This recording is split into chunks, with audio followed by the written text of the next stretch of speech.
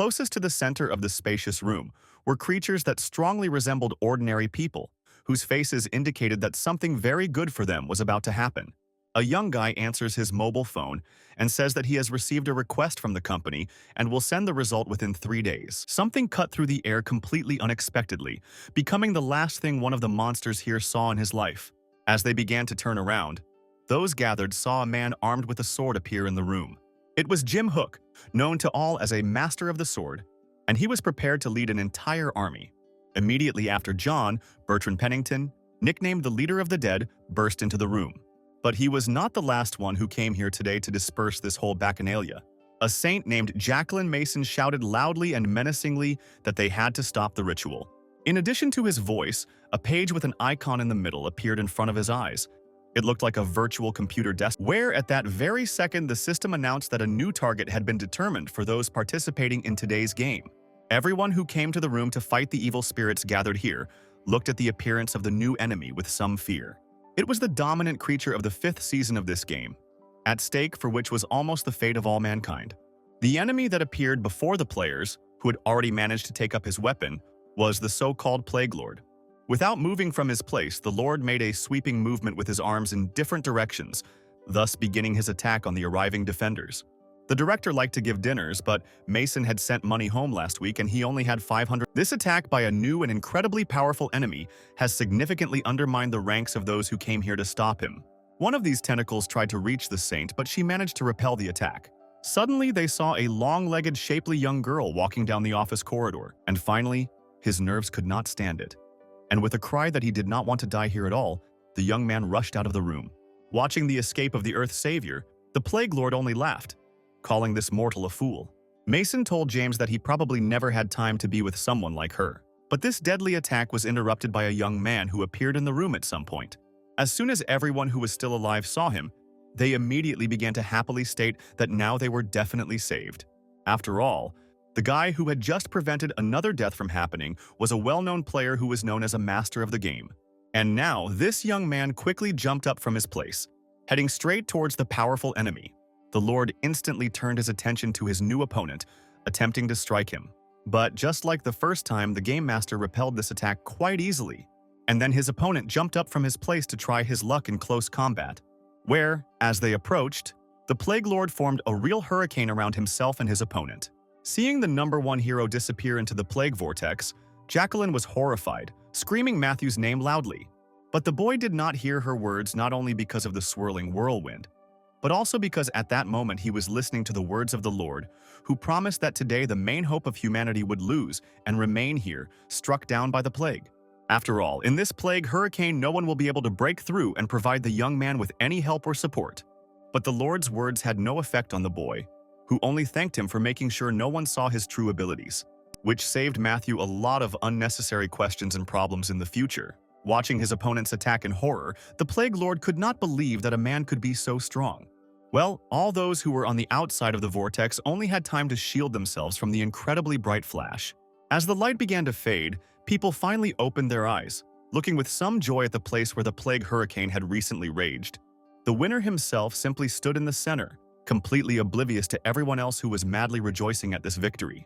Mason knew perfectly well that this fellow had only advanced by constantly flattering and servilely serving Eaton. While the process of withdrawing players was underway, the system announced who received what rewards, where the most valuable, of course, went to Matthew.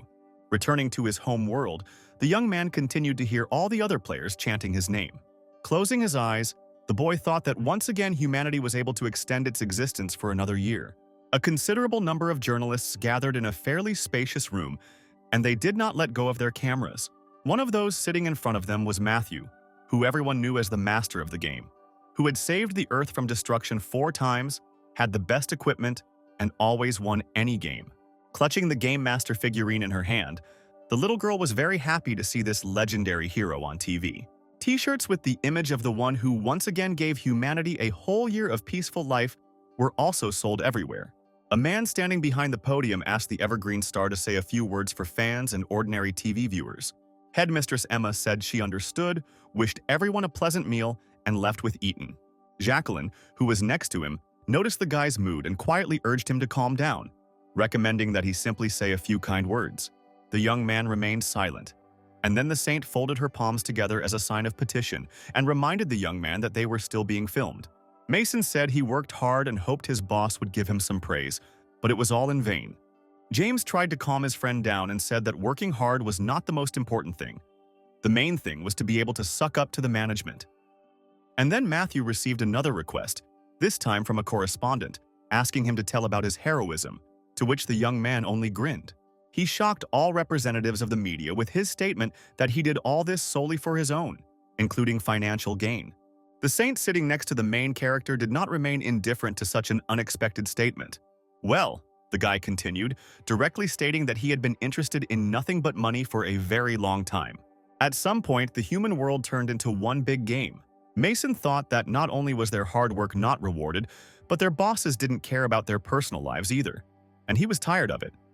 Quite soon, the first flood of monsters poured out from these towers onto the ground, and they knew no mercy, where every person perceived everything that was happening as not only a threat to his personality but also the end of the entire existence of humanity. It was then that those who decided to stand up for others emerged from the crowd. These were the first players, the new heroes of humanity, and the hope of the entire population of the planet for salvation. Within a second, the program responded that the scan was complete and the character was created. Some of them had special skills that allowed them to defend and fight most effectively. After everything that happened, the human world began to live by new rules.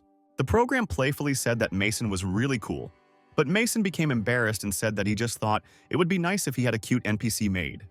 Where, in order to prevent monsters from crawling out onto the ground, it is enough to periodically make forays into the towers yourself. This is how the activities of the defenders were organized, and they became the heroes of this new world. Matthew was featured in a news story, heavily emphasizing his words about how he had long been interested only in money. Watching himself on the screen, the young man heard himself telling people to buy his t-shirts. Then Matthew moved to the forum, where they were already actively discussing everything he had managed to say in front of journalists. Some of the most common messages were requests from certain heroes to take him into their team next season. Having finished monitoring the forums and media outlets, Matthew walked over to the window of his apartment. But he couldn't do even that without being subjected to the scrutiny of those who waited for hours to take at least one photo. The young man had to demonstrate special skills of calmness when he found himself on the street. The persistent correspondents asked to tell whether the guy would retain his purely financial motivation in the new season. Generous in his comment, Matthew asked what movie stars are capable of giving to humanity today. Having answered his own question by saying that films have long been of little interest to anyone, the guy promised to give people good entertainment. The journalists, stunned by this statement, asked for clarification on how they should understand what was said. But the young man did not have time to answer, because the ground under the feet of everyone present suddenly began to shake violently. And then, the system announced the beginning of the 6th game season, where towers began to appear in the sky above people's heads for the umpteenth time. Mason's attention was drawn to the infinite battery. It was awesome. But the main message was that people had to go into the towers and complete tasks in order to prevent the destruction of their world. Taking advantage of the commotion, Matthew covered his head with a hood and quietly moved away from the intrusive press. After some time, the system announced to the guy that he had arrived at the place he had chosen. Looking around, the young man noted out loud that it was always quiet here on the first day of the game season. And then the system announced to the guy that most of the rulers were very happy to see the performer of the ruler of the Harlequin. Addressing these very rulers, the young man noted that they could laugh as much as their hearts desired. After all, his speech at that press conference, all those words he said, it was not just like that. He did this so that these so-called rulers who watch over the players would reward him with their gifts. After all, immediately after he declared his financial interest, he immediately received a message that the Golden Ruler was laughing hysterically and gifting the guy with a boost in luck, where within 3 sorties he would definitely receive a special item. The young man, smiling broadly, immediately ordered the award he had received to be opened. And now a playing card appeared in front of him, from which something very valuable could fall out due to the luck received. As Matthew watched the card's contents begin to unfold, he prayed that it was a high-level item. Mason thought he was just an idiot, because such technology simply does not exist, and how could he believe it? Trying on this new and incredibly valuable artifact, Matthew mentally concluded that such a set would be quite enough to make a foray into the tower. And now he has already given the order to the system that he is ready to go to his first tower in this new 6th season of the game. While the transfer was taking place, the system informed the guy that the Golden Lord had now blessed his t-shirt business. Meanwhile, the first opponents appeared before the guest of this tower, and here they were orcs. He was amazed because there were cars parked randomly on the road outside, there were no people, and things were scattered around. The first thing Matthew did, of course, was create a weapon for himself, which in this case was an ice sword. And as soon as the sword was created, the system immediately announced that due to improved compatibility, the guy received an additional effect of ice breath, for which he immediately thanked the Ice Lord. And now he has already tried his strength on the first orc who stood in his way. A single swing of his ice weapon instantly spread the freezing effect to all those standing behind the boy's first opponent. Before they could even move, the orcs turned into ice sculptures one after another.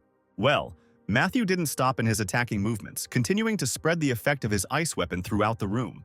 When he finished his actions, he continued moving, walking through the room, which was filled with frozen orcs.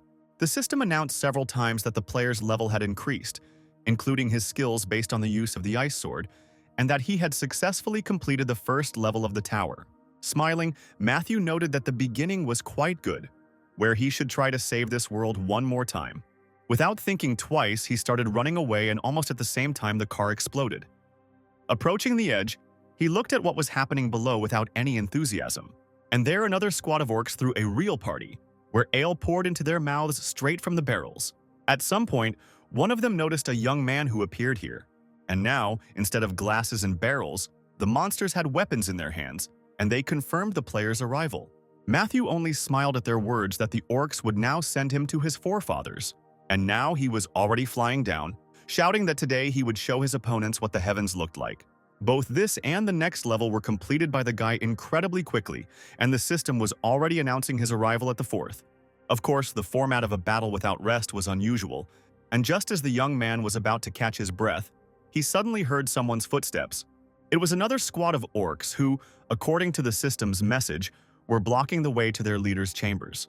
Suddenly, he remembered Emma, asking the program about her presence. But the program did not respond, although he continued to shout loudly in the street, where the orcs responded to this blessing immediately, becoming inspired and praising the good ruler. It was a dog. Apparently, when people disappear, no one will take care of their pets. For a while, the young man stood and silently watched the approaching crowd of opponents. Mentally noting that these orcs would definitely not let him catch his breath, he swung his ice sword. He tried to stop the tiger with words, but it began to quickly approach and rushed at Mason. But this did not stop his opponents, one of whom was already at a sufficient distance to strike. Matthew easily dodged it, immediately jumping up for his own close-range attack. He noted with regret that warriors of a higher level had good resistance to cold. Finding himself between two monsters, the guy was able to dodge the attack so that the blow from one of them hit the fellow standing in front. Having climbed onto one of the chandeliers, the young man noted that it would be nice to finish everything with one blow, for which, unfortunately, he did not have the appropriate skill at the moment. But then he remembered how he opened one of the cards that could give artifacts or abilities. After opening the equipment and using another card, the young man received a boost to all abilities that were based on the use of ice. The young man had never encountered anything like this before, as it was not usable by those with ice magic, which made Matthew worried about how to use the bonus he had received. Well, the opponents below were already calling on him to come down and continue the battle, saying that cowards will not get into the warrior's paradise after death. But that day he was lucky. He found something very useful for himself. Realizing that now was not the time to doubt and that he needed to act, the young man activated the artifact. At that very second, his body itself began to spread powerful icy energy throughout the room. And now he was already going down in order to continue testing this tower. There was a generator and a refrigerator, so Mason decided that this place would become his refuge, and he spent the next months collecting supplies. Meanwhile, one of the orcs had already managed to approach the guy, swinging his massive weapon. The blow was delivered by him, but the blade of the axe stopped when it rested right against the guy's ice armor. Immediately after which the young man dexterously pierced the enemy's body with an ice sword. The orc, whose body was gradually covered in ice, fell, and the system immediately announced a level increase. Mason thought it would be a good idea to open a seed store to grow new vegetables and fruits. The attack came from two sides at once, but the guy stopped both dangerous weapons with the help of his sword in his hand, which was covered in ice armor. But a second later, the axes of Matthew's opponents were shattered into tiny pieces, He then performed a circular attack that destroyed both of the orcs that attacked him, leveling up again. But that was not the end. And to continue the fight, Matthew cut one huge sword into two smaller ones, and now he was already attacking another orc rushing towards him. James said Mason could quit the game, but how would he cope in real life with being fired if he didn't even have the mental fortitude? Those of the orcs who were still alive now looked with apprehension as the boy grabbed the handles of his swords, where after each of his movements the system only had time to issue new messages about the level increase. A few more blows, and another enemy standing in front of him was struck down on the spot. Exhaling and not noticing the danger, Matthew noticed that he had finally passed the next level. However, after a moment he realized that he had missed someone, since the system did not send a message about completing the level. Transforming his sword into an ice mace, the young man noted that he only needed one final blow to complete the level. She lost control and crashed into a nearby car parked on the road. Having placed one of his feet on the orc's body for convenience, Matthew had already begun to open the trophy he had received. But this time, he received the usual ability in the form of the ability to inflict stab wounds due to a temporary increase in physical strength. Continuing to advance further, Matthew soon found himself in a room whose specifics were very different from the levels he had already passed. The one who was in this room greeted the guy like an old friend, noting that he somehow miraculously managed to stay alive for now. To this, the young man replied that he was sorry not to justify his interlocutor's hopes regarding his death, and she stated that she did not need this since he was much more profitable to her alive. But after that, the store owner Essa added that death could overtake the young man suddenly, and therefore, it would be better for him to spend it with her right now. While the girl was trying to persuade Matthew to buy a deck of cards from her, in which he would definitely find high-level artifacts or skills, he himself opened his storage. Looking at everything he had, he decided that he would buy acceleration and flame potions for his immediate needs today. The deal was completed and the guy quickly left, trying not to listen to Essa's request to buy a deck of cards after all. Soon, he found himself in a fairly spacious room, where the system announced that the player had reached the final level of this tower. The orc, incredibly large in size, immediately rushed towards the one who came to kill him, delivering a powerful blow. But the young man opposing him successfully blocked his opponent's first attack. Having felt the full force of the enemy, the guy cheerfully noted that compared to this orc, all the previous ones were just gnomes. Mason understood why he couldn't find her in the city for so long. He asked if she knew what happened, and as soon as the vessel hit the orc's body, a deafening explosion thundered, and the monster's body was engulfed in flames. However, it seemed that this monster was completely immune to the fire attack. He said that he had all the conditions for life, and if they got sick, they would be able to take care of each other. But Matthew needed this fire attack only to distract the enemy, where he had already managed to get around him from behind. But she immediately said that they needed to clarify something, where after that, a huge hole gaped in the orc's body, covered with ice at the edges, as evidence that it was left by the use of an ice skill. Well, Matthew noted that with the blessing, even normal-level abilities show unrivaled results. However, the noise behind him was evidence that the fight was not yet over. The surviving orc, who had activated his special mode, shouted that the fight would continue. He remembered the words of his boss, who said that one should not put oneself on the same level as ordinary people. Mason didn't understand why she immediately treated him with such disdain, but he agreed to her proposal. Using the ice shield, Matthew addressed the monster that its attacks were strong and could definitely end the player's life, but only if the orc could hit it. Mason agreed with this, but said that they would start tomorrow, and now she needed to rest. It was an incredibly powerful attack that the orc launched using both of his hands, but the guy dodged this crushing blow quite easily, starting and continuing the countdown. He counted backwards from 200 to 115 as he dodged the deadly blade of the orc's weapon. There were still 59 seconds left to count, and Matthew jumped back from another blow from his opponent. And when the countdown was finished, the young man released from his hands the vessel that contained the acceleration potion he had used. Turning his head towards the enemy rushing towards him, he cheerfully noted that the time allotted for victory in the special mode had completely run out. Immediately after which the orc's huge body fell loudly to the floor without any signs of life. Then the young man only had time to read the system messages about how he had passed this tower and what rewards he had been awarded for it. One of the trophies was a card that randomly gives the owner an artifact or ability of a normal or high level, which was not bad for a Tier 3 tower. The young man decided to immediately find out what he could expect by activating the trophy card. His mood instantly changed when the boy received the most ordinary ice arrows as a prize. Quite quickly, he found himself in another tower of the same third level, where he decided to try his luck once again to get hold of some high-level equipment or abilities. As soon as he appeared in the room, the monsters living here immediately launched an attack. Taking a break from his sword, the young man activated his ability to throw ice arrows, which, a moment after they materialized, were already flying straight towards the little demons. Only when he managed to throw one arrow after another, Matthew noticed that he incredibly enjoyed upgrading his characteristics and abilities. But there was a fully loaded Type 92 pistol missing, and he immediately realized that Emma had taken it, and he became even more angry. And they didn't keep themselves waiting, appearing before the guy in all their glory, where each had in their paw something like a kitchen hatchet. But Mason said that it would be better for them to wash, clean, and cook separately. She asked why he thought so. Materializing an ice sword, the young man noted that he had heard similar threats hundreds of times, but each time he sent his opponents to the underworld himself. With a swing of his weapon, he easily turned some of his opponents into ice. Well, those who were lucky enough to stay alive after this attack, he finished off with ice arrows. The bulk of the enemies were dealt with, and the system announced the appearance of the main monster in this tower. It was a huge demon floating in the air who promised to spill the player's guts. Mason tried to reassure her. He told her that she could rest assured that he was not a gentleman, but he was not going to treat her. He asks her to be less narcissistic and more pragmatic. Well, Matthew had already begun to attack their disproportionately large leader. The wave of cold he released took effect and was able to partially freeze the huge demon. The young man was glad that he had the opportunity to study his new skills a little by drawing another card. Activating another skill, the young man immediately transformed his sword into an ice spear. Emma planted a lot of plants outside, and now this place looks like a real paradise. Matthew swung and threw one of the spears with all his might at the immobilized enemy in front of him. The first spear broke the freeze he had created, and the next ones pierced the demon's body. Not stopping there, the young man materialized his sword again, delivering the final blow to his enemy.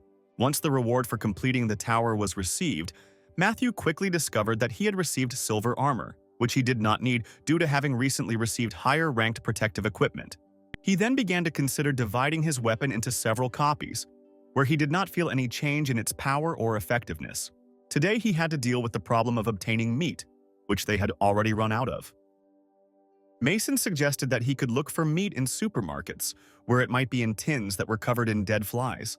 Players could join groups that interested them, complete their tasks, and get better artifacts and abilities, where this time a shadow group showed interest in the guy. This group had many secrets that could be revealed to the player, and those who joined them could also count on access to the mystical powers of darkness. The conversation was started by one of the group members who appeared, who noted that they remembered the guy well and suggested working together again.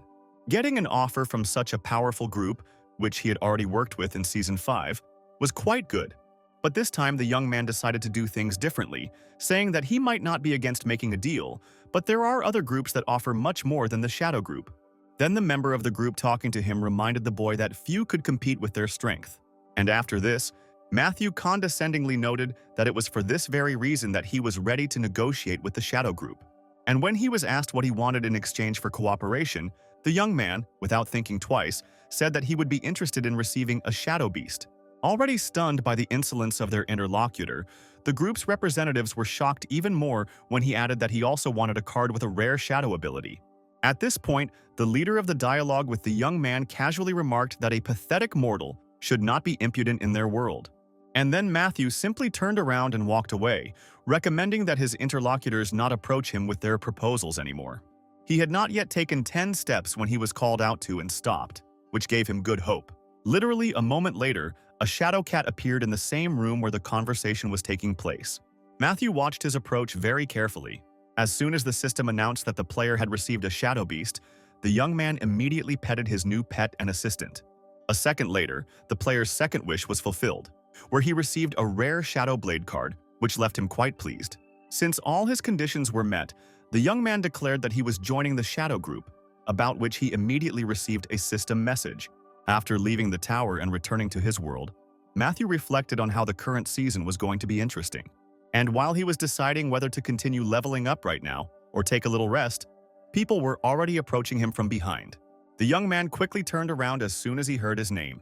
As it turned out, these were reporters with their cameras and stills who, as usual, wanted to get an interview with the #1 player. When asked the same questions about how he was able to achieve such incredible results, the young man answered with a bored look that he was simply a very talented player.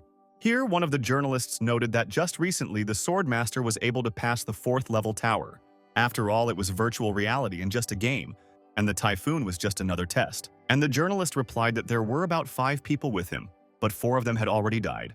Where after these words, the guy noted that apparently the Swordmaster's main ability is to use his comrades as human shields. Suddenly, someone from the crowd shouted that a Swordmaster had just entered the 5th level tower. And the young man's question was answered by the fact that this time the Swordmaster was acting alone. Matthew just chuckled, noting that Jim was somehow overly energetic at the beginning of this season. Each player conducted their affairs in a completely different way, where, for example, the Saint first accumulated abilities and artifacts. Mason drove, crushing the tomatoes planted and grown by Emma. Returning to the Swordmaster, the young man noted that only obtaining a good ability or artifact in the 4th level tower could give him enough confidence to go to the 5th level tower alone. The journalists were waiting for some kind of comment, and they got what they wanted when Matthew suddenly stated that the Swordmaster clearly had a hole in his brain. After this answer, one of the correspondents asked whether this meant that the #1 player was giving up his rivalry with Jim.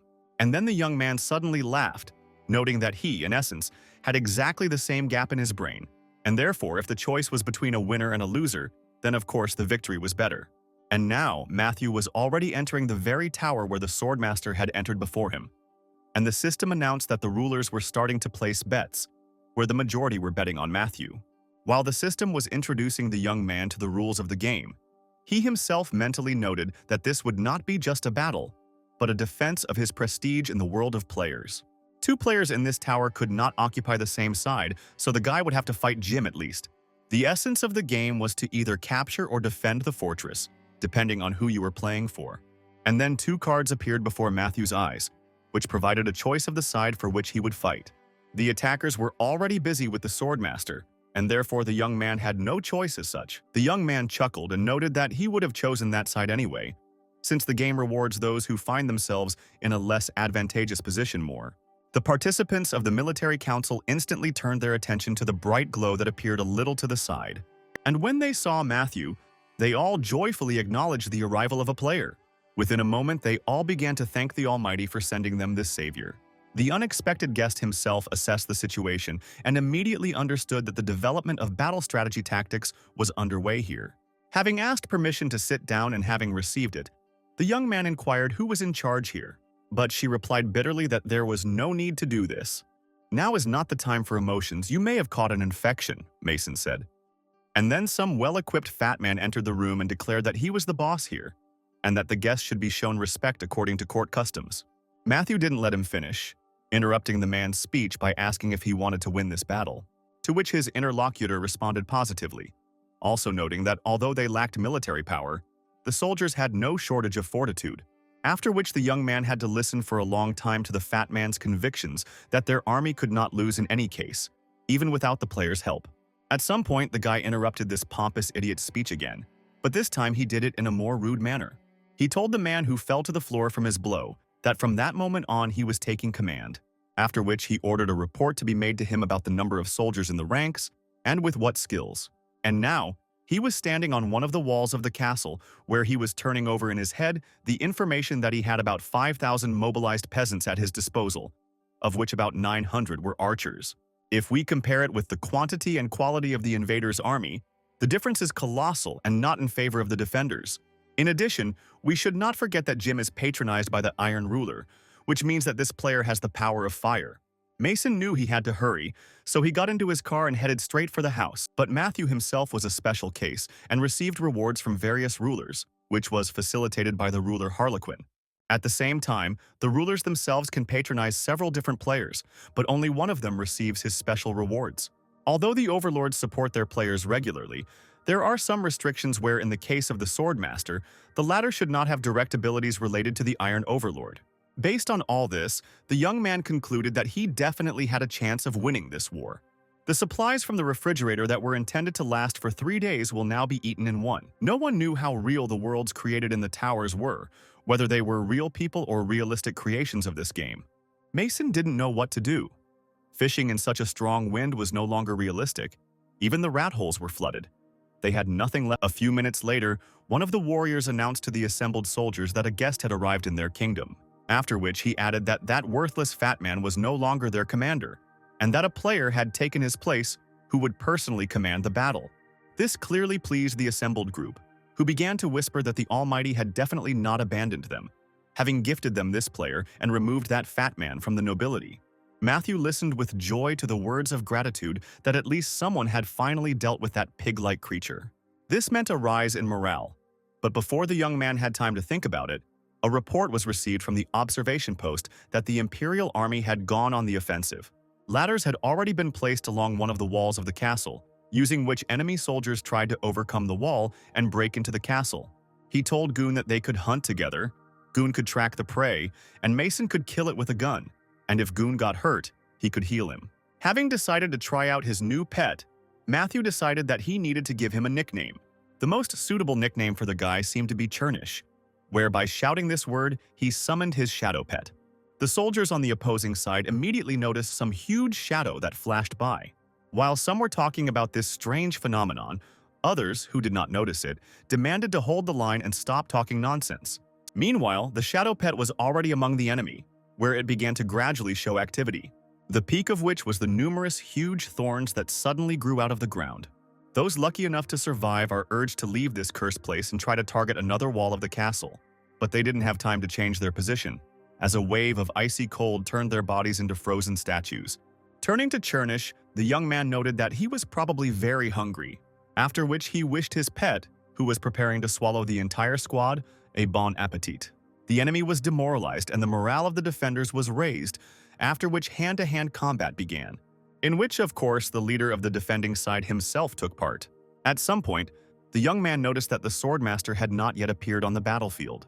In essence, the appearance of a player for others on the one hand raises the morale of the army, but on the other hand reveals the location to the opposing player, which can end badly for the one who revealed it. Of course, inside the towers it also happens that one player kills another in one or another confrontation. But in this case, the player does not die, but simply flies out of the tower, where he can subsequently try his hand again. This way, players couldn't kill each other in the game, but everything that filled the tower could. Realizing what his opponent had planned, Matthew mentally noted that he had a plan of action for such a case as well. As time went on, the warriors of the attacking side died more and more often, covering the battlefield with their bodies. The young man noted with displeasure that it was time for the swordmaster to show himself because he really didn't want to destroy his entire army to get to Jim. And suddenly the weapons that remained on the battlefield began to rise into the air on their own. The defending soldiers watched in horror as the steel moved through the air on its own. Preparing to repel the attack, Matthew mentally noted that Jim had apparently been able to obtain exactly this ability in the level 4 tower, which allowed him to control weapons from a distance. With a flick of his hand, Mason slapped her hips with his palm. But at the same time, he did not exclude the possibility that the Iron Lord himself had given his ward a card with such an ability. "Stop being capricious," said Mason. He is the boss here now, both in the house and on the street, but Matthew himself did not waste time, developing a strategy and tactics for the upcoming fight. Using his pet sword and shadow spikes, he deftly deflected all the swords flying at him. At some point, the system announced to him that his level of mastery of the Shadow Blade ability had been increased. Meanwhile, the soldiers on the opposite side noticed that the player was now fighting for them too, after which Matthew immediately noticed how much the whole picture of this confrontation had changed. But all this was clearly not enough to break the resistance of the defense. Using his ice skills, the young man only managed to freeze the swords moving near him. Mason said he saw a herd of deer in town, but they escaped from him. He will definitely go hunting tomorrow. The young man didn't notice how something almost approached him from behind while he was busy repelling sword attacks. But when the attack failed, he turned and just grinned in response. The protective function of his cloak worked as intended and repelled the attack of his hidden opponent. The system announced that it would take over 100 hours to reuse the protection, and Matthew was finally able to see his opponent in the game. Looking at the Swordmaster, he cheerfully asked if he had hoped to win with just his sword control technique. Gradually coming to his senses, Jim noticed that there was only one way to win this game, which consists of destroying the player, only thanks to which the enemy forces do not surrender. Mason said these were hard times and the gun she had would dispel all prejudices, to which Jim confidently declared that every player is a hero who fights for peace. Well, anyone who is unable to realize this has no right to be called a hero. After listening to his interlocutor, Matthew noted that the world does not consist only of the association in which a particular player is a member and the country that he defends. Deciding not to listen to his opponent any longer, Jim rushed into the attack, promising the young man that he would give him a terrible death. But he, activating the ice shield, stated that he intended to live a long life, and it was definitely not up to Jim to decide how long it would be. With one powerful blow, the approaching young man smashed the enemy's shield into tiny pieces.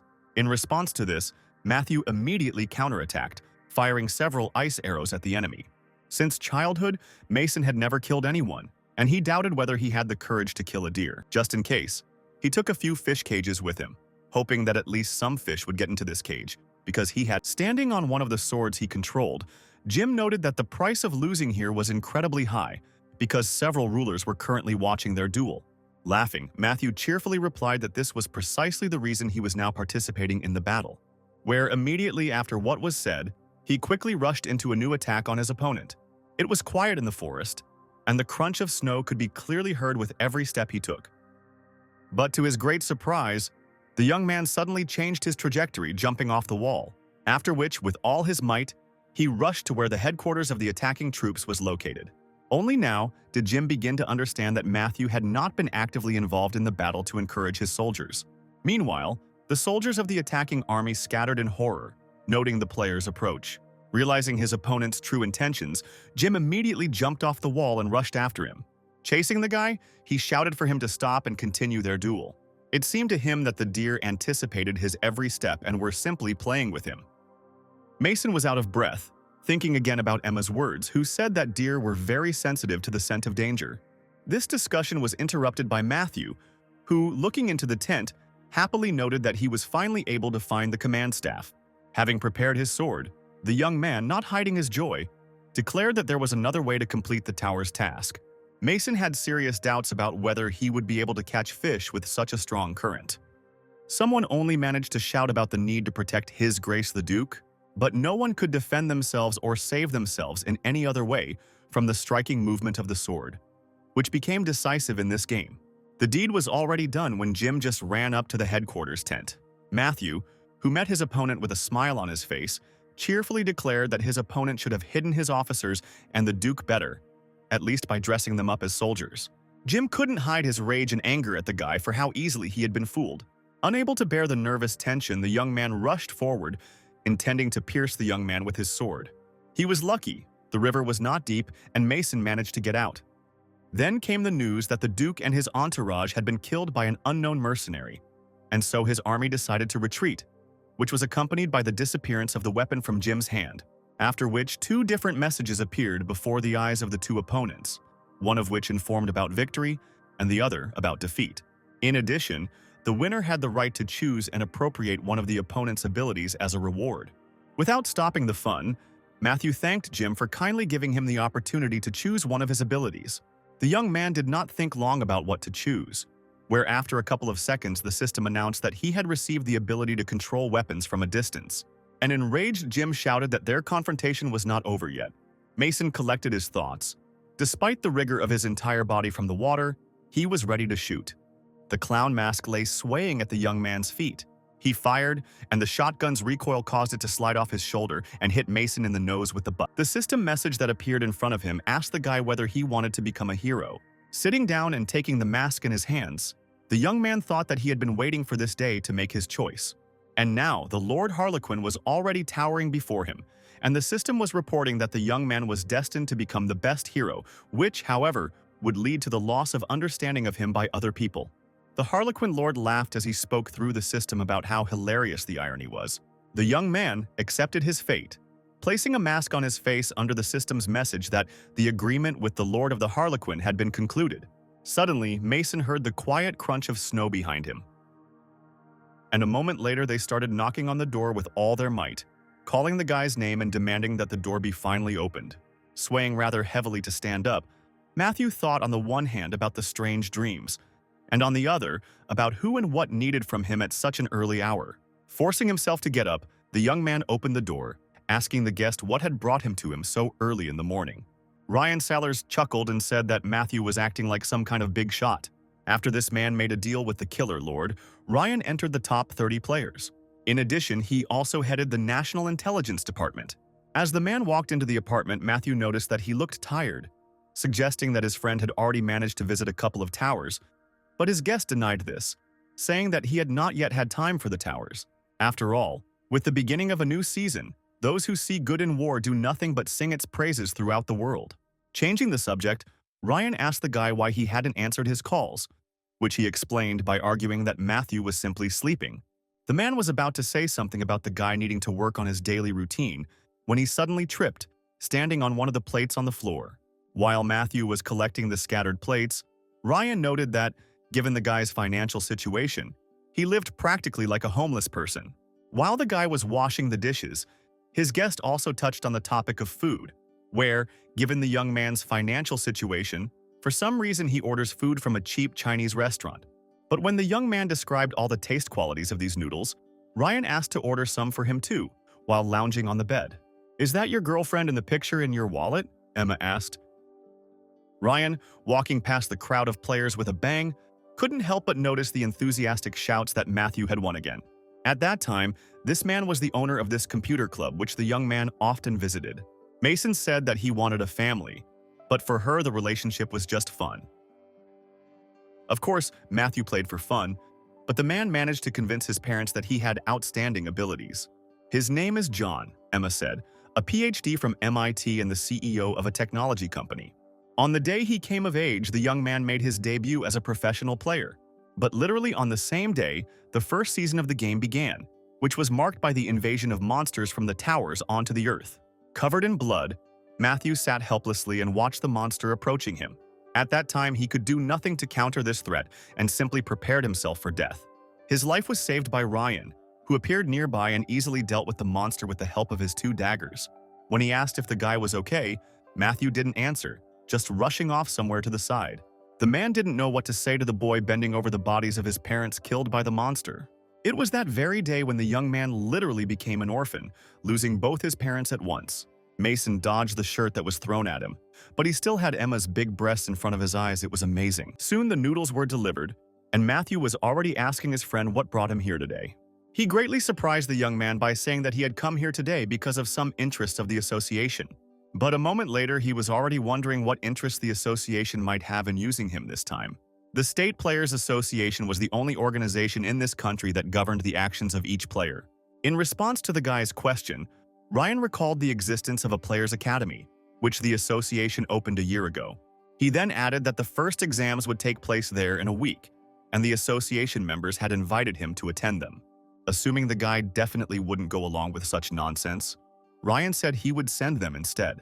Mason looked into the distance and realized that if he couldn't get closer, they would simply die, and the young man explained that he wanted to personally see those players who might one day be entrusted with the future of the entire world. The guy's only condition was that the exam be rescheduled for the following day at 5 a.m., so that he could personally test the skills of the new players. The next day, a whole crowd of newly minted players were already demonstrating their skills during the exam.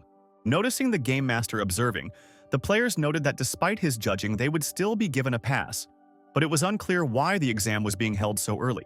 Matthew himself watched very closely how each of the exam takers was doing. The man who approached the young man asked what impression the observer had of their personnel, who were trained according to special educational programs. The head of the Players Association particularly emphasized that these first students of the academy are their special pride.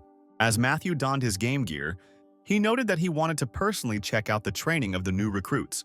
Materializing his weapon, he added that since he would personally be testing the students' abilities, he would also have the final say on whether they passed the exam or not.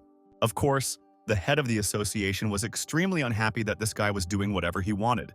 But at the same time, he believed that Matthew could not spoil anything for him, because it was only the beginning of the season, and the students' preparation was going according to schedule. But just a moment later, his expression changed dramatically from watching the #1 player conduct his test. Using swords from a distance, the guy knocked the newly minted players out of the exam one by one, declaring that they had failed. When only one girl remained in front of him, surrounded by his swords, the young man declared that she was the only one who passed. When she asked why she was considered to have passed the exam, Matthew explained that it was all because of her luck. After all, out of 12 players, she was able to hold out until the very end, which means she is very lucky, which is a very useful quality in the world of towers.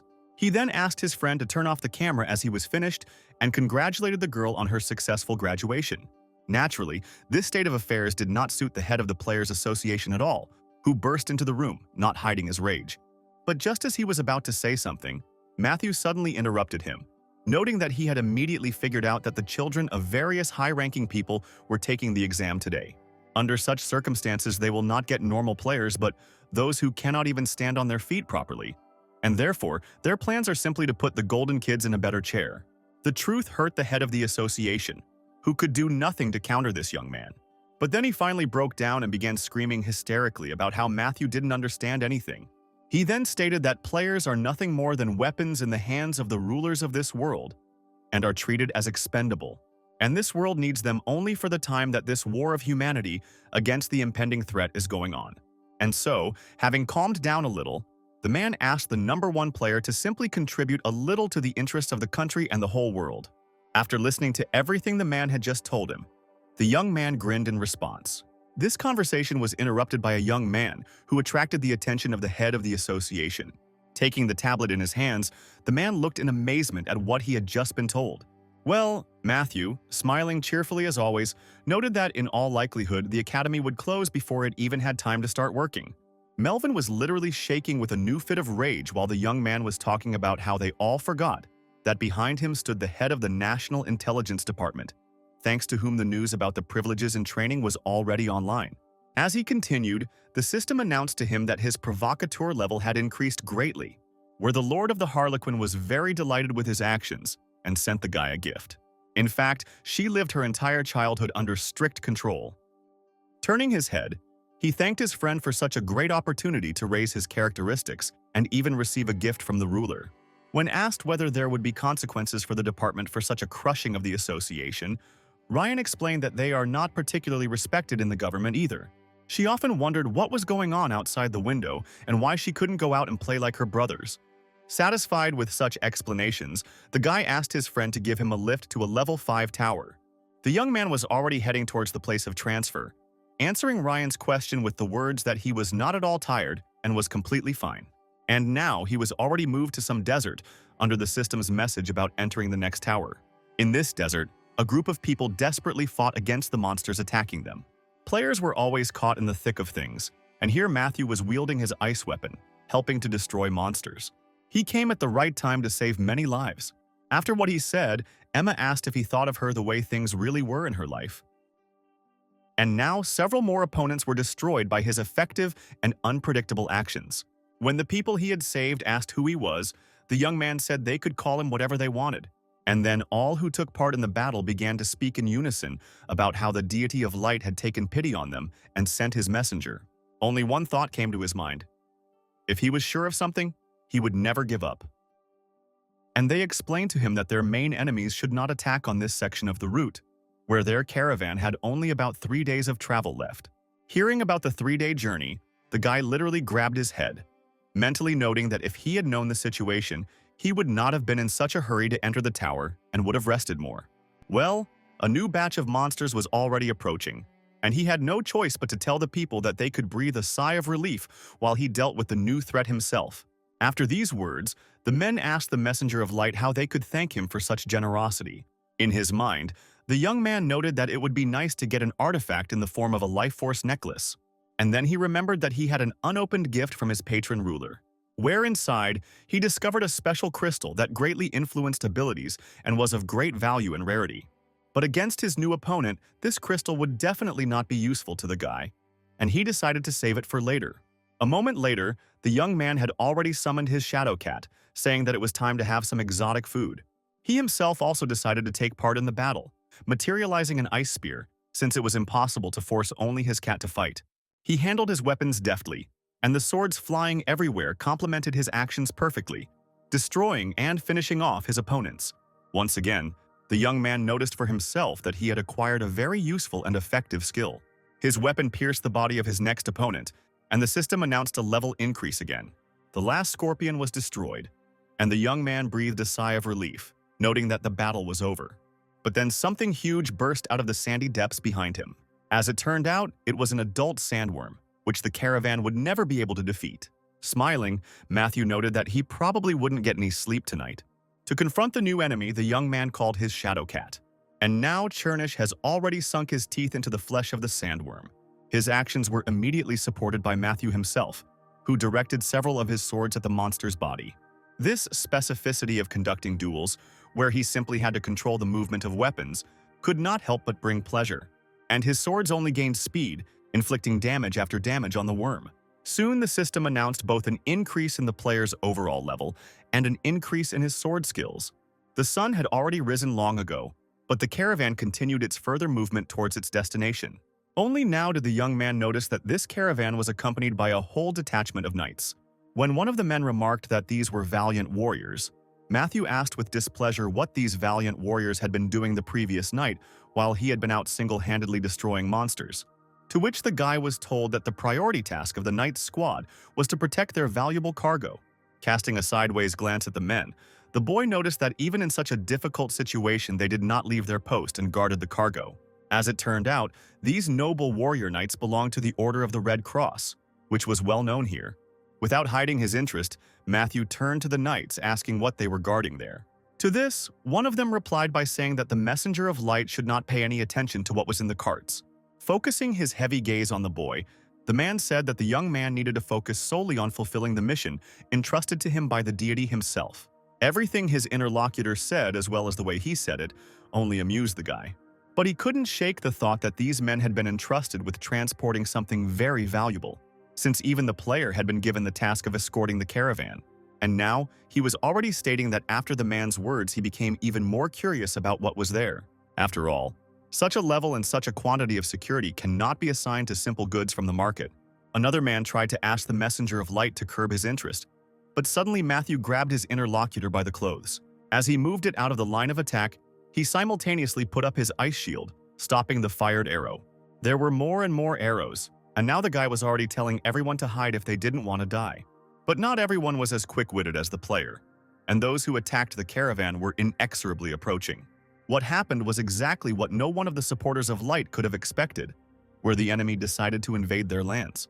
The player was very interested in how the knights would behave in the face of such a non-trivial threat to their cargo, and they showed themselves by lining up in a single line and activating an energy shield with their swords, which they used to cover the cart with their especially valuable cargo.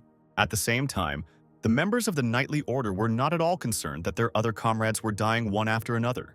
Leaving these strange knights to defend their valuable cargo on their own, the young man suddenly dashed in the direction from which the attackers were approaching.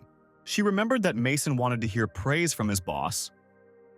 Once he was at a sufficient throwing distance, he threw his ice spear towards one of the opponents, and when it hit the target a few meters away, the rider shouted cheerfully that the opponent would not be able to reach them. But this action was only necessary to create at least some shadow from his object, from which huge spikes immediately burst out. Jumping high into the air, the young man prepared to deal a fatal blow to his opponent. But when he approached and saw the one to whom he was preparing to bring death, his face changed greatly from surprise. After all, right in front of him on the ground lay not some kind of monster, but the most ordinary desert elf. Landing next to him, the young man immediately activated his ice shield so that the arrows would not reach either him or the elf. But the arrow easily pierced his shield, as it was charged with mana, and the elf, taking advantage of the enemy's confusion, decided to try to deal with him. Leaving an arrow for his shadow pet, Matthew easily and quickly disarmed the attacker. And so, putting his ice sword to his throat, the young man asked the prisoner to tell him what was so valuable in that card that the desert elves were so interested in. But his captive was in no mood to provide information, telling his comrades not to think about his life and to just shoot. As it turned out, this elf's comrades didn't need much persuasion, and they immediately opened fire. But the young man was now better prepared, putting up a stronger ice defense against the shots. Well, the elf he had captured continued to insist that he would not say anything to the one who had captured him. Matthew then stated that he was not interested in their secrets at all. All he wanted to know was what was in the wagon in order to determine whose side to fight on. Throwing the prisoner aside, the young man released his ice arrows, noting that he had not yet ground them all into powder, not because he was unable to do so. The elf, who found himself on the ground again, looked with horror in his eyes as the ice arrows approached his comrades. The arrows stopped centimeters away from the vital body parts of all his comrades, forcing them to instantly stop firing. Once again bringing his ice sword to the elf's throat, Matthew once again asked the question of what was in the cart. Finally, he gave the necessary information, noting that it was not things that were there but their dear princess. This changed the matter radically, and so the young man said that all the elves should immediately leave the battlefield and tell their master that he would do them a favor and save the princess. His interlocutor tried to say that they couldn't give up what they had started, but the guy reminded them that they only had one life, and it was better to take care of it. Deciding to trust this unusual stranger, the entire squad of desert elves left the battlefield. The knight who came running to him asked the player in amazement why he had let these villains go. To this, the young man simply stated that all this was in order to make sure of something. His interlocutor tried to find out what he meant by this, but Matthew suddenly jerked forward. When another knight on horseback blocked his way, the boy told him to step aside, as he wanted to see what was in the cart. But the man threateningly declared that he could not allow even the messenger of light to get to the cargo. Then the young man called upon his shadow cat and once again demanded that it clear the way for him. And now he had already approached that very heavily guarded carriage, sharply throwing open the tightly locked doors. Inside was exactly what he expected to see there, where, looking at the captive, the young man asked if she wanted to be saved. After these words, the face of the chained elf girl was greatly distorted, expressing extreme disdain. And now the princess has already declared just as dismissively that she absolutely does not need sympathy from her enemy. But suddenly a system message appeared before the young man's eyes, according to which the Lord of Light gave him a warning and demanded that he continue to carry out the mission assigned to him. As soon as the guy read this message, he noted that if the princess was begging for rescue so much, then he was not at all against helping, where he had already used his weapon to free her. When the shackles were rescued from Adelena's body, Matthew was immediately informed that he had completed the hidden task of rescuing the princess, for which he was awarded a considerable number of additional points. The following messages informed the young man that his task in this tower had been changed, and the level of this game had been raised to the 5th difficult one. Laughing, the guy turned to the princess, saying that he had, of course, played half of the previous game in vain, but freedom was a very cool thing. At the same time, he received a new message from the Lord of Light, who stated that the traitor would pay for his betrayal, which was accompanied by the appearance of some flying creatures in the sky. As it turned out, these were the brave winged warriors of the Lord of Light, sent to help the earthly servants. This phenomenon greatly inspired the knights, one of whom loudly declared that the Lord of Light himself was with them, where now it was completely unimportant that some alien had come out against them, whom they could easily kill. The princess standing nearby reproached the guy for not thinking through his actions when he noted how suddenly the knights became bolder when help came from the heavens. But to this, the young man replied to his interlocutor that he also had some support from higher powers. As soon as he shouted that darkness should reign here, the system announced to the guy that the Lord of Darkness supported this decision. And so the shadow group gave the guy support, where everything around was literally covered in complete pitch darkness. The young man smiled contentedly and noted that he had always known that the dark side had much better skills and support. Then his shadow spikes came into play, mercilessly destroying his enemies lost in the darkness. But the warriors of light, observing what was happening, did not remain idle, calling to their Lord of Light. Their prayer was heard, after which a bright beam of light partially dispelled the thickening darkness. But the forces that the enemy of the warriors of light controlled were much more powerful than they could have imagined, where at some point a sword blade suddenly flashed before the eyes of one of the winged warriors. The rest of his comrades didn't even understand where Matthew had appeared from next to them, cutting one of them into 2 pieces. When the fatal blow was delivered, the young man performed a backflip in front of his astonished opponent, after which he sank back to the ground, ahead of the remains of his opponent. After this action, the young man was told that the Lord of Light had an irreversible dislike for him, and the level of favor the shadow group had for him was, on the contrary, significantly increased. As his status in the group was raised, the young man gained the ability to see at least something in pitch darkness. At the same time, Matthew was very interested in the information that a huge number of different groups were currently monitoring his actions. The world of towers and the world inside the towers were different concepts, where knights, elves, and other people and creatures were nothing more than a component of the world of towers. But as for the lords and their wards from the various groups, they were on a completely different level, being the world of the towers themselves. The player was something of a mediator between these components, the one who gave the ruler the opportunity to interfere in the life of the component of the world of towers. At the same time, players are not those who blindly follow the orders of their masters. Despite the initially stated goal of the game, The player can also look for other hidden tasks and meanings of each game. And having found such, players have the right to make an independent decision to change the direction of their game. Having rebelled against the Warriors of Light, the young man understood that the Shadow Lord would reward him much better. Looking at the messengers of light circling in the sky, Matthew mentally noted that there weren't many left. But then one of his opponents swung and threw his deadly weapon down, accompanying it with not the most flattering words addressed to the traitor. After which he shouted to all his other comrades that the darkness should be immediately destroyed by light. The Warriors of Light, shouting "Down with the darkness," threw their glowing spears down one after another, and most of their weapons were pierced into the bodies of their own earthly supporters.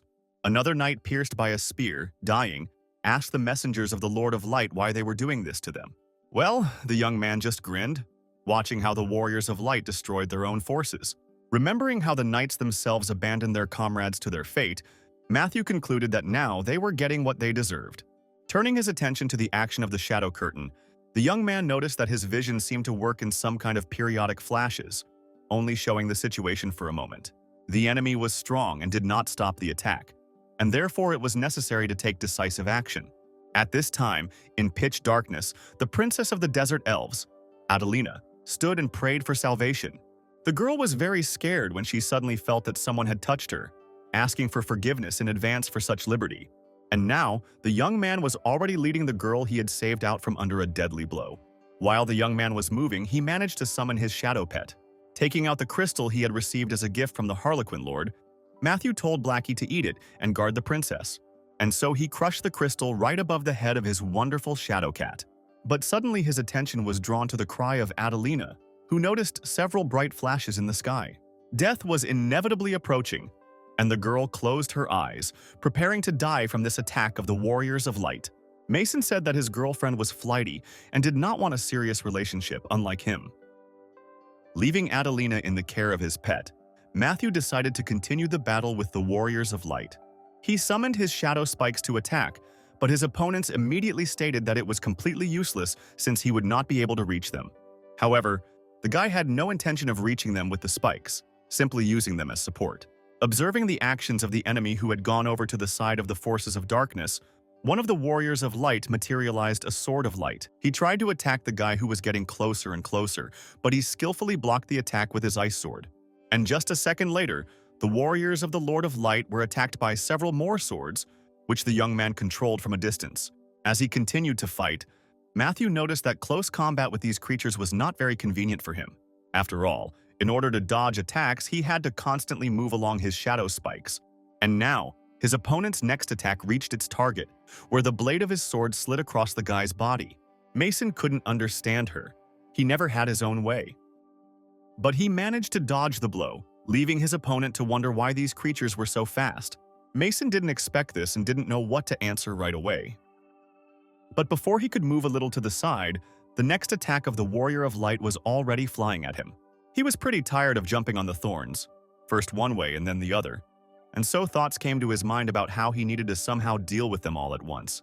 As Matthew dipped his hand into the shadow, he mentally noted that in this case he would have to radically change his battle strategy. Noticing this action, one of the warriors dispelled the darkness with a ray of light, saying that the guy would not be able to escape, where the young man himself, with great difficulty, managed to remove his hand from under this blow. He didn't have time to understand or do anything when suddenly his body was pierced by a glowing object. He felt his inexperience hindering him, not knowing how to properly make love with a girl. As soon as the blow was delivered, all the swords that were attacking other warriors ceased their active actions, hanging in the air. At that very moment, all the Warriors of Light turned their attention to the body of their enemy, which was being held by one of the warriors, deciding that this was their chance to finish him off once and for all. But the young man was alive, and all he had time for was to receive messages about how blessings were being placed on him for this deadly adventure. Because of this adventure, the Warrior of Light's fatal blow was rendered ineffective, and the sword began to disappear from Matthew's body. The messenger of the Lord of Light who had pierced his body looked in amazement at his weapon, which was now simply hanging in the air in front of his face. The slap implied that their relationship was not yet consummated into marriage, but was based on mutual respect and support. With her words, they merged into complete harmony. Emma felt his presence inside her, and her body was filled with goosebumps of bliss, like waves splashing on the shore. Emma began to perform intense movements that gave them both indescribable pleasure. Trapped, his opponents' bodies were only pierced by swords and ice arrows. One of the messengers of the Lord of Light tried to avoid this reprisal and rushed downwards, but Matthew saw it all too well, jumping off the huge sword he was standing on and throwing it straight at the fleeing man. Father used to say that children grow up very quickly, and before he could blink, Emma was already a grown. The fight was over, and Matthew was already on the ground among a pile of corpses of servants of light and his messengers, receiving messages about the level increase. Today was her last lesson. Only the sound of the wind created a sense of reality, since there was no life anywhere else. A young man and woman entered the room and greeted Emma's father politely, as if he were their boss. And right after him appeared the princess saved by the guy, whom, as ordered, the cat guarded all this time. Turning to the savior, Adelina asked him why he decided to switch sides and save her. But it was her interlocutor who noted that the rewards on this side were much better than on that side. Then the princess noticed that these were his people, after which she fearfully assumed that the savior wanted to receive a ransom for her. Then Matthew declared that he was sick with a terrible disease that made him hate people. And when he called Adelina's questions and doubts strange, the girl no longer knew what to say or ask. Matthew himself continued to praise and caress the shadow creature, whose shadow continued to cover a significant area. A few days after this incredible battle with the forces of light, Matthew and the princess he saved arrived in the kingdom of the elves. Until the very end, the girl did not believe that everything would end well for her. But she thanked the guy for everything he had done, noting that she was now in his great debt. To this, her companion stated that he would be satisfied with simply receiving a reward for completing the task. Laughing at the young man, Adelina extended her hand with a clenched fist, asking him to accept it as a gift. What turned out to be a necklace that was essentially a sign of trust and did not give any additional abilities or skills. The system also announced to the player that the true value of this item is not yet known, but it will definitely be useful to the player sooner or later. While he was leaving the game world, the system continued to send messages, according to which the princess he saved would become the rightful heir to the throne after the death of the king. Wrapped up so that no one would recognize him, Matthew looked out the window of the train, which had just arrived at the town he needed. A few hours ago, his friend Ryan suddenly announced the need to visit this city. Emma wasn't one to sit idle either, and Mason worked with her to build the greenhouse. Well, he needs to go there for the reason that an emergency could happen there in the very near future. As Ryan began to explain in more detail, he showed his friend a photograph of a black player from Russia named Irina Svetlova. Already leaving the carriage, the young man recalled the information that she had taken refuge in their country from the government of her homeland, and was now carrying out raids on the towers here with several other accomplices. Taking out his mobile phone, Matthew contacted Rayon, asking him to arrange a car for him. But he reported that, according to intelligence, Irina had already managed to enter the next tower on the 5th level. Having arrived at the tower, the young man put on his game clothes and was already studying that the goal of the game here is simply to survive until a certain moment. A few seconds later, the young man reported to his friend that he was already in the game. As soon as the guy found himself in the tower, he looked ahead and noted, not very cheerfully, that he had not expected to find anything good here. Memories came flooding back to him when he found Emma at this very pole during a raging hurricane. Activating the powers of darkness and his ice sword, the young man prepared for confrontation. But at some point the guy stopped, watching what suddenly began to happen, where, even without his command, his shadow pet suddenly rushed forward, watching the monster with interest. He began to call the tiger because he had brought him part of the killed deer and wanted to please him. The blow was powerful and threw this unknown mass of human bodies back. The monster didn't have time to come to its senses before some new creature burst out of the shadows and completely devoured the monster, after which this whale-like thing dove back into the depths of the shadow, from which it had burst forth. After watching all this, Matthew happily noted that the use of that crystal had greatly changed the abilities of his pet. The cat was very pleased with the attention and praise of his owner, responding to him in the most ordinary cat language. At some point, the young man suddenly heard applause behind him. Turning his head, he saw Irina approaching him, who stated that she had been eagerly awaiting the arrival of the Game Master, where she considers it a great honor to personally meet such a famous person as Matthew. After all, she knew for sure that he would not be able to miss the chance to meet such a beauty as her. But the young man did not at all share the joy of this meeting. The young man reminded his interlocutor that she was wanted by the Russian government, and that her presence in that country was also illegal. Mason, with tears in his eyes, recalled their first meeting. Activating his sword control skill, Matthew cheerfully noted that prison would not be necessary. Moreover, he believes that Russian intelligence has gone beyond the limits of what is permitted, and now he has already begun his movement towards his new opponents, who, quite obviously, did not come here for peaceful negotiations. Activating her own weapon, Irina was surprised that the guy was informed about her affiliation with the Russian intelligence service, but nevertheless was not afraid to come here. To which the girl immediately received an answer that Matthew would not be frightened by any intelligence service. Stopping and pointing his swords towards the enemy, he also added that this was a great opportunity for him to get one of the rarest abilities. But the girl had no intention of parting with her skills so easily. Deftly dodging the weapon flying at her, tears streaming down his cheeks, Mason closed his eyes and fired, where at that very second a group of fighters used their weapons, opening massive and dense fire. But Matthew's skills allowed him to dodge the bullets flying towards him quite easily, where he at the same time managed to get closer to his main target, already swinging his sword to strike. But at the very last moment, the girl suddenly smiled broadly, demonstrating a very indecent gesture to her opponent, after which everything around was plunged into darkness, and the blow missed the target. All this only amused Matthew, and suddenly something flashed behind his back. This time Mason turned to her and was on top. He began kissing her neck and slowly moved lower to her firm, wet breasts. But he wasn't thinking about love. He was thinking about hunting. He couldn't shake the feeling that something strange was happening. Surrounding himself with ice shields, Matthew noted that this shadow curtain should affect everyone. Therefore, none of the fighters could shoot at the target so accurately, because they simply should not have seen the guy. And then his shadow pet appeared on his back, and he decided to ask for help in overcoming this situation. Always ready to help his master, Chernish meowed contentedly. One of the shooters noted that the enemy's ice shield was too strong, and therefore they should change their battle tactics. He was quite surprised when he heard a cat's voice behind him, and soon saw the cat himself. He didn't have time to say or do anything before he was pierced by the shadow spikes of Matthew's pet. The life of another fighter was saved by his weapon, into which a spike that had burst forth from the shadow of an animal had stuck. Another fighter who survived this attack shouted for everyone to leave the area of effect of this cat's shadow. Meanwhile, the young man stood calmly and waited for his shadow pet to finish eliminating the threat. He didn't even notice how a hand armed with a knife appeared from behind his back. Bringing her second armed hand to the guy's body, Irina advised him not to twitch, which would give him a chance to leave here alive. To this, the young man noted that it was unlikely that his interlocutor would be able to kill him, and Irina recommended not to underestimate their intelligence service. After which the girl suggested talking a little about the number of points that the guy had recently received in an incredibly large amount for playing in the 5th level tower. She said that today he seemed a bit distant, and if he told her what was happening to him, she could help him. Mason responded rudely that she could not help him deal with the wolves. At some point, the young man suddenly grabbed the girl by the hand, saying that he had only one question for her. Bringing the blade of the knife straight to his throat, he noticed that she would not be able to kill him today. He himself drew the tip of a knife across his throat, saying that it was impossible to kill someone who was not real. And then his body disappeared, and in its place several ice swords appeared near Irina's throat.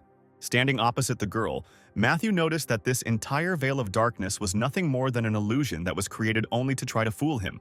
Cutting through the darkness, the young man noticed that in this case, the ability used by Irina worked with the enemy's sensations.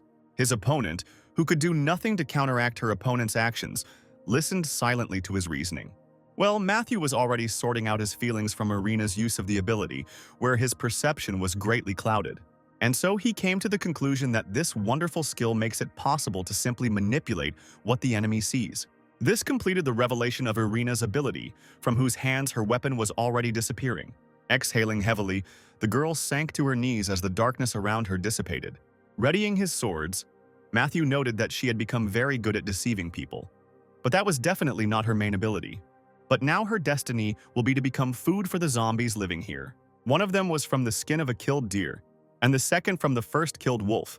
Irina also could not leave unnoticed the fact that one of those who was part of the group she created died. A quadcopter hovering in the air reported that a group of survivors had been discovered in one of the zones, and after him, some creatures appeared on the edge of the half-destroyed building, who were given the command to destroy the living. Realizing that he had to run immediately, the man tried to somehow free himself from the shadow thorns, but one of those who was on the roof was already below, right in front of one of the members of Irina's group.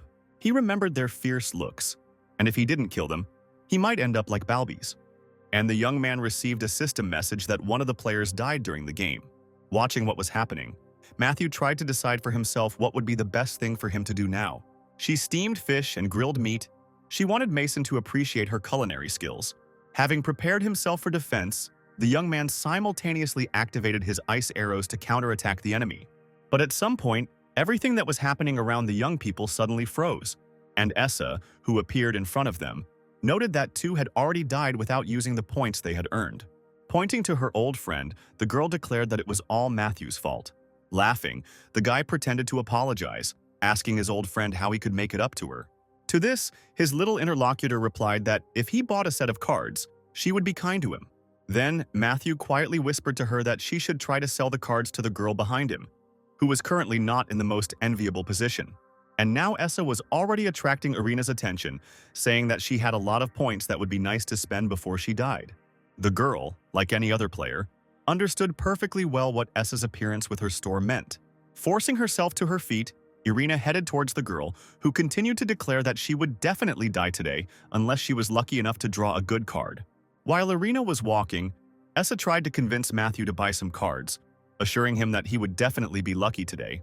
The young man didn't have time to respond to this, as Irina, who had approached them, loudly announced that she was ready to spend her points, of which she had about 400,000.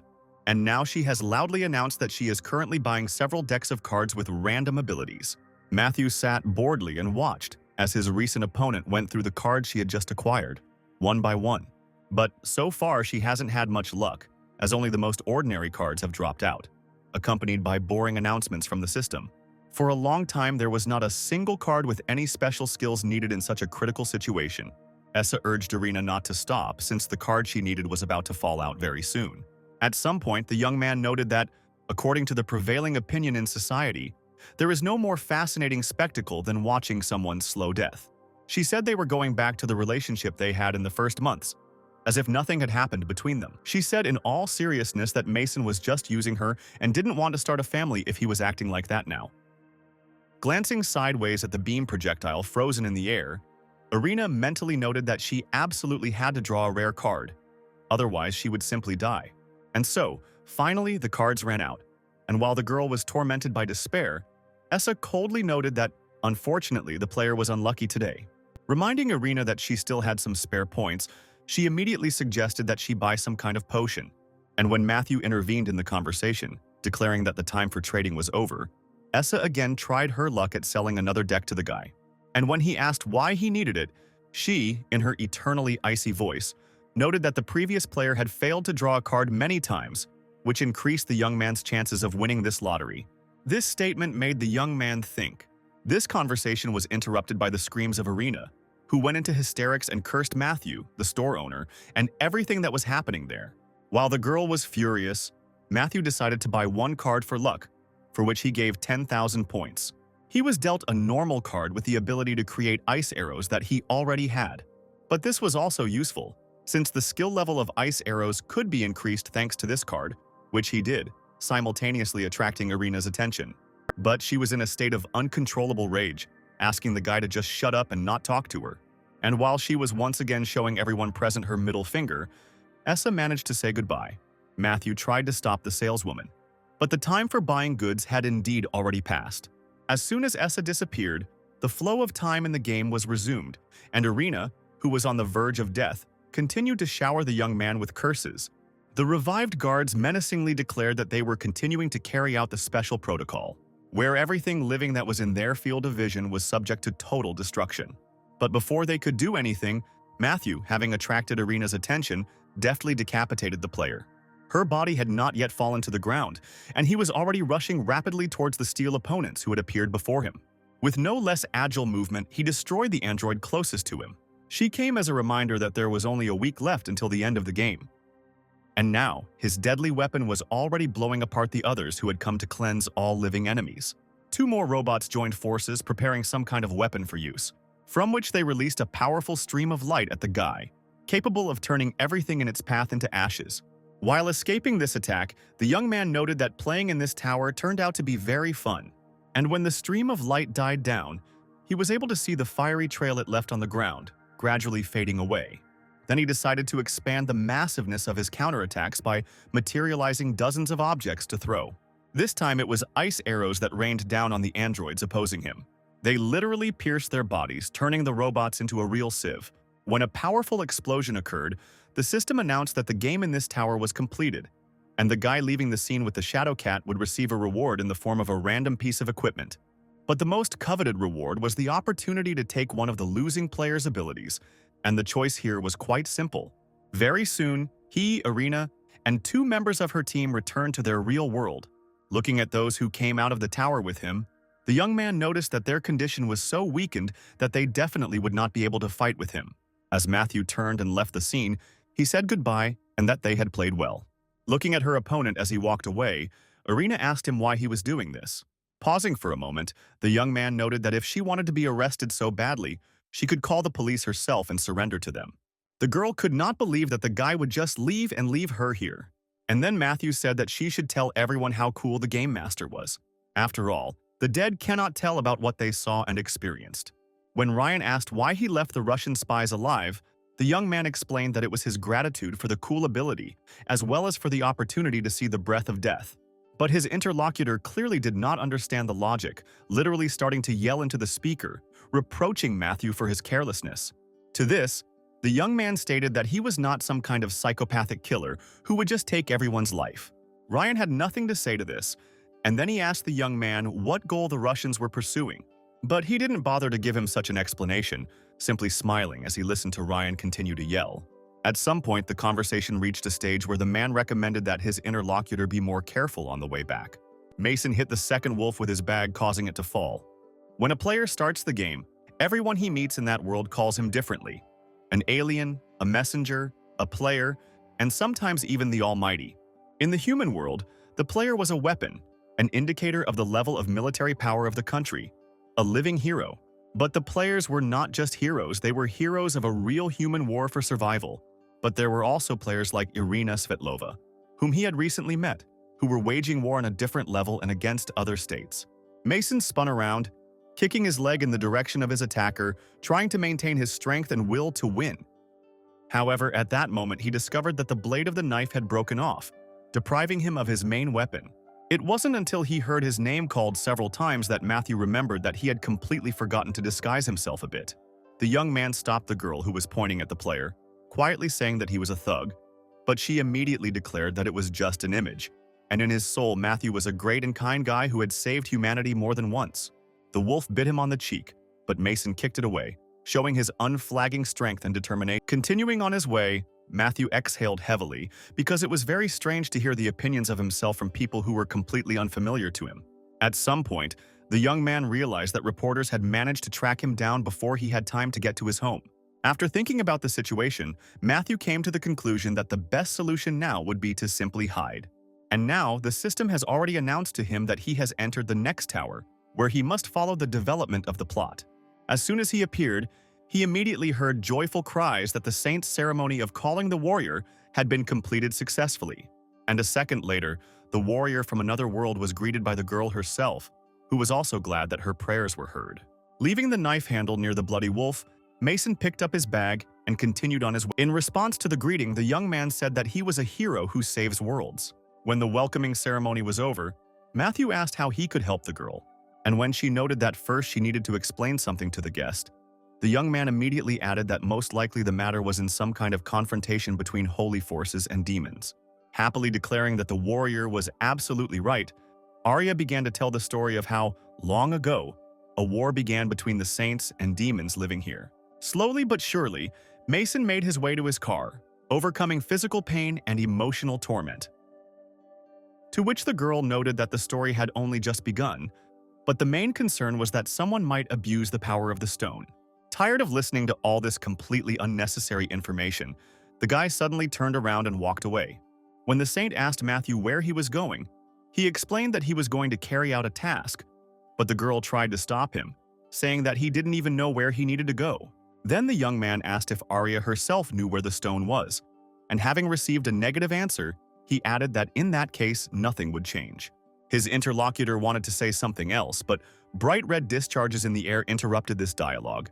First, the huge hands of an unknown monster appeared from the portal that appeared in the void. Looking at what was happening, Arya noted that nothing good could be expected from this. But what she found most confusing was how demons were able to stand on holy ground at all. The knights in the room instantly activated, drawing their weapons and preparing to confront the monster. Matthew stood and watched as they tried to defeat the demon with attacks of holy light. But their sacred attacks did not bring any results, which stunned the warriors even more. Entering the battle, the young man activated his ice shields and sword, ordering everyone to retreat back. But Arya was in no hurry to carry out this order, saying that they would provide assistance to the messenger. Blocking her path with an ice shield, the young man said that he could handle it himself, repeating his request to move to a safe distance. He took the gun and fired several shots towards the wolves. Knowing that she was powerless here, all Arya could think about was that this warrior was putting himself in great danger for them. Then the girl fell on her knees and began to pray to her goddess to grant them her blessing. He was bleeding all over, but he still tried to pull himself together. He needed to go back and fix the generator so Emma would have a chance to survive if he left the game. Seeing the warrior covering his face with his hand, she asked if everything was okay with him. And Matthew, without taking his hand from his head, began to say that he was receiving telepathic messages from the demon that their forces would reach the stone before the saint and plunge the world into chaos. And so they demand that the warrior not stand in their way, unless he wants to be wiped off the face of the earth like the others. The saint felt real horror, listening to the words of the stranger and not understanding how this was even possible. Due to the cold and loss of blood, Mason began to lose consciousness and had almost resigned himself to death. Not believing that the end of their world was so close, Arya said that she had one thought on the matter. Pretty soon she was already sitting on horseback, only having time to urge her horse on. Mason asked what happened. She said he was unconscious in the car when she found him, so she brought him home in her car. Turning to his shadow pet, the young man noted that they had done well, where his cat did a great job of imitating the sounds of demons. Emma said that his bag was lying nearby and she took it with her. He started to get up abruptly. Mason wanted to quickly repair the generator in order to turn on the heating. At one point, Arya, who was riding ahead, asked if they were going too fast, and Matthew replied that they definitely shouldn't slow down. Deep down, he was happy with how he managed to arrange everything the way he wanted with the help of his illusion skill. A pleasant-looking girl greeted the young men who had arrived. Matthew immediately told her the purpose of his visit, where he really wanted to get into the labyrinth. But as it turned out, in order to get into the labyrinth, you had to stand in a whole line. Using tools he took from the store and a book on repairs, he succeeded. The girl explained that the settlement they arrived at was built around an ancient labyrinth. After listening to the explanation, the young man noted that this was an ideal place to hide such a valuable thing as the artifact they were looking for. And finally, it was announced that it was their turn to enter the labyrinth. When the young men returned to the counter, the girl handed them some papers asking them to sign them. Arya had already started to sign when suddenly Matthew stopped the girl's impulse. But the young man was confused by the clause that if someone died in the labyrinth, then his body and property became the property of the city, even if he was resurrected and restored. When he looked closely at the car, he saw that the front bumper was broken and there was a lot of blood on it, and the driver's airbag had deployed inside the car. Then the girl added that, in other words, whether or not to go into the labyrinth, where danger certainly awaits them, is entirely their choice and responsibility. The young man was clearly not very happy with such vague conditions for entering the labyrinth, but there was no other way out, and so the girl who met them, having made sure that there was a signature, wished them a good time. As soon as Matthew and his companion descended the stairs, the system immediately announced to the guy that he had entered an ancient labyrinth. Materializing his ice sword, the young man told Arya to prepare for battle, where their first opponents on this first level of the labyrinth were giant mutant rats. While holding back the onslaught of his opponents, the young man at the same time managed to direct the girl's actions. He realized that without a real doctor, he would not live long. So they passed one level after another, very soon reaching the 5th level of the labyrinth and noticing that their progress was going quite quickly. Matthew noted that all this was thanks to the remarkable sacred magic of his companion, which she uses against enemies. But the girl was not sure of this, recalling that along the way they often met other adventurers who took it upon themselves to fight the monsters. But the young man understood that they were only taking on the battle to gain experience, and were simply glad that other adventurers were passing by. Arya did not abandon her optimistic attitude, stating that if everyone who entered the labyrinth supported each other so much, then even when the demons invaded, people would unite. To this, the young man stated that even if they did not unite, she should not worry about it, since they would soon obtain the ancient weapon. The conversation of the young people was interrupted by some big guy who greeted the newcomers to this labyrinth. But after greeting them, he immediately stated that they had forgotten to pay them for walking around here. The saint's expression changed dramatically, as she did not expect to meet bandits here. Matthew noted that such individuals, profiting at the expense of others, exist in literally every world. The big guy then cheerfully noted that if the guy already understood everything, then in that case it would be better for him to part with all his belongings right now. Arya tried to resolve the situation by calling on the man to be reasonable and engage in constructive dialogue. The guy supported her, asking the big guy if he was ready to talk and listen to what he was about to tell. And so he began his story, telling how demons appeared, seeking to destroy the world, and he is a warrior who came from another world to save this one. The whole gang stood there and did not understand at all what this strange young man was talking about when he had already moved on to the part where he went in search of weapons against the demons. Matthew continued, pointing to his companion and explaining that this saint was helping him in his search for what would save their entire world. Having finished, the young man asked to let them through, and the girl, inspired by his story, added that it was for the sake of peace throughout the world. After this, there was a deathly silence in the air, where all the gang members just stood and looked at this clearly abnormal couple. But the man burst out laughing, deciding that the boy and girl had simply lost their minds from fear. But Emma has not yet promised to marry him, hinting that they still have a lot ahead of them. Matthew, however, exhaled heavily and noted that he had not expected any other outcome from his speech. The bandits continued to say something as he began to move forward, wielding his ice sword. None of his opponents, nor the saint who remained in her place, even had time to understand what had just happened.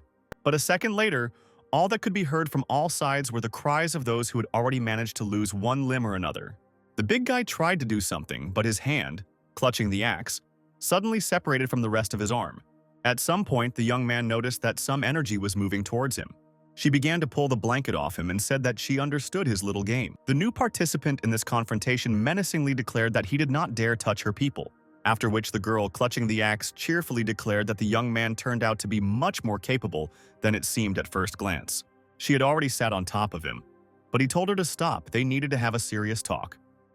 When she pointed out that the girl was an employee of the company that organized the access control to the labyrinth and could not do this, Matthew explained that the company was in collusion with the bandits, where this group deliberately creates dangerous situations for adventurers, forcing them to pay for their lives. Well, those who are unable to pay are killed, and then their bodies are sold. For the saint, all this was a wild shock, and she could not understand how people could be so ruthless and cruel. Having called Arya an incredibly naive girl, the company employee noted that such are the laws of life in this labyrinth. And a moment later, she rushed at the young people with the words that they needed to think about all this earlier. Having easily stopped the movement of his opponent's weapon, the young man recommended that she turn her gaze slightly to the side. Turning around, the girl was shocked to see something dark rising from the floor of the cave. The last thing all the members of this gang saw was the satisfied face of the shadow cat. When it was all over, Matthew told his companion that the passage was clear and they could go. Having come to her senses a little after everything that had happened, the girl continued on her way with the warrior she had summoned. After some time, Arya was already warming herself by the lit fire, and the young man climbed higher and looked around the area. He jumped right next to the girl and said that they would spend the night here and continue moving in the morning.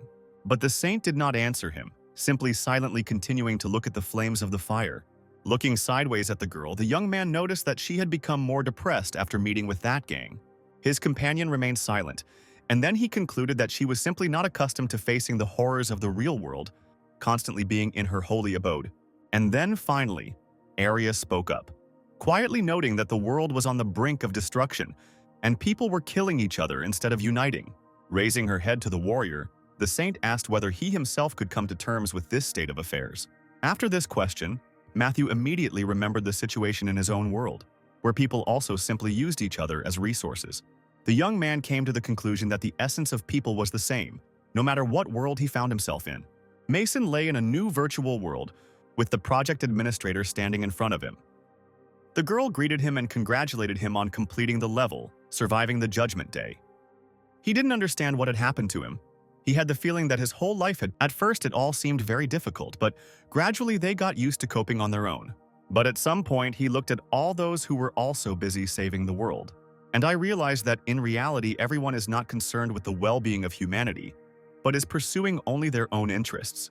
And when Arya asked the guy about what goals the warrior himself pursues, Matthew answered the question with a question, asking the girl her own opinion on this matter.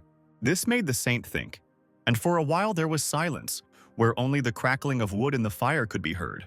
Mason asked the administrator if this world would exist after he left. He was just thinking about how for some reason nothing was happening, even though it was the right time, when his attention was drawn to the glow that appeared. Looking up, the young man saw Essa standing in front of him, who asked him if he was asleep and immediately offered to buy the map. But the guy wasn't interested in the cards. He wanted to look at the other products available. A few days later, the young man was already fighting on the 100th level of the labyrinth, where the creature opposing him said that the stone would be taken by demons. On the screen it said, Doomsday Survival Results, Difficulty Level 0, Grade B, and 50 bonus points. Leaping high into the air, the young man brought his ice sword down directly on one of the heads. Having broken through it, he was able to reach the one that controlled the movement of the snake. As he died, the monster asked the devil himself for forgiveness for not having dealt with these aliens, and the winner wished his opponent a safe journey to hell. The system announced that the player's level had increased and that points had been awarded, and Matthew himself sighed wearily, noticing how tired he was of all this. He was extremely indignant that he had just now received a card with a random ability as a special reward. The saint was incredibly happy that the warrior she had summoned was so strong and was able to defeat another demon. But Mason said that he was a normal guy and couldn't be that professional. But the administrator said that the game was created to experience things that you can't do in the approaching the glowing object. The young man noticed that for an ancient weapon against demons, it looked somehow too simple. Since the stone had been mined and the labyrinth had been completely completed, a portal opened before Matthew and his companion through which they could leave this place. For subsequent games, a countdown will be shown so that players know when they will be transferred from reality to the game. But suddenly the girl's speech was interrupted by the one standing opposite, who suddenly praised the saint and the warrior from another world for their efforts. The fair-haired young man, with quite a large number of warriors standing behind him, happily declared that thanks to their efforts, his task of obtaining the ancient weapon had been greatly simplified. He sincerely believed that this power should be exclusively in his hands and ordered the stone to be given to him. Matthew chuckled and noted that this guy was definitely not on their side, and the saint explained that he was the first prince of the Duar Empire. The young man continued to insist that the stone be handed over to him, but Arya resisted, saying that it was needed to save the world. Mason asked if Emma had the same memories, to which the administrator replied that she did not have such memories because it was just a virtual game. At that moment, Matthew activated, drawing his sword and noticing that the item for completing the task had come into his hands on its own. After this movement, Duar ordered his knights to deal with the stranger and the saint, obtaining the desired item for their master. She added that he still had a reward that he could use in the real world, and he could take it right now. Mason agreed to receive the award. It was not in vain that he tried, and asked to send him the award by mail to the address of the company where he worked, which quickly soared into the air, destroying the approaching knights one after another. At some point in this hopeless battle, one of the commanders suggested that the prince retreat before the entire army was destroyed. But the one who possessed the stone, Duar, had no intention of leaving empty-handed. The system immediately warned the player that his opponent was using the power of the stone. Suddenly, bloodshot wolf eyes appeared from behind, after which he instantly activated his ice shield in order to protect them from the first attack. But the energy release was not a deliberate attack, where the use of the stone caused Duar's physical transformation. The knights tried to ask him if everything was okay, but the prince immediately destroyed his own warriors, calling them worthless creatures. As Matthew watched the knights try to escape their own master, he asked Arya to renew the protection she had placed on him. It was a revealing scene of how people in ancient times dealt with wild animals. Before the attack, he used the earthquake and fire potions he purchased from Essa's shop that night. And while his opponent was discouraged, the young man dealt him his first powerful blow. But this was clearly not enough, and the mutated prince tried to catch the warrior from another world, shouting that fire would not help him. But when Duar tried to grab his opponent, the guy only grinned, not even trying to avoid it. And after the monster's hand flew through Matthew's body, the prince realized that it was just an illusion. The young man who appeared behind Duar noted that the possession of power intoxicated him so much that he stopped noticing anything around him. The guy quickly dropped to the ground, literally passing through his opponent's body. This short confrontation ended with Matthew's complete and unconditional victory. The program administrator doesn't understand what's going on. She asked the program why it didn't start working with Mason when he rubbed his leg. Immediately after that, A beam of light fell from the sky onto the guy, which reminded him of some hackneyed scene from an ancient computer game. The saint, standing a little to the side, watched with interest everything that was happening. The stone was in the hands of the winner, and the system issued a new message about the player's level increase. When this light show was over, Matthew turned to the girl saying that now it was definitely over. But Arya was very surprised when the guy handed her the stone and asked her to take it into her complete disposal. He approaches Mason's body and swings a knife at him in order to cut off part of the body. When she tried to plead that she did not have sufficient abilities, Matthew stunned her by asking if he should then pass it on to the people of the Empire. While the saint was in a state of some stupor, her companion remarked that he personally considered it a better decision to give the weapon to the saint than to someone else. And so he took the girl's palm with one hand in order to place this sacred weapon into it.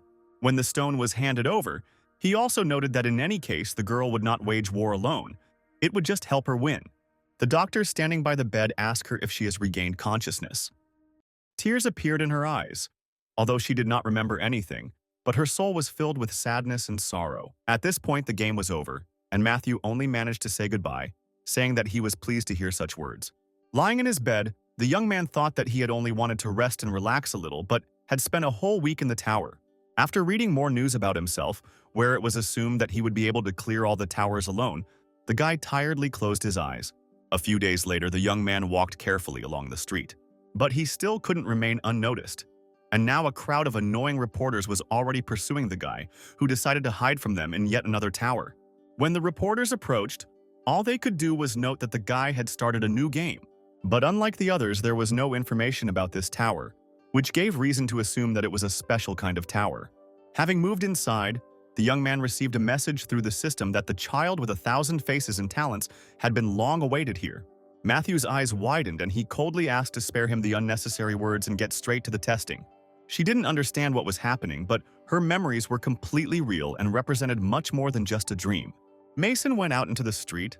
There were a lot of people walking around him, and the city lived its own life. And then, one of his reflections made it clear that the test was about to begin. He walked up to the coffee shop and the barista asked him, as always. Where after these words, all the mirrors that were in the room shattered into small pieces. And then, from the darkness, a dark figure clutching a weapon slowly approached the guest of this world. The man in the clown mask looked at the applicant and noted that he was not at all surprised to see him. Mason smiled stupidly and said that he was a little cold. This dream was real enough and Mason felt it right now. They threw their swords at each other at exactly the same time, and they collided exactly in the middle. Then the young man jumped up from his seat and headed towards his opponent. Even though he didn't like the game, he was grateful that he had such happy moments with Emma. Matthew was confronted by an exact copy of himself, who copied his every move and use of abilities. It's 7:50 and Mason is almost late for work. And if he tried to use an ice arrow, then his clone would immediately repeat the same action. Despite the fact that the young man fought with his reflection every season, he could not get rid of the strange feeling. To continue the attack, Matthew used his shadow spikes, but his reflection instantly performed an absolutely identical action towards him. As far as James knew, the company was going to create a new marketing department and theirs would be cut. James said that because of their bad relationship with Eaton, he might be the first to be fired. Then the guy tried to summon and use his shadow cat, but the system gave a message that summoning creatures is prohibited in this tower. Mason, you seem to have changed, James said. But at the same time, he understood that in reality, fighting with one's reflection was not so difficult. And so he made a sharp lunge forward, thrusting his sword into the clone's body and immediately feeling his sword in his body. Now he is used to being responsible for his own destiny. After which the reflection added that they can become either a hero or a villain, where only they themselves can make this choice. Releasing their swords, Matthew and his reflection suddenly reached for each other's heads. But unlike the clone, the young man knew how to defeat his opponent. And then he suddenly pulled his hand back, which immediately caused a corresponding reaction. After a few seconds, the guy's reflection turned into smoke and disappeared into the air. Mason thought that the first step was to collect feedback from new customers. He tore a sheet of paper out of his notebook and threw it behind him. And then the patron Lord Harlequin appeared before him, who gave the young man the opportunity to take on a new face and a new talent. Ryan was running like crazy down the hospital corridor. He threw open the door to the ward and saw Matthew lying there carefree on a hospital bed. Taking a break from his system windows, The young man was glad that his friend had come to visit him. And when he asked Ryan if he had brought him any treats, the man laughed, noting that, judging by his mood, the guy was clearly feeling better. And now he was already talking about the young man stopping pretending and going on to support peace throughout the world with his game.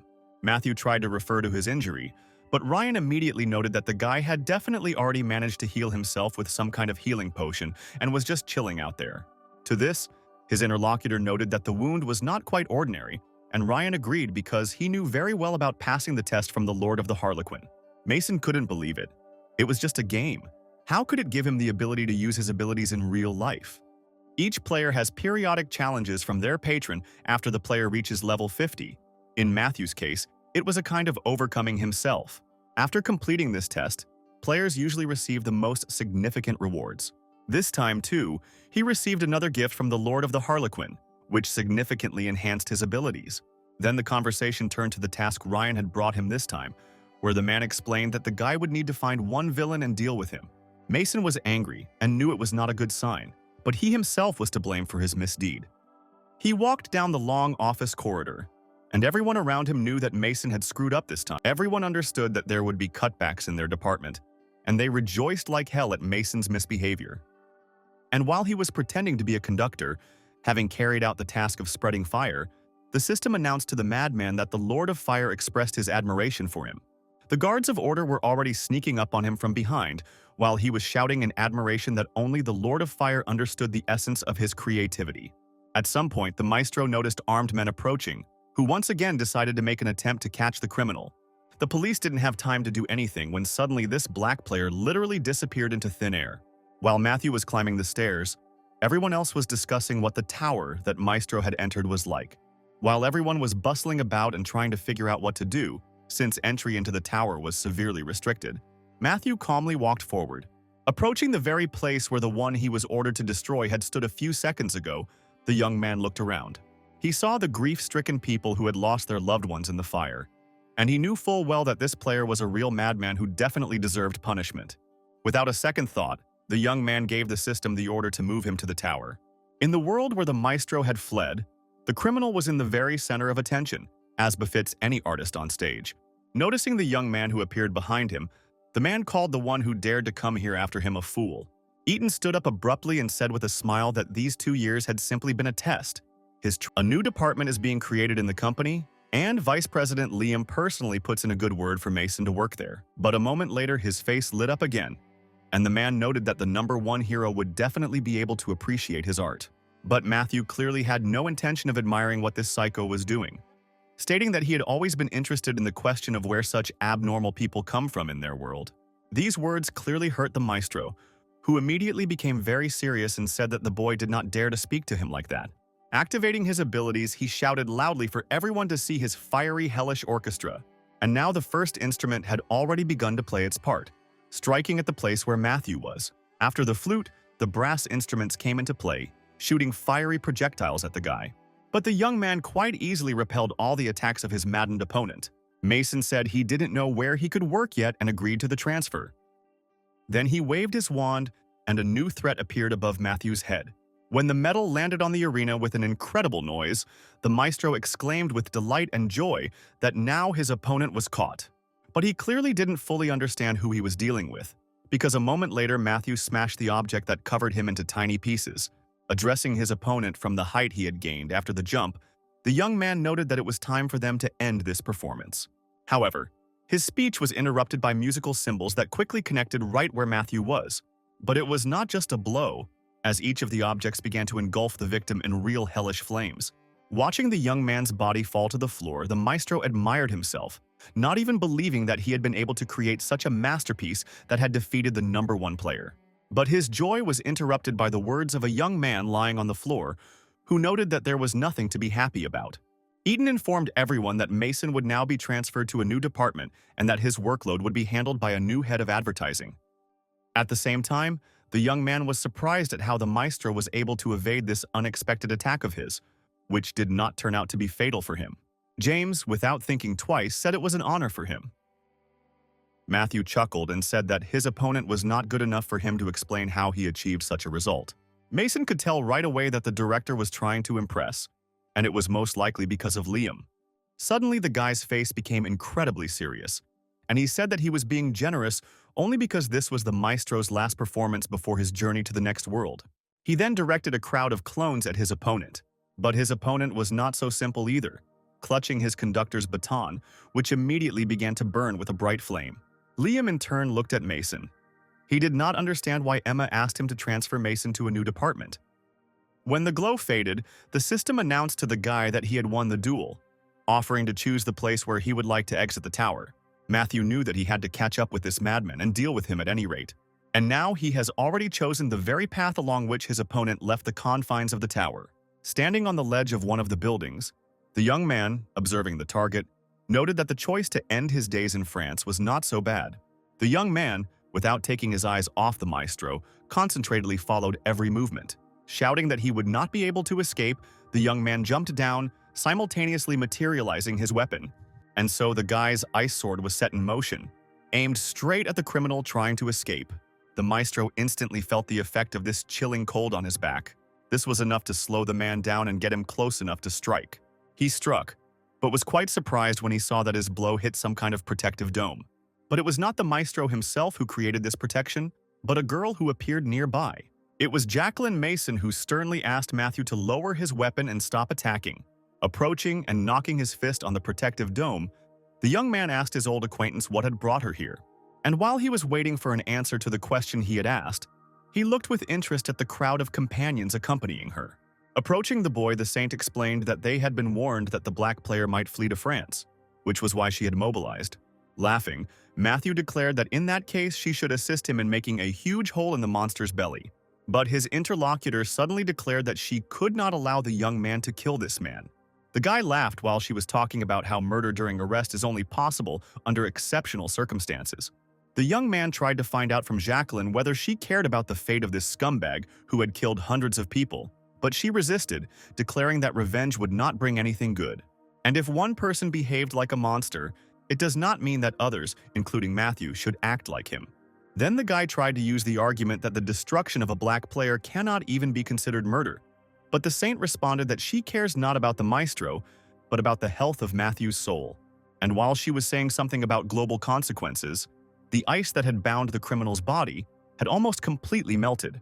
Without a second's hesitation, the man immediately activated his wand, preparing to throw fire. But something went wrong, and the maestro let out a mad scream as his own flames scorched his body inside the dome. After watching this pathetic attempt, Jacqueline continued to talk about how she was trying to protect Matthew himself, first and foremost. After all, the criminal is caught and will be placed where he should be, which closes the incident and allows the young man to return to his business.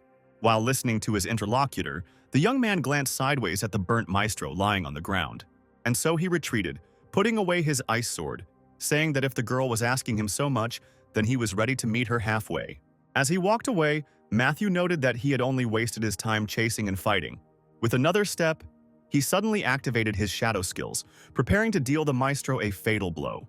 But Jacqueline was prepared for such a turn of events, reactivating the dome and noting that the young man might not even try to get it. The impact of the package stunned the criminal and he fell onto the asphalt. Having said that he would not try again, the guy also noted that he had also expected such actions from the girl. Jacqueline didn't even have time to understand how the shadow creature of her interlocutor literally absorbed the maestro's body. He knew he had disobeyed Emily by throwing the bag of important documents at the criminal, and he expected her to be angry. Emily turned to Mason with admiration. She was not interested in the scattered documents. She was amazed by Mason's courage, bravery, and accuracy. Turning to the girls, the young man suddenly noticed that this black player had killed a huge number of innocent people, among whom were many women and children, and therefore he had no reason to spare him and allow him to live carefree in prison. The saint, however, could not come to terms with the murder. But Matthew immediately added that people like this maestro destroy the world and humanity faster than the towers. And then he remembered his friend's words that the one who kills the monster can become one himself. While Mason was collecting Emily's documents, he saw John's business card. But then Jacqueline came closer, placing her hand on the guy's shoulder and thereby attracting his attention. Looking her interlocutor straight in the eyes, the girl stated that she had never considered him a monster and did not consider him one. The young man did not respond to these words, simply continuing to look into the eyes of his longtime friend. Ryan yelled at the guy so loudly that Matthew had to take the phone away from his ear. He didn't understand what the problem was, because the man himself had given him the task of dealing with this bastard. To which his interlocutor resignedly noted that no one had spoken about the public reprisal that the guy had committed. He then said the French government was begging the #1 player to go home, but Matthew cheerfully pointed out that he had no plans to go back just yet, as he had a personal life too. As he disconnected the connection, the young man said that he would definitely tell her everything upon his return. When the conversation was over, Matthew thanked the girl for helping him resolve his problems with the authorities. He also noted that since he was her debtor and saw no reason to refuse, he agreed to help. Jacqueline, who was in the room, was very pleased with the guy's words. As soon as the guy plopped down on the bed next to her, she suddenly rose from her seat, saying that they would meet tomorrow in Paris. Looking at the girl walking away, the young man noticed that she had drawn quite clear boundaries between them. The girl noticed that Mason was behaving too arrogantly, as if he had entered his own house. Smiling mysteriously, the girl replied that she had nothing more to say, wishing her interlocutor good night. A couple of seconds later, she had already closed the door behind her and left the room. Her expression changed dramatically, where she mentally wondered if she should have asked him for this favor at all. The tower that the players gathered in was level 6, where they had to complete the scenario. Leaning out of the window of the rapidly moving carriage, Matthew protected himself from flying bullets with the help of an ice shield. But he himself did not remain in debt, attacking his pursuers with his ice arrows. She still didn't remember everything that happened to her in the dream, but she understood that Mason was drawing the Saints' attention to the fact that there was a bridge ahead. He suggested stopping their opponents on it. And so the players left the carriage in one leap, landing on the pavement. Emily said that Emma is the chairman's daughter, and her status is even higher than Liam's. Mason asked where Liam was from, since he was so young and already held the position of vice president. But then a man appeared ahead of everyone and asked the aliens what they were doing here. He ordered his men not to shoot, and recalled that they had previously fought on their side. Mason didn't understand why Emma was dating John then. It was some kind of dirty relationship. With her eyes closed, the girl listened to his questions about the reason for her defection and his pleas to return to their ranks. Now the young man began to understand perfectly why the Saint had asked him for help. In real life, Mason was deeply in debt and couldn't date Emma, so he wished Emily good luck and that she wouldn't forget to take him with her when Jacqueline confirmed that she had indeed been to this world before, having entered it by accident through another world. Then, without a second thought, she joined in and began fighting for the side she was currently opposing. She was attracted by their motto, which included 3 words: freedom, equality, unity. After listening to his companion's explanation, Matthew immediately understood her feelings, where she clearly felt like a traitor by changing sides. And Jacqueline explained that in order to pass to the next level, it was necessary to change sides, since the battle for the previous one would not ensure a level increase. When she finished, her interlocutor calmly said that in that case they would do whatever was required of them. Jacqueline was very grateful to the young man for agreeing to help her and being there. She had already managed to activate the protective field, while the man who had stepped forward continued to try to persuade them to return to their side. But his speech was suddenly interrupted by an icy attack. But even when he was drinking with Emily, Mason couldn't stop thinking about Emma, who was dancing with. As he prepared to continue, he noted that his opponents apparently did not quite understand who they were. The man he attacked was still alive, as Matthew had deliberately hit his helmet and, without hiding his feelings, listened to his words about how they had only one chance to get out of here alive. However, he could not accept this generous offer, saying that retreat was an unaffordable luxury for him, where he would prefer to die for his cause. The atmosphere in the marketing department was very friendly. Everyone communicated well with each other. At his command, all those who took part in the pursuit donned exactly the same armor, preparing to use their magical weapons. Mason thought Liam was a trustworthy person, and he hoped Emma could have a good life with him. The very first shots destroyed the created holy protective dome. But then the girl gathered her strength and cast individual protection on the one who was preparing to confront this squad. The system immediately sent the guy a message that he had a saint on his side who cast a protection on him that significantly strengthened his armor. There was nothing serious wrong with the hand, and the burn should heal in a couple of days. Seeing what was happening, one of the department employees said that they had a new couple, and then he turned his attention to his companion, who had also managed to arm herself. Rushing forward, the girl ordered the young man to step aside while she dealt with the opponents. But before she had even taken a few steps, everything around was suddenly covered in impenetrable darkness. Frozen in place, Jacqueline tried to at least see something and at the same time talk to Matthew. But her companion and comrade was already among their opponents, whom he mercilessly destroyed one after another. Emily told him who he was and that he was John's representative, and when he saw the knight activating his weapon, he immediately shouted to the girl to prepare for defense. Jacqueline managed to raise her shield in time, and a shot from the enemy's magical weapon landed on it, after which the saint shouted for the young man to remove this shadow curtain. To this, the young man explained that the mere presence of the saint strengthened his characteristics, and therefore there was no need to fight her at all. The guy also noted that despite the fact that he would destroy all opponents, the system would still divide the experience points equally between the allies. He asked Emma to dance, since they had such an opportunity during the celebration. Liam wanted to stand up for Emma and said that they were just old friends and that's why they danced together. Who, sitting astride his shadow cat, said that he had already finished dealing with the problem. Looking around, where dead bodies were lying everywhere, the saint said nothing, only exhaling heavily. Approaching the saint, who was very much depressed, the young man offered to help her climb onto the cat's back. Jacqueline was in no hurry, and then the young man had to remind her that they still needed to catch up with someone. After all, she must understand that all these deaths will be in vain if the city still falls without their support. Already sitting on the shadow cat, the saint said that Matthew did not have to do all this, to which she immediately received the answer that it was all wildly fun. Emily said it was unfair, it was disgusting to watch them dance. Then the girl said that she asked for help, and not for the guy to do all the work for her. They soon approached the burning city, and Matthew ended the conversation by saying that in any case, he was already in business. David said that his help was not worth thanking and pulled Emma closer to him. The soldiers mercilessly destroyed literally everyone who came their way, unquestioningly carrying out the order of their master to destroy all adherents of the old system of government. As Matthew and Jacqueline walked through the city streets, they encountered nothing but death in its most disgusting forms. Of course, the impressionable holy girl was much more horrified by everything she saw here. She could not understand why it was necessary to destroy the most ordinary innocent citizens. David began to apologize again and insisted on continuing the dance, since he had not danced for a long time. And then he received a message from the system, which informed him that the Duke's special guard stood in his way. Looking at his new opponents, the young man concluded that they were now confronted not by revolutionaries fighting for their just cause, but by the most ordinary murderers. During the dance, David decided to step on her dress, which he did with a smile on his face.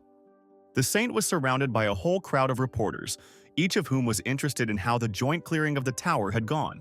The girl was silent, and Matthew stood and looked sideways at his comrade in the last game. Jacqueline started to say that they had done it for everyone's safety, but the young man interrupted her, cheerfully remarking that it had indeed been a hot night. He then suggested that everyone think for themselves about what an adult young man and woman might do alone in a tower throughout the night. And when Jacqueline tried to explain to the press that everything was not at all as it might seem from his words, Matthew recklessly said that she herself called him dear and expressed joy about spending time together. At some point, the girl couldn't take it anymore and simply demanded that the young man shut his mouth. And while she was somehow trying to justify herself to the general public, Matthew received a message that the Lord of the Harlequin was very pleased with his behavior and was ready to burst out laughing. He was very pleased that with the help of the girl, he was able to please his patron. It didn't take long for the reward from the Lord of the Harlequin to come, as he gave the guy cards with various rare abilities. Deciding to immediately examine what he had received, Matthew opened his system window.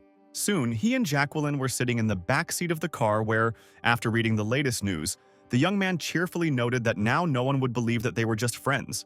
Looking away from her mobile phone, his companion smiled mysteriously. After some time, Matthew, in the company of the saint, was already in another tower, where an army of ice-dead men was advancing on them. The young man began a conversation with the saint, again wanting to fight alone. Emma held the strap of her dress and told David to get out of their party. Mason looked at her and didn't believe that Emma could flare up like that. He was glad that he didn't catch it in the game. Preparing to attack the icy enemy, the girl menacingly declared that after a hot night it wouldn't hurt to cool down a little. Liam stood up for him and told him to behave himself or he would call the police. Receiving the system message, the young man watched in admiration as his girlfriend fought. For the next month, Matthew and Jacqueline spent all their time playing in one tower or another. After this, David came to his senses and said that they would see each other tomorrow. And then the day came when the young people had to say goodbye. Turning to the saint, the young man noted that lovers, as far as he knew, should kiss goodbye. And the girl never ceased to be amazed at how carefree the young man could be. But at the same time, she expressed her joy that now she has at least one of the players whom she can definitely trust. Having responded to this courtesy with exactly the same words, Matthew said goodbye to his friend until the next meeting. Seeing the guy off with her eyes, Jacqueline wished him a safe journey and urged him to be careful. He had only $400 and there was still a week until payday, where she meant not only that he helped her, but also everything that he does for this world as a whole. Already sitting on the plane and stroking his shadow cat, Matthew noted that although it is much more effective to work in pairs, each player still primarily pursues the interests of his country, and therefore you can't trust anyone. He was just voicing his thoughts about inviting Jacqueline over to play sometime, when suddenly his cat asked how much longer the guy was going to scratch his head. The fact that the shadow beast suddenly started talking shocked the guy a little, and so the cat had to explain that it was because of his leveling up. When the young man asked why the cat had only just started talking, he explained that he was simply tired of the boy dreaming about a girl, where he would have been better off getting to know the latest gifts from the Lord of the Harlequin in more detail. It was a reasonable point, and Matthew had already opened the system window, deciding to open the gift cards. As soon as Emily woke up, she immediately started dancing, and Mason realized that she shouldn't drink anymore. Where he predicts their team will become completely invincible. Emily couldn't stand on the table and fell right onto Mason. Her breasts were right on Mason's face. Now he was able to acquire a completely new skill that allowed him to reach a new level of his game. Completely satisfied with the result, the young man leaned back in his chair, noting that upon his return he would definitely need to test all the updates. As he approached the place he needed, Matthew, as usual, caught the quiet exclamations of people who recognized him as the master of the game. It was extremely surprising to everyone what he could do here in broad daylight, without hiding his identity. Once Matthew was inside the room, he kicked the table hard, shouting at the guy sleeping behind it that they had agreed to meet at 9, where he never showed up. Still not quite recovered, the young man sitting at the table asked the player to be quieter, as his head was splitting from the noise. But the master of the game cared little about the state of his interlocutor, and he continued to insist that he get up and follow him. Instead of an answer, one of the glasses on the table was thrown at Matthew's head, which he, however, easily dodged. Emily came to her senses a little and asked Mason where he was taking her, to which Mason replied that he didn't know where she lived, so he brought her to his home. Emily said that Mason is a naughty boy. He only knows her for one day and already takes her to his home. Mason asked her to tell him where she lived and then he would take her home in a taxi. But Emily didn't want to go home and didn't mind staying at Mason's. Before he could even realize it, Matthew was already dragging him out into the street by the hair, demanding that the gathered onlookers move aside and let them through. He was already remembering a very recent conversation that had taken place between him and the head of the Players Association. When he told the man that he wanted to test out new skills, the man asked the player to take a promising and very capable newcomer with him. But Mason, resisting the overwhelming desire, refused, asking her to simply lie down and calm down. Only now did this reveler realize that in front of him stood the Game Master, who was supposed to help him pass the tower of level 4. Matthew couldn't believe his ears when he heard this guy's words, which basically meant that he intended to use him to increase his level and rating. She slowly began to rise from the bed, her movements weak, barely perceptible. Matthew turned his head and looked closely at his young and absolutely reckless companion. Then she stood boldly in front of Mason, kneeling down gently. And the inhabitants of this world, who were called butchers, were already approaching him. Her breasts pressed softly, like a sigh, against Mason's face, captivating him with their skillful. But the young man did not intervene, noting with a bored look that he was not at all interested in what his companion was saying. Well, he was already practically in hysterics, again threatening the Game Master that he would be in great trouble if something happened to the person entrusted to him. Well, Matthew, watching this guy receive one blow after another, mentally noted that he had decent equipment and weapons, which he would not have time to handle at all. Soon, Duke began to openly cry and beg the Game Master to save his miserable life.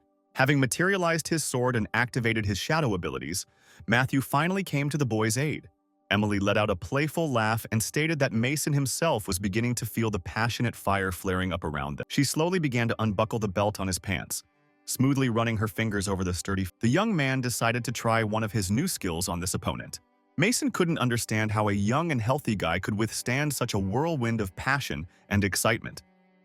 At one point, Matthew asked if his partner had managed to wet his pants, to which Duke responded with an obscene gesture and more threats that his all-powerful father was supposed to carry out. But the Game Master responded to this with humor, saying that he did not mean to be rude, but simply gave motivation so that his new dog would become the best and most formidable dog. With his meager mind, the boy, of course, could not fully comprehend that Matthew was simply making fun of him, saying that he thought it was a strange comparison. But at some point, Matthew put on a serious face and added that he used this comparison only to avoid saying openly that the Duke player was completely worthless. Along the way, the young man used another of his new skills, placing a black mark over the head of the grieving student, the appearance of which caused a lot of questions in him. Raising himself slightly from his bed, Mason saw an unfamiliar man in his apartment. The guy sank to the floor bleeding, and Matthew coldly noted that he never worked as a team with people like Duke. Well, if he considers it unfair, then they can always meet and resolve this issue in a duel. Mason walked into Emily's room to stop him. Mason loudly asked who he was and how he got there. Duke, who had not yet had time to come to his senses, raised his frightened eyes, asking his playing companion about what had happened. With absolute calm, Matthew reminded the guy that he had just finished him off right in the game.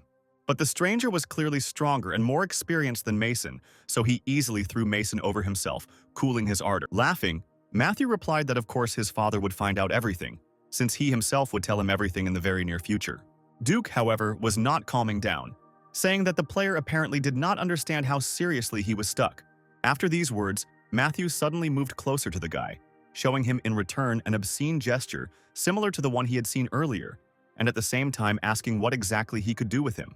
He then put his index finger to the boy's forehead, noting that he was not at all afraid that there would be one more person in this world who wanted to kill him.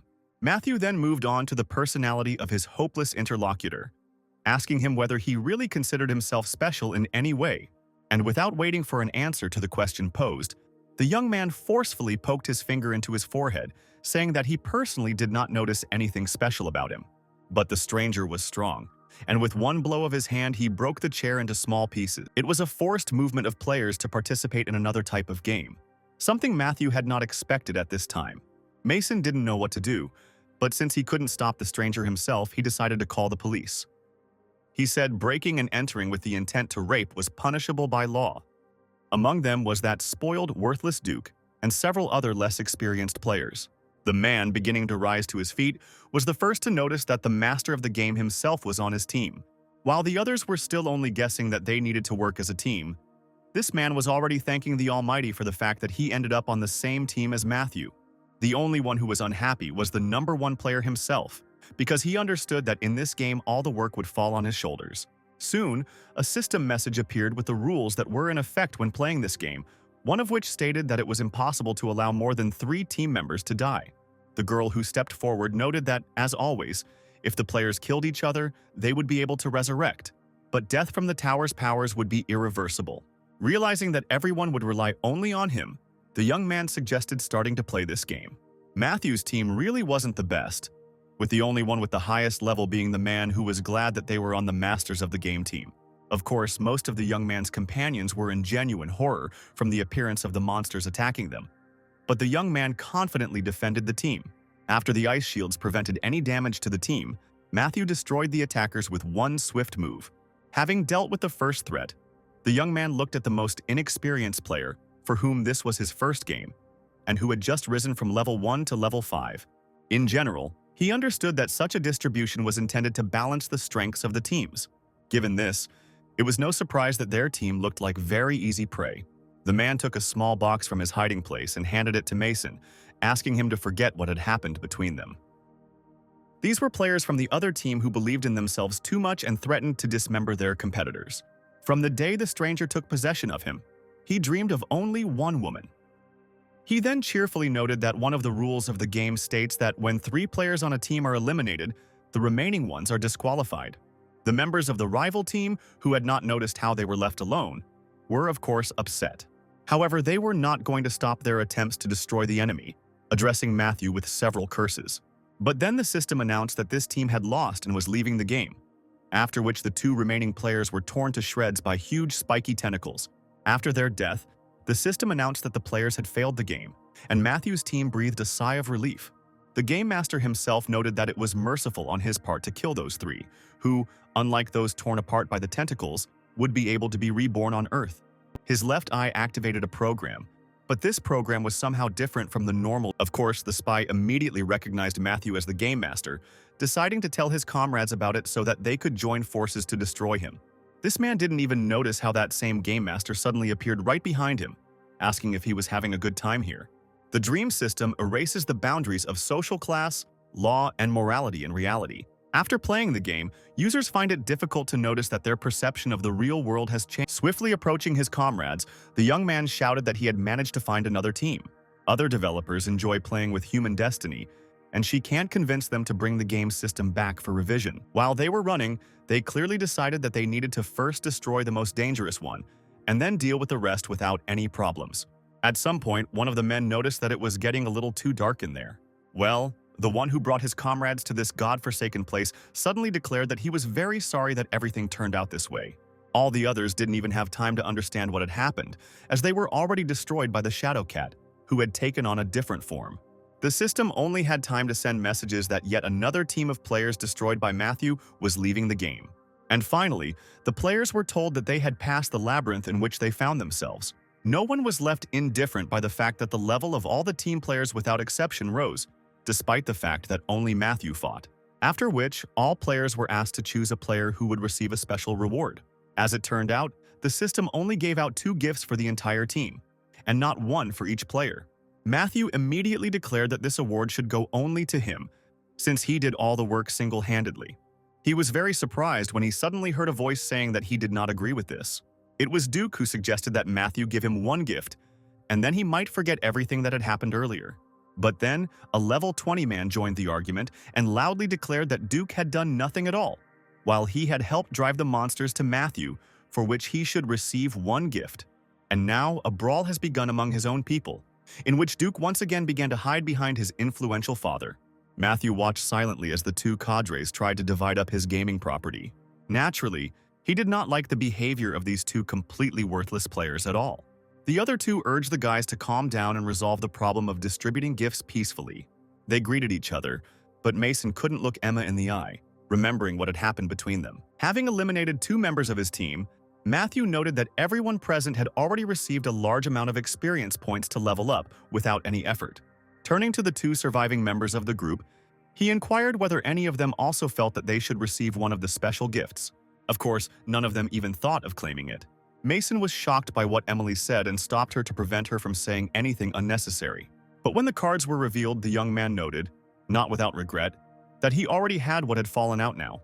The young man was already in his room, upset that he had not had the best skills, and the Shadow Cat sitting on his legs did nothing but make fun of the boy. Holding back her emotions, Emma said she was happy for them, but they were at work and their relationship shouldn't affect their work schedule. Emily asked why Principal Emma was so interested in their relationship. She wanted to limit it and encourage it at the same time. After finishing his research, the young man wondered if he should go to a tower to test his new abilities, considering the fire world as an option. But the cat immediately declared that he did not like fire and would prefer a place where it was dark and cool. After listening to the wishes of his shadow pet, the young man thought about where he could go. But suddenly his attention was drawn to the artifact that he received from Princess Adelena, and the system announced that he was being summoned to that very world. It was a level 7 tower, only accessible to 1 player, and had a shop. While equipping himself, the young man agreed to answer the tower's challenge and participate in the game. A moment later, he found himself in the throne room, where someone was sitting on the throne right in front of him. It was Adelena, whom he had once saved, who was very happy that the gods had heard her prayers and sent a warrior. Looking at the girl, images of the past when they first met instantly flashed through the young man's mind. Liam came closer to her and said that he had known her for many years and she would not be able to deceive him. But immediately after these words, 2 spears crossed in front of his face, and their owners demanded that the guest show respect to their queen. But Adelena immediately stopped the impulse of her guards, noting that she was in an unpayable debt to this warrior, who had now come to help. She was still cold and said without showing any emotion that she didn't understand what he was talking about. And so, while playing out the plot of the game, the young man asked how he could be useful this time. And events here developed in such a way that at some point the Pope was informed that part of the lands remained under the control of the desert elves, which was a strong blow for him, which led to cardiac arrest and the death of the priest. Then the new Pope addressed all the rulers among the people with a fiery speech. Liam studied the report. It was clean, neat, and easy to understand at a glance. Who started the war between the desert elves and humans, calling it sacred? After hearing all this, the young man immediately realized that there was some kind of conflict of interest here. Adelena continued to explain that the 3 kings had gathered their armies, where the current goal was to capture this castle. which was located closest to the land that they considered sacred. At first he looked at it, having absolutely no idea what kind of plant was in front of him. But the next second, his heart began to beat much faster, as if it had picked up the excitement hidden inside Mason. And suddenly, a vivid picture appeared in his memory. It was a tomato seedling. And now he was holding in his hands the ice firearm he had designed and materialized. Having checked the operation of the optical sight, the guy noted that Her Highness had absolutely nothing to worry about. Standing on the edge of the cliff, the young man watched the huge army moving below. He raised his weapon and took aim at one of the marching soldiers. The ice bullet hit its target, causing the knight to throw his head back and fall down dead.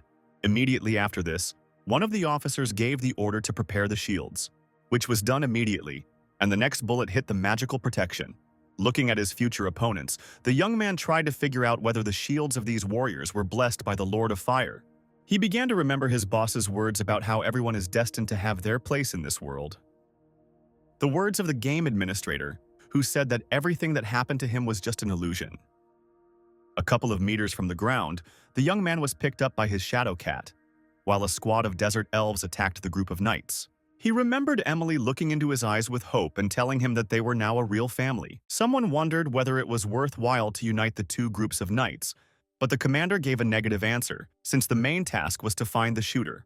Just as someone was hinting that no arrow could penetrate the defense, his speech was suddenly interrupted by such an arrow, which went straight into his head. The shooter was very pleased with the results and the fact that everything was exactly as planned by the guest from another world. Mason lowered his head and squeezed out that he often saw this plant as a child when he lived in his home. The knights screamed, called for help, and did not understand why such powerful forces were fighting for the elves. But then a new character appeared on the battlefield, who easily dispelled the darkness, calling on everyone to move only forward and not take a single step back. It was the evil King Aldwin, who managed to amaze even the Shadow Cat with his skills. Emma was confused and didn't know how to answer correctly, and different options flashed through her mind as she tried to find the word. Turning his head, Aldwin noticed a huge black mouth appear above him and his knights. But he did not react to this threat in any way, raising his fiery sword and calling for the attack to continue. And as soon as he lowered his weapon, the shadow creature was dispelled and disappeared along with a threat to the knights. After which the evil king and his inspired knights rushed towards Matthew, who was standing alone in the middle of the field. The young man looked a little confused at how easily and casually Aldwin was able to neutralize his shadow pet. But there was no time to fall into melancholy, and now he began to materialize his ice weapon to counter the threat. But before he could even take the sword that had begun to appear in his hand, something suddenly appeared from behind his back. It was his desert elf allies who told the boy to just focus on the main goal. He didn't even have time to say anything before all the elves who had arrived to help rushed into battle, carrying out the orders of their queen. Looking at their devoted faces, Matthew noticed that they were just a bunch of brainless fanatics. Well, the faithful servants of their queen were already fighting with all their might against the approaching knights. Having destroyed them, they headed towards their main target, the evil King Aldwin. But they were not destined to come even 10 meters closer to him, since with one powerful movement of his weapon, the king destroyed them all. After which, Aldwin had no choice but to destroy Matthew, who was still nearby. And so he rushed forward, and the young man already had his ice weapon at the ready. He tried to stop the king's further advance by delivering 2 consecutive blows, but Aldwin was able to defend himself from them, continuing to move forward and reproaching the alien for having allowed himself too much. She was clearly trying to avoid him, trying to end the conversation, but he insisted on continuing. To which Matthew cheerfully replied that Aldwin was nothing more than his next opponent, for the victory over whom an excellent reward awaited him. He immediately turned to Emily, worried that this young man was hitting on her.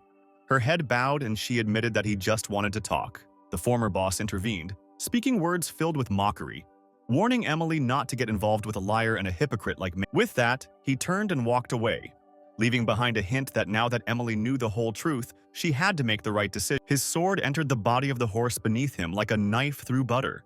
Matthew, however, could not understand how the king could continue to act while under the influence of the black mark. Well, Aldwin loudly declared that he had sacrificed this blood and asked to be given the strength to defeat the alien. Emily's heart was heavy, and she regretfully admitted that it was better for them to part. He was already defending himself from the enemy's attack when his usual ice swords began to appear in the air, where he decided to further confront the evil king using his remote weapon control skill.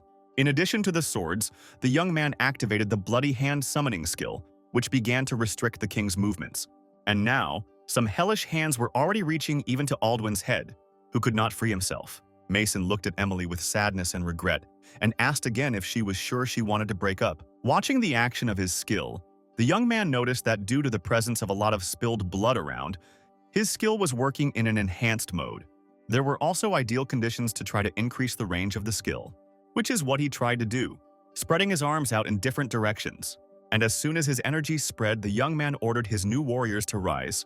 At that very moment, the eyes of the fallen knights glowed red, and their bodies began to move. But while this was happening, the evil king was still able to tear off his bloody bonds. Looking at the astonished guy, he shouted that such cheap tricks would definitely not stop him. But then Aldwin noticed how all those who had recently been on his side, and who had been lying dead on the ground just a second ago, were moving around him, where his people were not only resurrected, but had already begun to transform into something more terrifying. He once wanted to start his own business, but never found a project that would attract his attention. Having slain the dead, Aldwin fell to his knees, begging the Lord of Light for help. But there was no help, and Matthew had already managed to get closer to the exhausted enemy. With one short swing of his sword, he ended the standoff in favor of the desert elves. Returning to the castle, the young man opened the box and revealed the head of the evil king. The queen, seated on her throne, thanked him for his service. But at the same time, she noted that this holy war had only just begun, and the elves were confronted by two more equally powerful kings. As evening approached, Matthew enjoyed the pleasant coolness, greedily inhaling the freshest air in this world. After some time, the young man decided to take a short walk through the empty rooms of the castle at night. He immediately felt how unusual things began to happen behind his back. After closing the doors, Mason calmed down a little, because today his day was full of troubles. After that, his gaze turned to the pot bubbling on the kitchen stove, and Mason became interested in seeing what the stranger wanted to cook. Turning to his old acquaintance, Matthew noticed that he had already begun to worry that Essa would not show up at all. Of course, he immediately spent experience points on upgrading the store, and was able to acquire new artifacts and skills. The young man was pleasantly surprised when he learned how his new ice-related skills worked. The very next day, he was moving deftly between the knights, controlling the icy chi energy that he could materialize straight from his hands. He asked the stranger to come inside for a minute. The upset stranger, sitting on the landing, was surprised by Mason's behavior. Matthew, in addition to fighting, also managed to curse at the leader of those who were now trying to oppose him, where he found their leader to be a completely worthless creature who would never show up on the battlefield despite his soldiers dying like flies. Soon everyone around the guy turned into ice statues, and he himself decided to go into the tent and visit this grief king. A little earlier, he had a meeting with the queen, who invited him to give valuable information about the location of the Red Beard. When Matthew noted that the elven intelligence had done a great job, Adiwina suddenly declared that the information had not been brought by elves, but by humans. This information surprised and greatly interested the guy. But the queen explained that the kings had never gotten along with each other. But now it was completely unimportant how true this information was, which in any case gave them a chance. Hemming was considered the most powerful of the three kings, and so Adelina decided to send her army with the boy. Logan asked Mason again as he was leaving if he was sure he didn't want to know what his criminal record was, since many were afraid of him. In the far corner of the tent, the young man saw the man he had come for, where Hemming was sitting quietly, clutching a mug in one of his hands.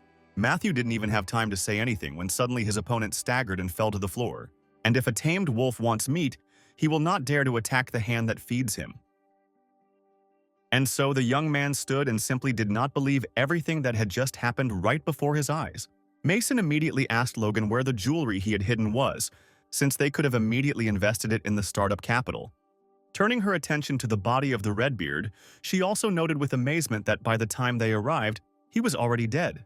Matthew remembered his own world, where there are people who, pursuing their own selfish goals, are ready to destroy the best players. Having turned all these thoughts over in his head, the young man crushed the mug lying on the floor with one strong blow. The queen was very alarmed by the way the situation with Redbeard had developed, where it turned out that they had been given information to achieve some other goals, to which her interlocutor only threw up his hands, and Adelina herself could not believe that someone would not disdain to wage war using such methods. Mason was angry with her and didn't understand why she was reminding him of herself again, since he had just switched to other thoughts. Where this shadow character receives at his disposal the armies of three kings at once, all their lands as possessions, and fully claims victory in the war. The queen knew who exactly could play the role of this character, which meant they had to prepare for a battle with the third king. Emily said that she wanted to help him. She found a way to make money quickly. These were words Mason was not ready to hear. The knight entering the tent reported that the stranger who killed the evil king had also attacked Hemming's warriors. This means that it is now possible to pin the death of Redbeard on him. This news satisfied King Edmund, who noted that under such circumstances the Beard's army would also obey him unquestioningly. And so he announced to everyone that 2 kings had fallen at the hands of the desert elves, where everyone in the room immediately declared that they were ready to follow their king. Well, he, with a crazy look, moved the figures on the map, saying that very soon all this land would belong to them. After which he ordered the remaining army of the evil king and the Red Beard to be sent forward. The last king also reminded them that their actions were being monitored by the heavenly angels themselves, who would not forgive any mistakes. Once again, Matthew was on high and watched as a huge army approached him.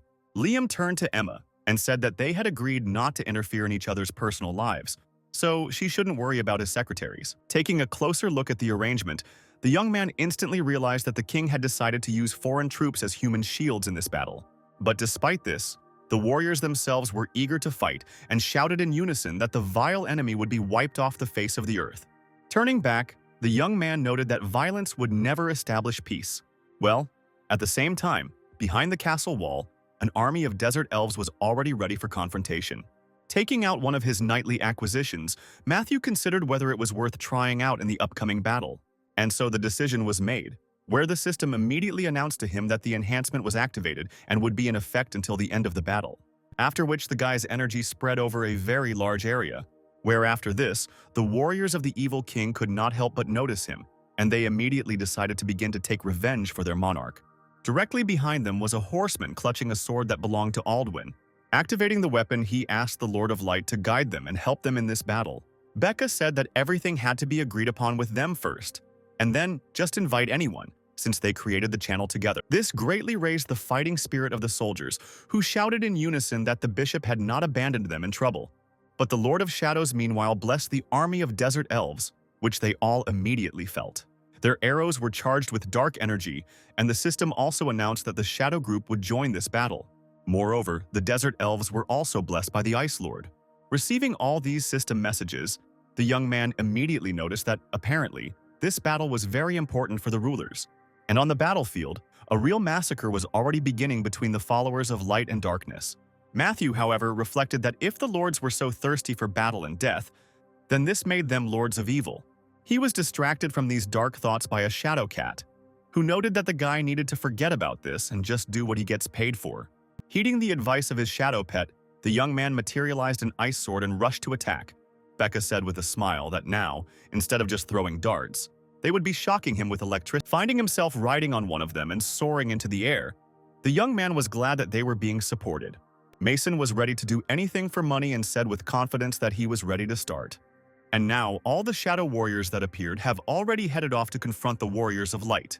The young man himself could in that case switch his attention to the main enemy, where a man clutching Aldwin's fiery sword fluttered through the air with the help of wings that appeared behind his back and shouted that he was fighting in the name of the light. With one powerful move, he destroyed the shadow warrior that was helping Matthew move through the air. Well, the young man suddenly noticed what the clothes of the guy opposing him looked like. And of course, there is a target, and if the participant misses, he gets an electric shock. Becca decided to demonstrate what would happen to a piece of meat if it was thrown onto an electric grid. As soon as the meat touched the grid, it immediately began to crackle and melt like in a frying pan. Listening to Edmund's speech about how the alien would be slain in the name of the Lord of Light, the young man came to the conclusion that he had met another fanatic. Meanwhile, his opponent approached and threw a punch, which Matthew blocked without difficulty. Counter-attacking with shadow spikes, the young man noted that the game had become worse than ever, where all of his main opponents for some reason had wings. And then he received a system message that the Shadow Lord was blessing him with the wings of a shadow raven.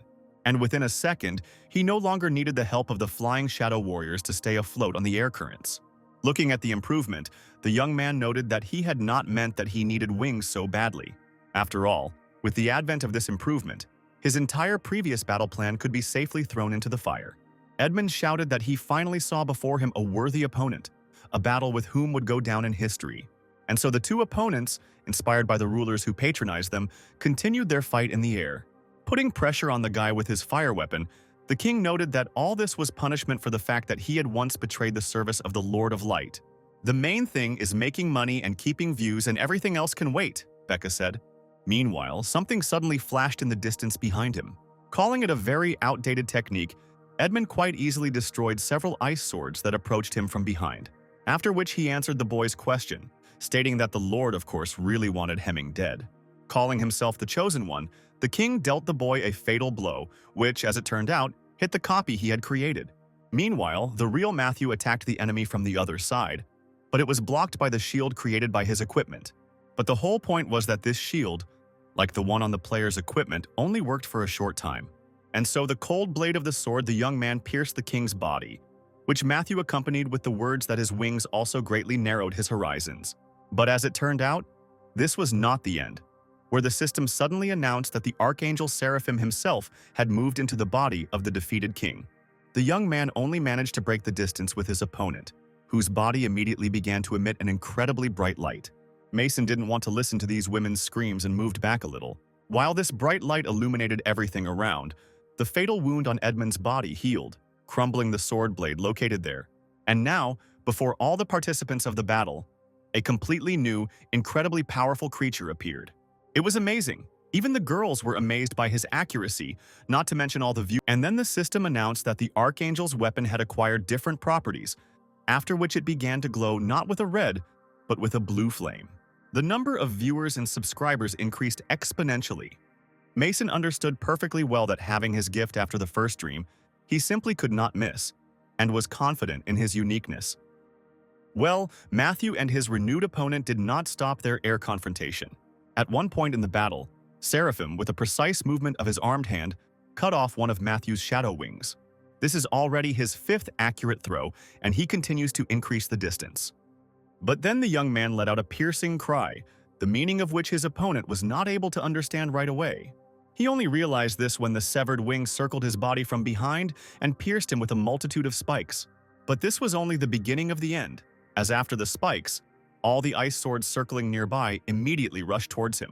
Matthew, meanwhile, touched his throat, noting that this could have caused him to lose his voice. Well, Seraphim couldn't believe that an alien from another world could defeat him so easily.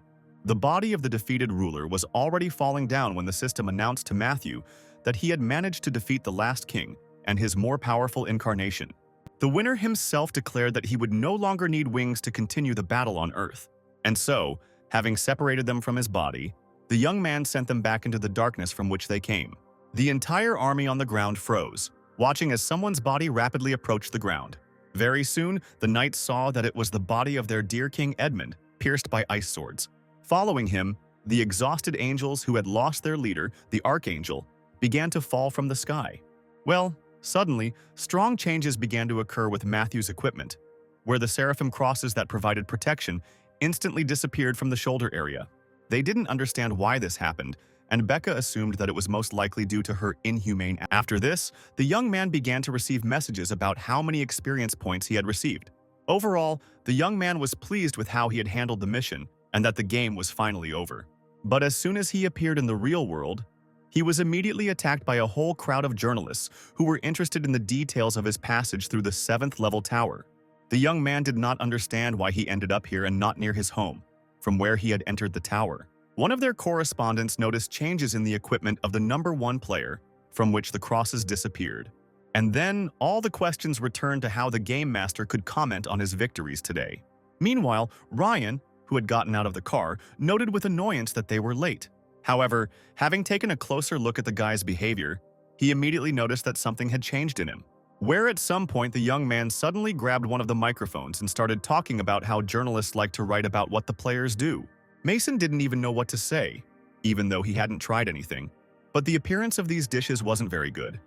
And suddenly, a young man asked everyone present how they all felt about the war. But Logan wasn't happy with this, because he thought the opening would only take a couple of days. And the young man repeated the question again, asking about the attitude of journalists to the war process itself. Where in the world of towers are people's heads broken by boulders falling from castle walls, entrails falling out after a sword blade passes over a body, and other unpleasant things? These words had already shocked everyone gathered. But Matthew was not going to stop, noting that now was not the Middle Ages but the 21st century. And then he gave the example of how bullets pierce people's bodies and how missile warheads and bombs generally blow bodies into small pieces. He smiled and noted that although the principles of warfare were different in the 21st century, it did not eliminate the sight of spilled entrails. After all that had been said, Matthew returned again to the question of how those gathered felt about the war. Of course, everyone started shouting that no one likes war, and it's unlikely that there's a person here who would like it. Mason asked why Liam was calling him, to which his partner replied that Liam was interested in a guy from a YouTube video. When the battle was over, Matthew stood and listened to the Queen's speech, who said that she was both happy and afraid. Mason couldn't believe his eyes. Did this video really spread that much? Wasn't this the guy they called a pervert? And she explained that what scares her most is what comes after the end of the fighting. This is a horrific scene of the collection of Allied corpses and mass burial.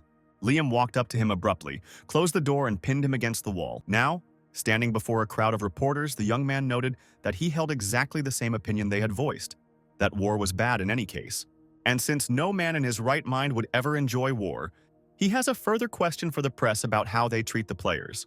To this, the completely bewildered audience declared that they all liked the players very much, after which the young man asked if anyone had ever thought about how players become popular, where, without waiting for an answer, he stated that for this the players have to kill, and since without war there would be no players, he again asks the reporters about how they all feel about the war. Calling on everyone to be honest at least with themselves, he said that people actually like war.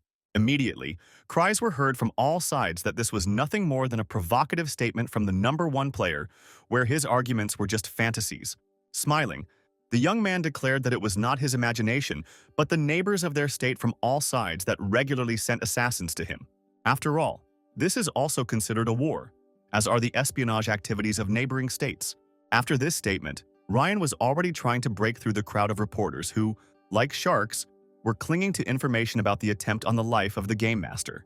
Well, Matthew himself continued to play, suddenly cheerfully remembering that this was classified information and scolding his careless mouth, which does nothing but give away secrets. Without waiting for them to reach them, Becca rushed towards them. All the media representatives continued to greedily absorb every word the guy said, who stated that even if the world collapsed today, people would continue to destroy each other tomorrow, where already now the governments of all countries use their players as weapons, despite the looming threat to the life of all mankind. Matthew stated that he was being told to draw his sword not before the enemy of humanity, but before the enemies of their state. And now he wonders why he should go through all this and save this worthless world and its worthless rulers every time. Making his way towards the guy, even Ryan himself, who had planned to stop this flow of information, froze, catching every word. The saint watched this performance live, where she was listening to her friend's rhetorical question about whether humanity deserves salvation at all. But she wasn't the only one who focused her attention on this fiery speech. Jim Hook and Bertrand Pennington also listened to every word that was said. 1 month passed, and in a dream Mason received an urgent warning that the game would begin tomorrow. Turning his attention to the man, Matthew asked him to explain what it was that these outstanding people had done to deserve this. But not only the one who voiced his statement, but also many others immediately began to say that the innocent should not suffer for no reason. The young man grinned as he listened to the press tell him that he could not afford to give up playing. And the Lord Harlequin whispered to him that he would either die a hero or live long enough to become a villain. And then the young man, in an incredibly cold voice, said that this was just a dialogue, where what he said should not be taken too seriously. At that moment, the guy suddenly felt someone grab him by the wrist and pull him towards themselves. In the blink of an eye, the cake hit the fan right in the face. As he led the young man away, he demanded that the assembled reporters and ordinary people move aside and clear the way. But Matthew wouldn't let up, turning to the cameras and telling everyone watching and listening to never again even try to talk about players owing someone anything. From the inside of the car, he declared that if they could piss off a player like him with their demands, the world would go to hell the very next day. Journalists tried to somehow detain the master of the game, but security did not allow anyone near the car. And while the car was driving away, the young man managed to get acquainted with 2 system messages, according to which the Lord of the Harlequin and the Lord of War expressed their satisfaction with what he had just arranged. Liam started to cheer, as did all the other fans. One of the messages was information that the ruler of an alternate reality gave the guy an amulet to find the weak points of enemies. After opening a bottle of beer, Ryan walked into the room where Matthew was listening to the latest news broadcast. Turning to the guy, he asked him why he was listening to all this, since his words had provoked the authorities' reaction. However, his friend's reaction greatly surprised the young man, who had assumed that Ryan would be very angry after what he had done. To this, the man, ruffling Matthew's hair, replied that he had no intention of being angry, since he understood perfectly well what he was going through. And when he asked whether he had anyone closer to him, the young man thought for a couple of seconds. And now he absolutely recklessly declared that he also had Jacqueline in France, which of course greatly outraged his friend, who rightly believed that he was the only person close to the guy. And while he was taking a solid sip of beer, Matthew noted that, in any case, he was very grateful to him for everything. Then the conversation turned to what abilities each person had acquired and what equipment they had from the game. Ryan immediately showed his friend both his suit and his assassin weapon. But the man had already heard rumors that the boy had managed to get his hands on the legendary equipment, which he did not deny. After which, Ryan suggested Matthew to have some fun, where he knows one good 7th-level tower located nearby. Emma objectively understood that no one could refuse such an offer, although she understood that at first they offered huge amounts of money and then set out terrible conditions for cooperation. The maximum number of players allowed was exactly 2, and now the friends were already getting acquainted with the rules of the game. After reading the information, Ryan broke into a wide smile, telling his companion to get ready. After all, in all likelihood, they will find themselves in the midst of intrigue, lies, and betrayal. But Matthew just chuckled, saying that it was still not possible to change the genre here, after which he suggested that they start playing. In a dark alley, protecting herself from the pouring rain with an umbrella, stood a fair-haired girl who passed something on to her interlocutor, asking him to sort it out before the upcoming meeting. Liam turned to Emma and said in a self-important tone that he was right, and 7 was simply… Emma really didn't expect that reaction, and said that her opinion of the 7 improved only slightly. Left alone, the girl looked at her watch, which her godfather had once given her, and which had not worked for a long time. It was at that moment that she saw the players appear in the middle of the street, who were not very happy about being caught in the rain.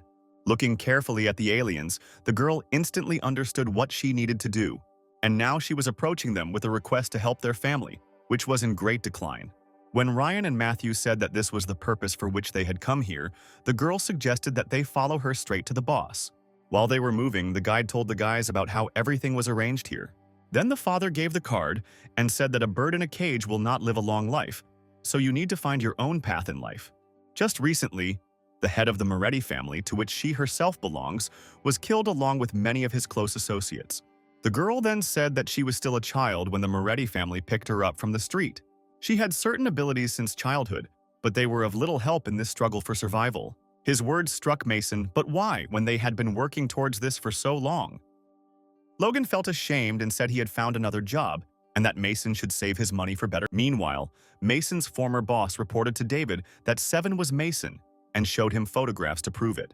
When the trio entered the office, the man sitting in the chair with his back to them immediately identified himself as the current head of the Moretti family. But when he turned to face the visitors, Ryan couldn't contain his emotions at the sight of the one who was called the boss here, which of course caused a very violent reaction from the child sitting in front of him, who really didn't like the fact that he wasn't perceived as the head of an entire mafia clan. The girl tried to smooth over the situation by noting that these aliens, apparently, simply did not shine with intelligence and actually respected the boss very much. This explanation satisfied the boss, who, smiling, asked Judy to get straight to the point. An elderly woman unknown to Mason knocked on the door of his apartment. He was already on the street, and at first wanted to approach her and ask who she was looking for. But Mr. Liam from the car hurried. As she had already said earlier, in a few days there should be a meeting of the heads of all 5 families, where the Moretti family should somehow stand out.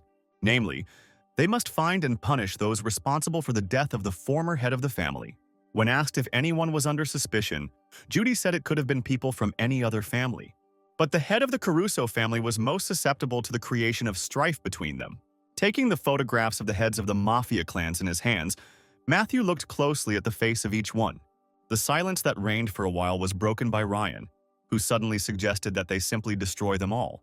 Judy found this idea quite good, as with this approach, any potential threats to the family would be destroyed. All this time, Matthew, who had been watching the boys' reactions, noticed that the boss himself didn't seem to like this idea at all. The girl immediately turned to the boy, asking if this was really the case, but he immediately began to assure her that everything was fine. Her name was Melanie, a young, gorgeous girl with a perfect body shape, a sharp mind, and an arrogant manner. And everything she does or approves of, without a doubt, demonstrates the very essence of their family. Matthew, however, did not calm down, noting that despite Judy's talents, the head of the family is Lorenzo, where he should have the final say. But when asked more specifically, the boy replied that he did not really think it was necessary to kill everyone, where it would be better to maintain good business relations. Adding that his father would have done the same, Lorenzo turned his gaze to Judy standing next to him, to whom he cautiously asked if they could leave everything as it was.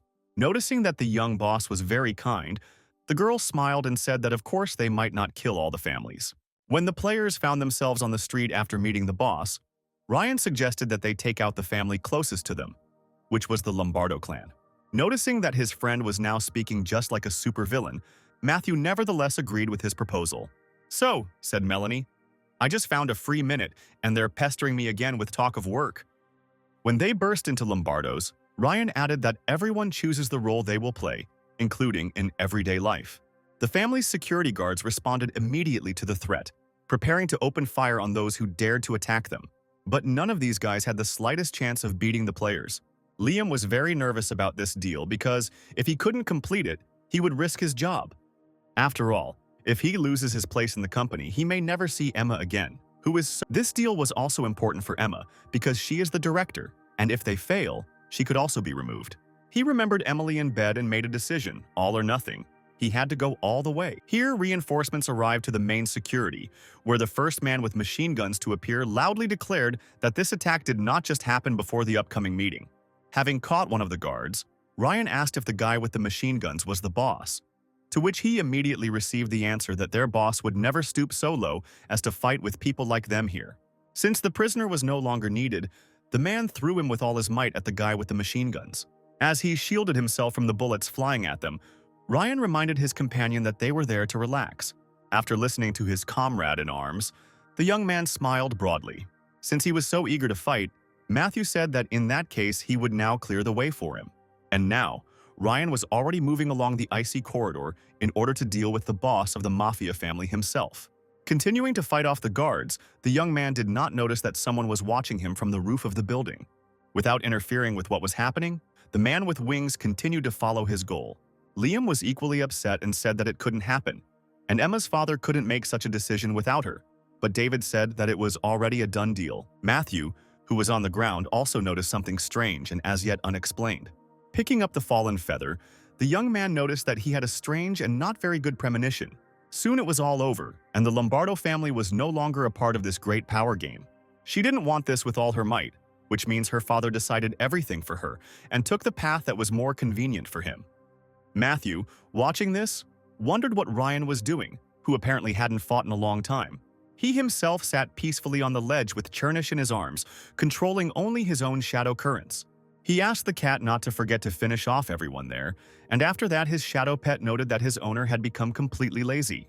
Once again, sitting in a cafe, Ryan asked his friend if he was tired of eating only local cheeseburgers and tortillas every day for breakfast, lunch, and dinner. To this, the young man replied that the local fast food was simply something, and therefore he wanted to enjoy it to the fullest while they were here.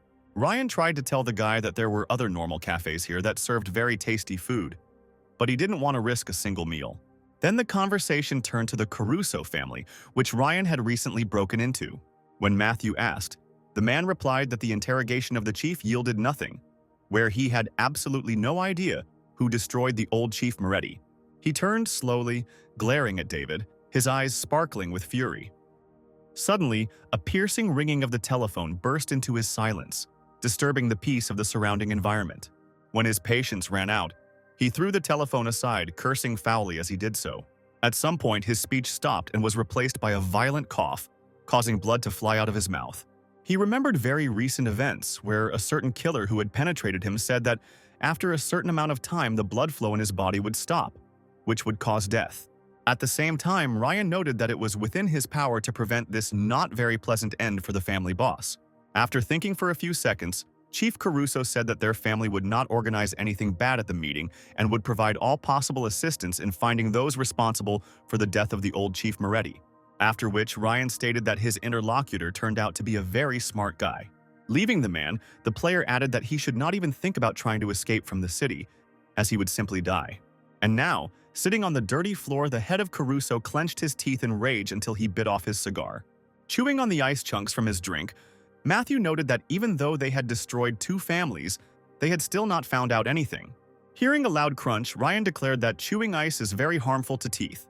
After which, returning to the topic, the man added that they would most likely only be able to obtain more information at the meeting. That silhouette turned out to be Logan, causing Mason to wonder why he was here. What brought him there? The very day came when the surviving heads of families arrived at one place to hold a meeting. And so all 3 sat down at one table to discuss the most pressing issues. The badly injured Chief Lombardo said after a few minutes that enough time had passed. His words were fully supported by the surviving head of the Caruso family, noting that the other 2 families, for some reason, are still missing. And so the young boss of the Moretti family angrily declared that, in all likelihood, Parisi and Rossetti, who had not shown up, were the ones who had destroyed his father. But Judy, standing behind him, advised the boss not to jump to conclusions and just observe what was happening. At some point, one of the assistants of the boss of the Lomverdo family burst into the room. Even Matthew and Ryan, who were standing on the sidelines, were interested in the information that had just been announced to everyone, where all members of the Parisi and Rossetti families were found dead. Since the players had nothing to do with it, Matthew immediately declared that everyone gathered had one common enemy. He continued to eat his burger while Ryan made his own conclusions about why families looked so weak.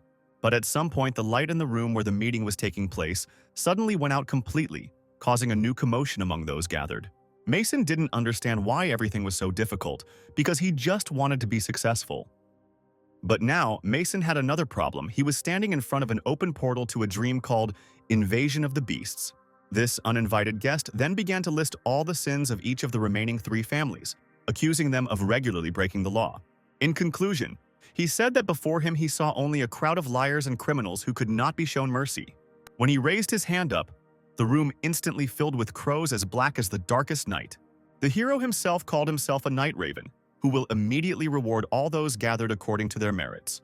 While defending himself from the claws of the birds attacking him, Lorenzo asked the one who interrupted the meeting if he had accidentally destroyed the other 2 families. To this, the night raven directly and openly stated that it was he who had really destroyed those families, as well as the boy's father earlier, whom Lorenzo would certainly meet today. Players will take on the role of miraculously surviving soldiers who must explore the world, fight monsters and survive. But then his faithful Judy stood up to protect the guy, putting up an energy shield. Drops of thick blood began to fall heavily from above, drenching Mason with frightening. He immediately remembered that rainy night when he and his sister had last met and talked about justice. And now the girl quietly noted that a fair price must be paid. The raven jumped up from his place, heading towards Lorenzo and firmly intending to finish off the guy. But Matthew immediately intervened in the situation, and with complete seriousness stated that the son should not be held responsible for the sins of the father. Immediately after that, the crows flying everywhere began to become covered with a crust and fall, and darkness from the shadow creature spread throughout the entire room. While praising his pet, Matthew noted, not without a smile, that the man in front of him was the main villain of this plot.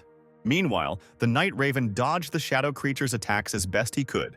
Periodically, this overgrown chick tried to attack the shadow surrounding it. If Mason had been an experienced killer, he might have been able to find a way out of this hopeless trap. And now his hand with its finger extended forward has already approached the head of the night raven.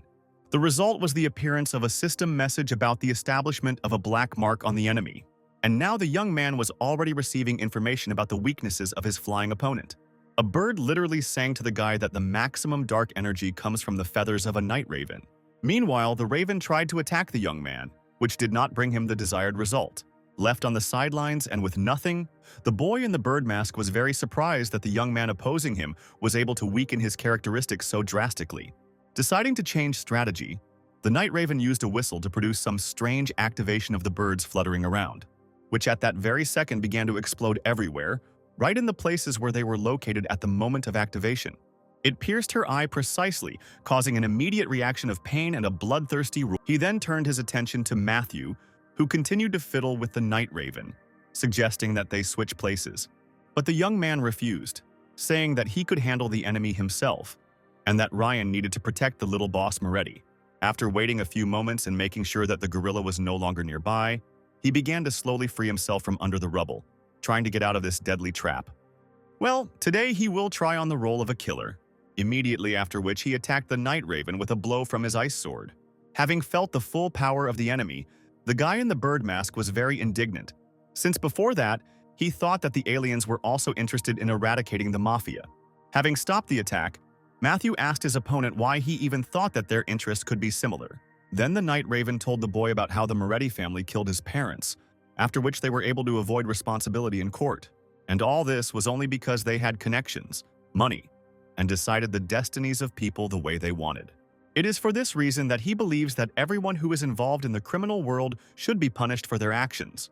Their entire city was rotten to the core, and that was precisely why he had dared to take on the difficult task of cleaning it up. Matthew stood there, showing no emotion, listening to the entire stream of information that flowed from the mouth of his opponent. Melanie asked in surprise how he got there, since he should be in the hospital. He started to directly invite Matthew to take his side, but then several shadow spikes pierced his body, and the board player called on him to stop these fiery speeches and useless agitation.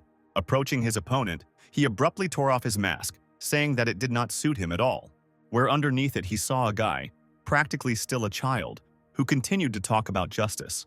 And without even thinking of giving up his intentions, this guy suddenly shouted out that his justice would prevail today. When the button on the detonator was pressed, Matthew asked him what he had just done, and the Night Raven explained that Judy had told him about today's meeting 3 days ago, where he had plenty of time to place tons of explosives here. She was cold towards him and said that now was not the time for beautiful words. He had a good throw, which could help them a lot. Of course, the Shadow Cat rushed to save his friends, taking on a different, more convenient form for this. The shadow animal managed to escape from the room, taking several people with it before everything inside was blown to pieces. The crows that were everywhere simply watched as the top of the multi-story building was blown away by the explosion. The players were already at the Moretti family home, where Judy thanked them for helping raise their family. After all, now the Moretti family has become the only powerful family that has taken over literally everything in the city. Matthew noted that their young boss was now completely safe. Judging by the color and smell of the sea, the water may have a toxic effect, and its level is constantly rising. When he pointed out that it was apparently she who had arranged everything that had happened, she asked her interlocutor why it mattered to him at all. And then the young man explained that he was originally hired to eliminate all the enemies of the Moretti family. Now he knows for sure that it was Judy who organized the murder, including the old head of the Moretti family. When the girl stated that there was no evidence, Matthew added that it was not needed, since the information was provided by the Night Raven, who at the end declared that the traitor to his ideology would also go to the next world along with everyone else. Having realized all her plans, Judy eventually became the Grey Cardinal who really rules this city from behind the back of the little boss Lorenzo Moretti. Melanie asked Mason if he was an athlete before, to which he replied that shooting was just his hobby. When the young man finished, Judy said that she had done all this only for the good of the young master. Melanie said that at that moment, given her position in society, Mason was simply not important to her, which is why she reacted the way she did. And since she was the head of security, she only did what could contribute to the safety of the little gentleman. After listening to his interlocutor's words, Matthew noted that she literally stabbed the man who saved her in the back. But then Ryan entered the conversation and concluded that Judy was only thinking about her own safety. Because of her actions, Lorenzo grew up to be a completely dependent person who cannot make firm and balanced decisions. To this, Judy only laughed, declaring that the man did not know her at all. Then Ryan suggested doing something different and asking Lorenzo himself what he thought about the matter. And then the girl, who continued to be in the protective dome, saw the tear-stained face of her little boss. She tried to justify herself somehow, but her defense suddenly fell to pieces from the actions of the guy, who had already lifted the criminal's body into the air. With his free hand, he pulled out a gun, saying that Judy had always been right, including that the world could be cruel. Soon the partners and friends returned to their world, where, moving along the street, they discussed what they had to get into to complete the game. Ryan suggested that they periodically choose a time and arrange such joint excursions, when his attention was suddenly drawn to one person from his service. The whole area was clean. It was clearly being cleaned, but there wasn't a single person around. Where in the very near future it was expected that a breakthrough of monsters would occur from it. The players who entered this tower failed and sorted out their relationships outside of it in their own world. One of the young men was extremely unhappy that, because of some weaklings, a level reduction was threatening all the participants of this sortie.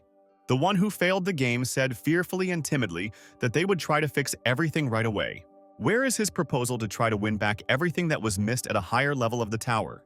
With incredible speed, the Raven headed straight for the people who dared to disturb his sanctuary, ready to deal a crushing. With their heads down, everyone timidly agreed that they were tired of being in the service of the association.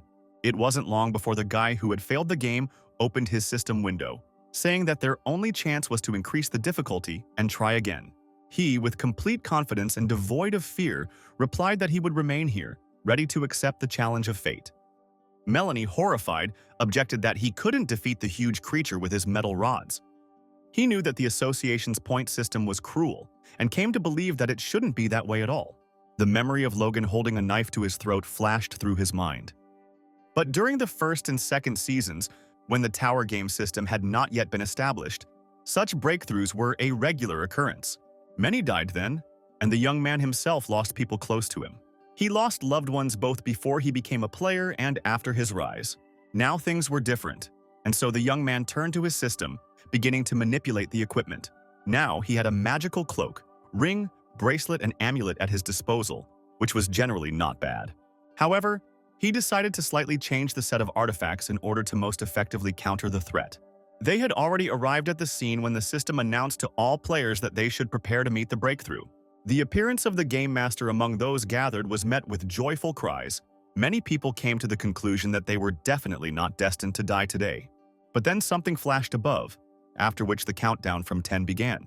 Melanie, in a state of complete bewilderment, could not believe her eyes that such a thing was even possible.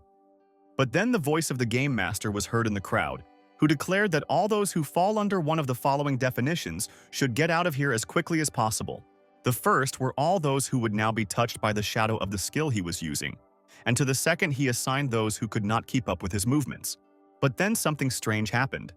The monster's green blood, which fell on his body, began to slowly burn his skin and release thin. With his last word, the countdown ended, after which a whole stream of monsters literally poured onto the earth, who were immediately met by the most terrible shadow creatures created by the Shadow Cat. Matthew himself also took an active part in the battle, marveling at the great variety of monsters that burst forth from the tower, where there were even such creatures that he did not even know how to define and name. However, judging by the specifics of the tower, those who came out of it must have been people. From inside, a robot emerged on one wheel, exclaiming that a wounded person had been discovered on the base's terrace. This meant that one very serious question arose as to where they were coming from during the breakthrough. While the guy was fighting, a helicopter with reporters was circling above him, broadcasting live, telling how the master of the game was holding back the breakthrough single-handedly. Where the reporter said that Matthew is a controversial personality, but he knows his business and has exclusive skills. He injected him with a strange blue liquid, which instantly spread throughout his body. Mason was still in excruciating pain, his body shaking with powerful convulsions, as if he was fighting something stronger than himself. Matthew, meanwhile, continued the battle, recommending that the annoying journalists leave the place as soon as possible before they were swallowed up by a new monster. Forming ice steps, he moved forward, and his thoughts revolved around the fact that this time the ruler who had done all this was acting the way he wanted. Finally, the system issued a message about the appearance of a high-level monster on Earth. Mason began to come to his senses, which greatly surprised Melanie, because his injuries were almost incompatible with life. His shadow pet was already attacking the enemy, while the guy himself was relocating in order to act most effectively. Focusing his gaze on him, the young man addressed the monster that was now going to cut him into many small pieces. After saying these words, he used his ice control abilities, where huge ice spikes immediately grew from the ground. Matthew then activated the recently acquired skill of creating a spider lair, where all the ice spikes he created were immediately connected by thin and incredibly sharp threads. This was enough for the monster to actually fly apart into small pieces, which the guy's shadow pet immediately feasted on. At this point, the breakthrough was complete, and now the young man was already receiving the reward and the accompanying whole bunch of system messages. The dark crystal that his fingers were clutching was a gift from the Lord himself, who was very satisfied with how the player dealt with the threat. As soon as the danger had passed, a whole crowd of journalists literally rushed to the place where the battle had taken place less than a minute earlier. As everyone began to surround Matthew and his shadow pet, they all asked the same question as to how he had even managed to pull off the breakthrough on his own.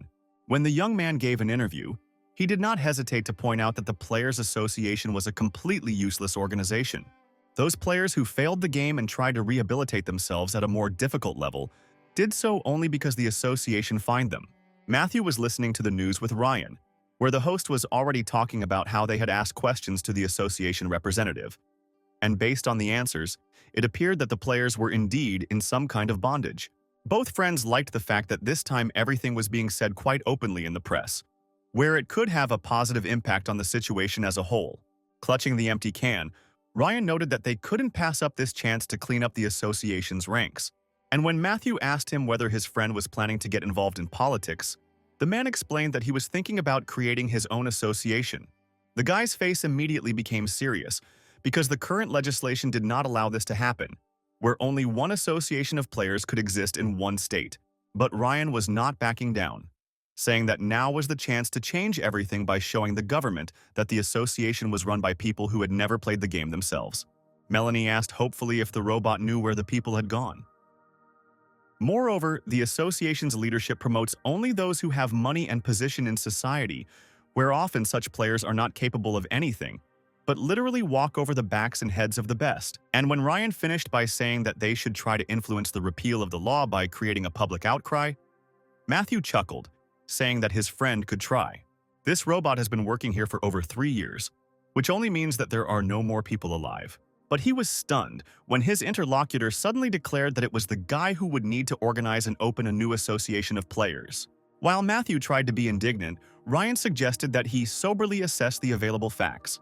The latest news broadcast reported that a public petition to change the current legislation managed to collect about 200,000 signatures in just one night. The robot began to give a tour of the base. The first room was with weapons. A huge number of various combat weapons hung on the wall. While the head of the association listened to all this, he was literally shaking from the understanding that Ryan and Matthew had organized these problems for him. Gritting his teeth, he told himself that no one understood the full danger that players pose to other people. After all, besides the regular ones, there were also black players who could kill ordinary citizens without a twinge of conscience. The grown hair is just a slight side effect. At the same time, a hand with scissors came out of the robot's head. There are countries where private associations of players are allowed, but their governments also keep them under control, including active military personnel. Melvin was furious, noting that the independence fighters did not understand that the players were simply ticking time bombs. And suddenly he received a message from the system that the Lord of Evil was showing interest in him. After a system message noted that geniuses are often unrecognized by society, the man was offered to play. A few minutes later, Melanie was already standing in front of a huge screen, on which incomprehensible drawings and notes. Matthew clutched the new model of smartphone in his hand with a satisfied face, while the voiceover talked about how good this model was, and the reason why the game master chose it. Watching himself on the screen, the young man was surprised that this old advertisement from the last season of the game was still playing on the channels. But then his thoughts returned to the question of forming a new association of players. He recalled a recent argument with Ryan, who insisted that the boy should create his own players' association. Melanie didn't even start to help him. She only asked if he could continue to function and what was on the screen. Then, the man noted that the whole task of the young man would be to become a pioneer and to shine his face a little, where then associations would begin to be created one after another and, competing with each other, would gradually destroy each other. And when Matthew asked why they were starting all this, his interlocutor said that it was for the sake of a bright future.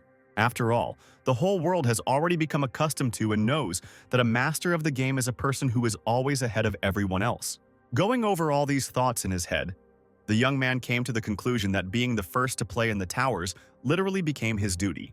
Having finished his thoughts, the young man opened the system window in search of a tower of the 7th level or higher. This means that now they are in a situation where they are unarmed, hungry, isolated, and have no choice but to sit and wait for death. In the world of towers, there was always the possibility of entering one of them from a distance, and even when you did not plan it at all, where one of such methods was the artifacts received from the tower characters. Melanie didn't know what to do now. She asked the robot if there were clothes left by people at the base. All these objects were something like communication channels between the towers and the ordinary world of Earthlings. Melanie looked at the robot with cruelty in her eyes and asked if he wanted to know why people abandoned him. He then decided to continue his walk, hoping that something would come his way. But then the system triggered an emergency alert. It was a very loud announcement that could not fail to attract attention. The announcement announced the emergence of a new tower that would allow all Earthlings to enjoy a show featuring the best players on their planet. The young man had not yet finished listening to the announcement when he received a system message from the Lord of the Harlequin, who insisted that his protege take part in this player's show. Bertrand Pennington received the message during a meeting where, according to the rules of the game, only the top 10 players, one player per country, will be able to enter the tower. The Saint had also already read the rules, according to which no one could die in this tower, and everything that happened would be broadcast live. Player Jim Hook dropped his glass from his hand when he read about the consequences that await humanity if the game fails. This message did not leave the game masters indifferent either, because if they fail, 100 million people on Earth will instantly die. There was no other choice, and so the young man had already changed his everyday clothes for play clothes. Everyone on the street watched with bated breath as the game master moved to a new tower to take part in the player's show. The live broadcast was about to begin, but in the meantime, the young man announced that he was one of the volunteers to participate in the show. A moment later, Matthew found himself in a room where several players who had arrived to take part in the show were already there. Jim was obviously not as happy to see the master of the game as Jacqueline was to see him. But the first to extend his hand to the guy was the oldest player, the leader of the dead, Bertrand Pennington. However, the young man did not greet the man, continuing to play the role he had chosen. Having looked at everyone gathered, the guy noted with obvious irony that he was glad to see everyone gathered, although the only person he was truly glad to see was, of course, the Saint. Still standing in front of the old man, he immediately noticed how the girl headed in his direction. When Jacqueline found herself next to him, she expressed her joy that her friend was now okay. And when Matthew asked about when he was not okay, the girl reminded him of that strange speech in front of the press, when he expressed his misunderstanding about the need to save humanity. She said that they were going to end soon anyway, so there was no need to be ceremonious, and then handed Mason his new clothes. He sat on the floor completely naked, became shy and asked her to put his clothes on the table. At some point, someone's voice from the outside noted that if the guy was tired, then he just needed to stop playing. She was interested in the question. This shelter had everything, but why did people leave it? Where it was meant that Matthew was the last one to arrive at the tower to participate in the show, apparently thinking for a long time about whether it was worth saving 100 million lives. Turning the attention to himself, Jim noted that he had come here first because real heroes do not think about saving human lives. But Matthew responded to this with a smile that Jim had come here unprepared, had not read the rules of the game, and for this reason he would never be able to get around him, or even the leader of the dead. The guy's interlocutor was already starting to lose his temper, but Matthew added that Bertrand always calculated everything very carefully. But only now did the young man notice that the old man was completely unequipped and unprepared for battle. Smiling, Bertrand will note that he hasn't even started this game season yet, and also reminded that according to the rules of this game, no one will die here, which eliminates the need for equipment. In addition, the old man reminded them that the whole world was watching them now, and therefore they should all behave with restraint. But now the system has announced that for the duration of their participation in the show, players will be provided with their equipment from the 5th season of the game, where literally after a few seconds there was a forced change of clothes for each player, which greatly amused Bertrand. The changes affected even those who came to participate in the game in their new equipment. The Saint looked in amazement at the shield and sword that appeared in her hands. At some point, another participant in today's events approached Jacqueline and noted that the male half of their group had definitely chosen an unfortunate time to sort things out. It was a girl player named Mariana, who in everyday life was a law enforcement officer. After hearing what was said, Jacqueline agreed, noting that most here apparently forgot that 100 million lives were at stake. U.S. General Thomas Wilson added that they now have a duty to fulfill their duty to their countries and to all humanity. Meanwhile, Bertrand, separating the game master and Jim, once again recommended that they watch how they behave while the game is in progress. Mason couldn't understand her. Was she really not so much afraid of being raped as of losing the only person on this island? And suddenly everyone heard a new voice asking everyone for forgiveness for keeping them waiting. A masked man who appeared next to the players cheerfully declared that today's show is, first and foremost, a celebration where recognition is given to everyone who has gathered here. The first to greet the host with a sharp remark was Matthew, who noted that it was rather strange for those who had dragged them here to arrange such fun when one of their rulers was dead.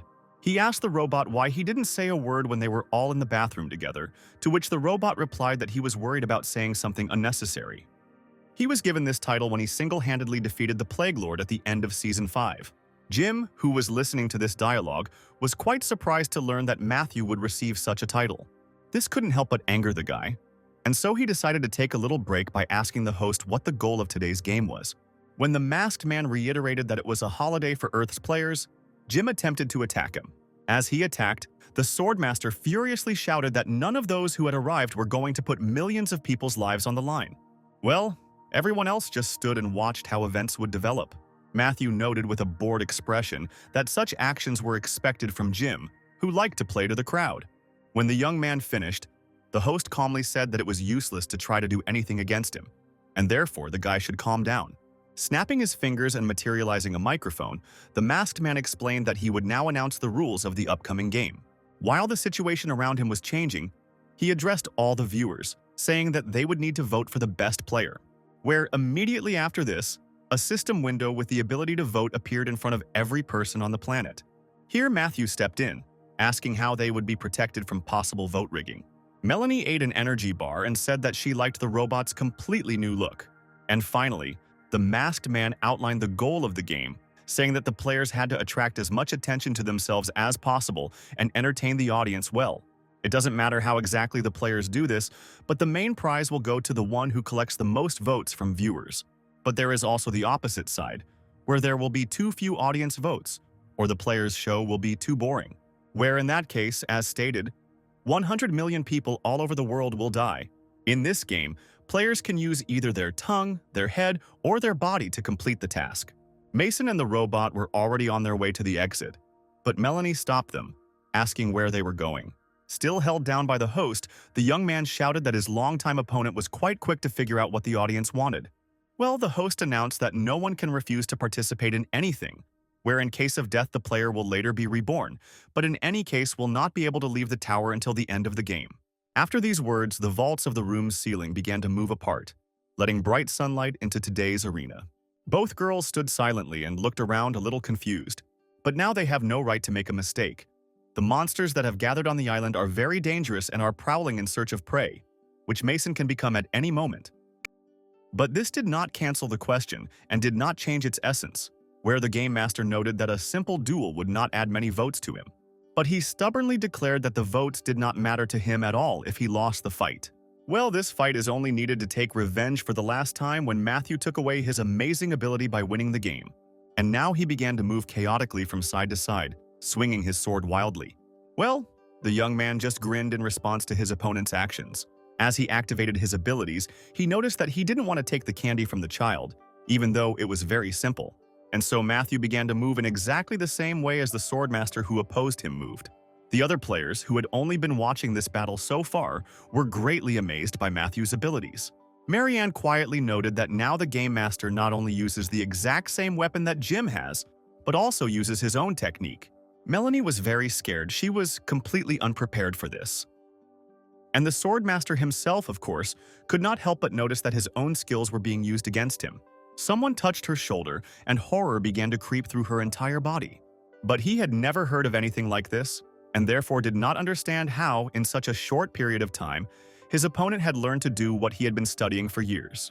Well, the old man watching the battle noted that now they could see a real miracle, and no one present here will definitely be able to compare with the master of the game and defeat him.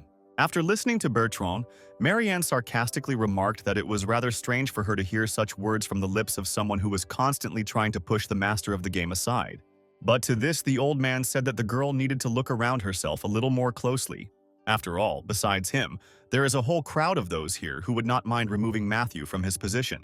Meanwhile, Mason and the robot were walking through the lifeless desert land, and the robot was asking Mason why he was so rude to Melanie. The girl looked at all those who were standing and enjoying the duel between two top players. Suddenly, she remembered the guy's words to the press, where he quite accurately noted that even if the end of the world came tomorrow, people would continue to conflict with each other. Now the girl understood that having said all this, the young man was right as never before. Here she remembered the first War of Seasons of this hellish game.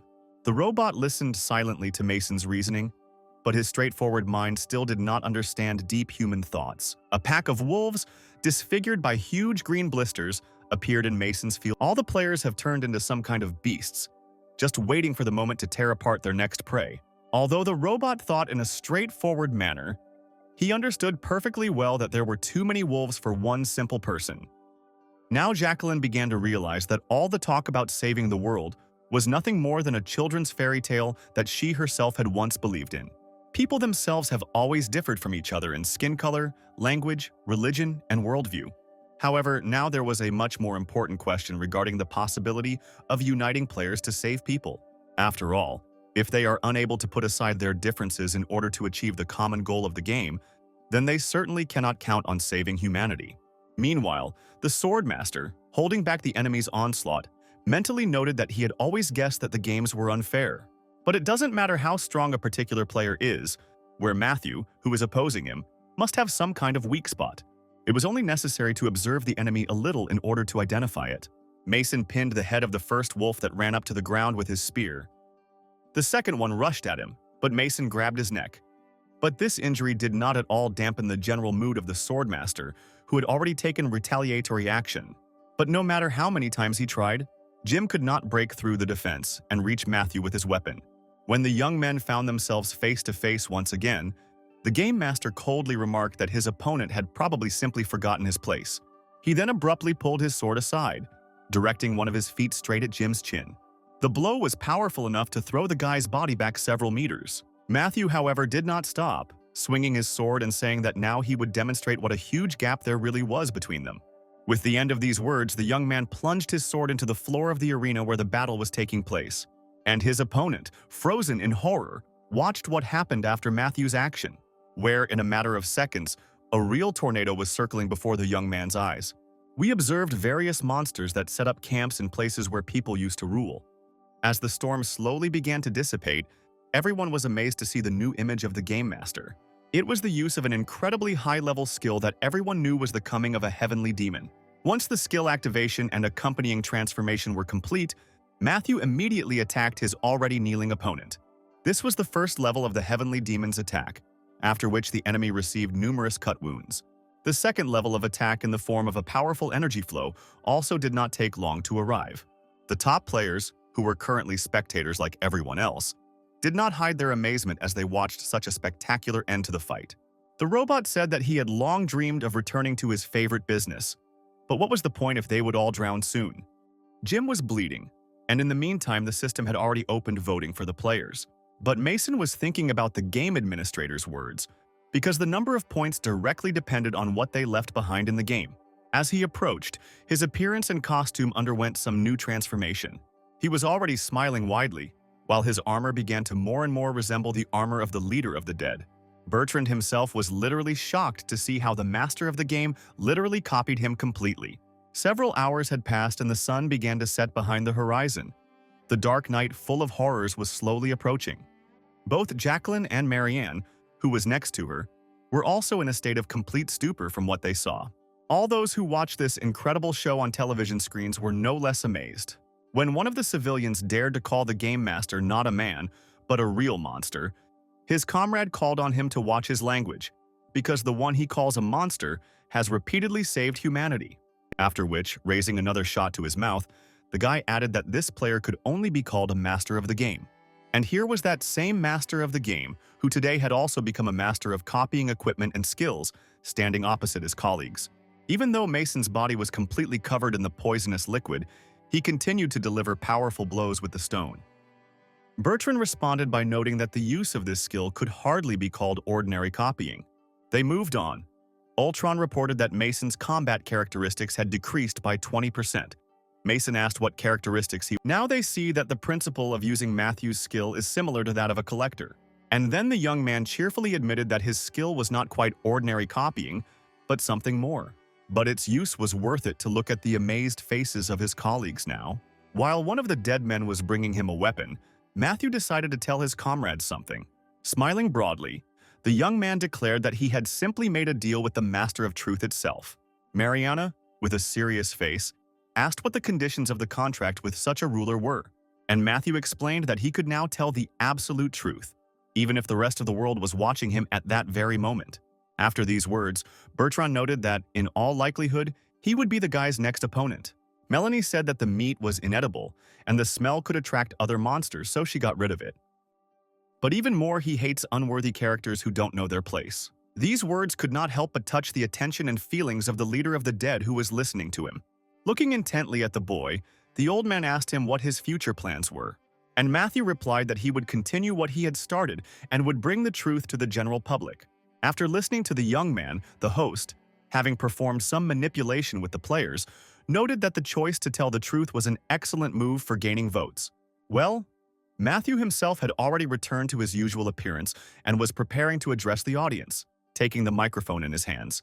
And now he was asking people to be patient for a little while he was broadcast on all channels, although they had no other choice anyway. The conversation turned to the fact that out of the dozen players gathered here, humanity must choose the best.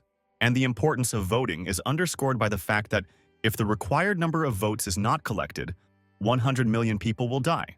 The young man felt his head begin to hurt as he spoke about how anyone, even the worst player or some tyrant, could rise to the top as a result of such a vote.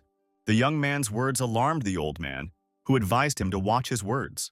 The young man immediately noticed this reaction and asked what in his words made him feel uncomfortable. Without taking his attention off the old man, Matthew continued to speak, asking him what he was saying wrong now. And now, he openly stated that Bertrand's plans included the creation of a third branch of power. The leader of the dead tried to cling to the fact that all this was an unproven assumption, but the young man reminded him of his deal with the Lord of Truth, where because of this concluded agreement he cannot lie at all today. Therefore, everything he just said is the pure truth. The young man finished his fiery speech by expressing hope that every inhabitant of the earth will approach voting responsibly. Mason added up 3 injections of the medicine and was ready to set out on a new hunt. And suddenly, after a short pause, the young man decided to continue, turning to a player with the nickname Sepish, to whom he noted that there were more than 1 or 2 crazy players gathered here today. He laughed and replied that he had no idea what the game master was talking about. But his mood instantly changed when Matthew reminded him of his own words about wanting to create his own empire. A bloody thorn grew behind the boy's back the moment he began quoting Sepish's words regarding the assassination of the president. One of the skeletons he summoned neutralized the threat with one blow, which was accompanied by Matthew's words that his current interlocutor should not demonstrate his skills out of turn. And then Sepish replied that he would not tolerate insults either towards himself or towards his country. After listening to him, the young man could not help but notice that the Bloodlord was behaving quite nobly. Suddenly, he turned his attention to Thomas Wilson, asking him if it was surprising that everyone around him loved to play with fire. After all, the general still loves to drop bombs on enemy countries, without caring about the civilian population, which he tries to keep secret. What was said made the man squeeze his fingers tighter, and now he was wondering whether the guy even realized that all his words would entail certain consequences, to which he cheerfully stated that he was aware of what had been said and was fully aware of all the consequences. In conclusion, the young man declared that the heroes here, whom everyone loves and respects so much, are in fact crazy nationalists, imperialists, and fanatics. The young man was saying that the planet's population would definitely not like such news, when Thomas suddenly jumped up from his seat, intending to teach the impudent man a lesson. But the young man, without moving from his place, easily stopped the movement of the fist rushing towards him. The general wasn't going to give up so easily after activating his abilities. Everyone was shocked when the man suddenly opened a portal right there, calling for his fighters. But right after the first, a second portal opened, from which a group of planes also appeared. Mason thought about Ultron's words and realized that the dream had a backstory. He asked Ultron what people used to argue about. Matthew helped his opponent to find himself in a prone position, noting that his skill was not so exclusive. Here Bertrand also began to show himself, who declared that after all this, the master of the game would definitely not be able to get out of this unscathed. Matthew responded to this by saying that he does not understand why the players were united only by the need to cover up dirty secrets, but in everyday life they are ready to stab each other in the back. However, the leader of the dead stated that this was nothing more than a misunderstanding. Then the young man reminded that today he was under a contract with the Lord of Truth and therefore could not lie. They observed the situation from a cliff. Ultron asked Mason to hurry a little, because their goal was to inspect the ruins. At some point, the young man noted that he could communicate many different truths to the population of the planet, but it was unlikely to change anything in the current state of affairs. After these words of the guy, Bertrand noticed that he was behaving like some kind of offended child. He told Mason that the lizard was one of the strongest and most dangerous creatures in this world, and to fight it, you would need at least. After all, the Lord Harlequin himself, who really liked everything that the young man was doing and saying now, called him nothing less than a child with 1,000 faces and 1,000 skills. Matthew's patron asked him what he wanted at the moment. And while the guy was answering him, Bertrand became wary, thinking about what this crazy player would do now. Ultron drove past the lizard's lair at great speed, spewing fire from his head. Here the host of the show reminded us of his presence, saying that the master of the game had already succeeded, and therefore others should be given a chance. The lizard then climbed off the truck and cleared the way for Mason to get to it, at which point Mason thought that he could always solve the problem with a trick. After listening to the girl, the man in the mask thought for a moment. But with a snap of her fingers, the scenery instantly changed, with Jacqueline in the center of the new space on a sofa, and everyone else turning into an auditorium.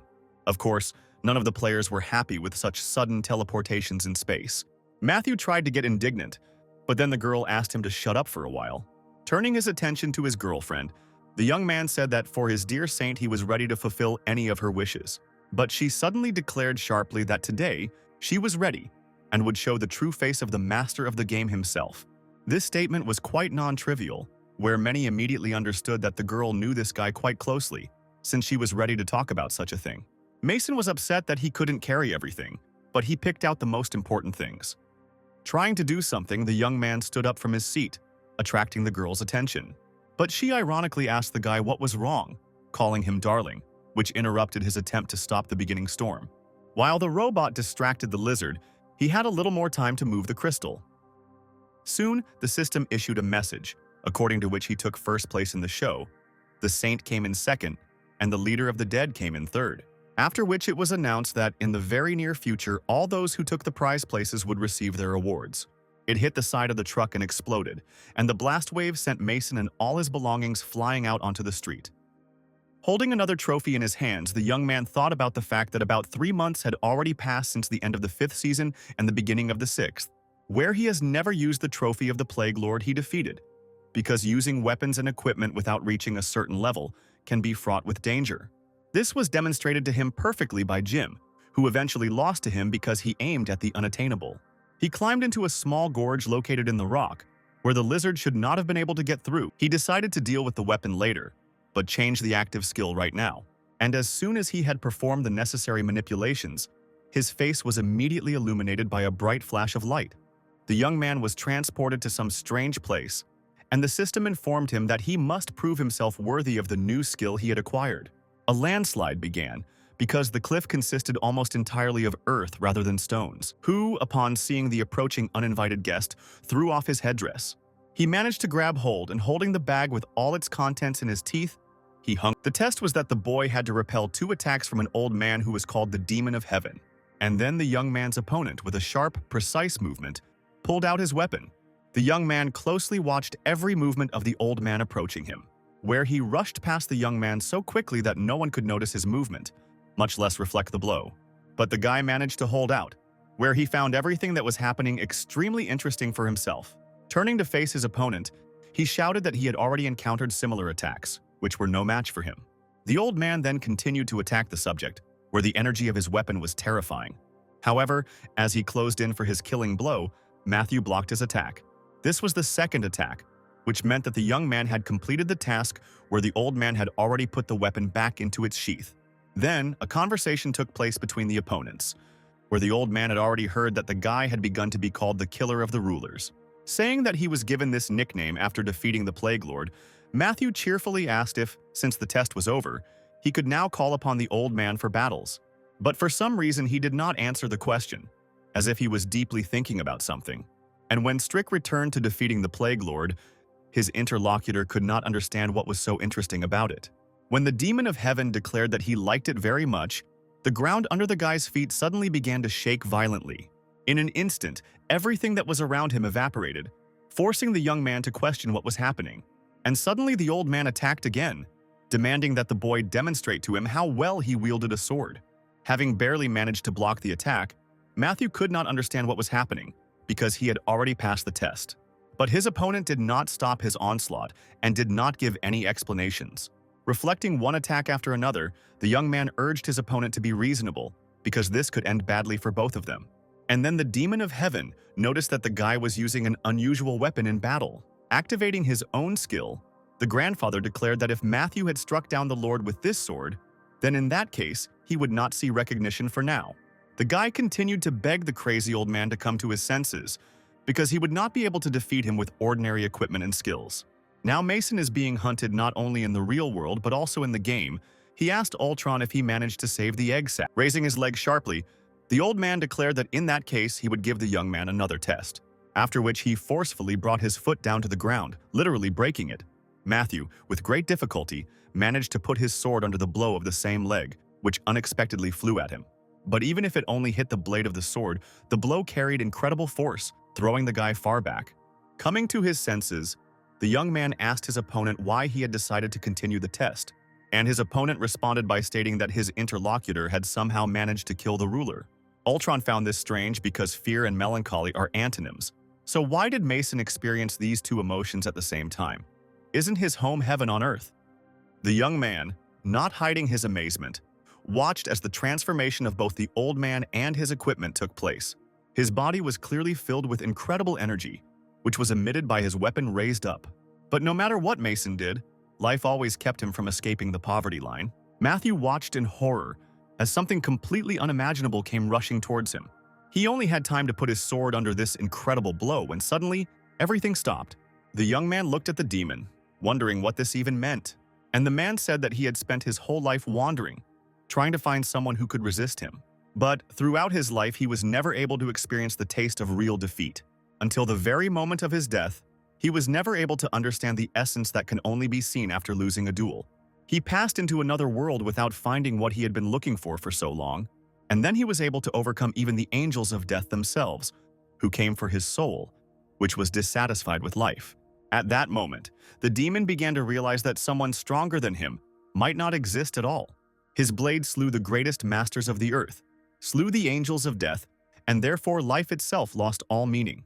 There are too many people in the world who are forced to suppress their pain, although all people need hugs. After sitting in the arms of the robot, Mason decided that it was time to act.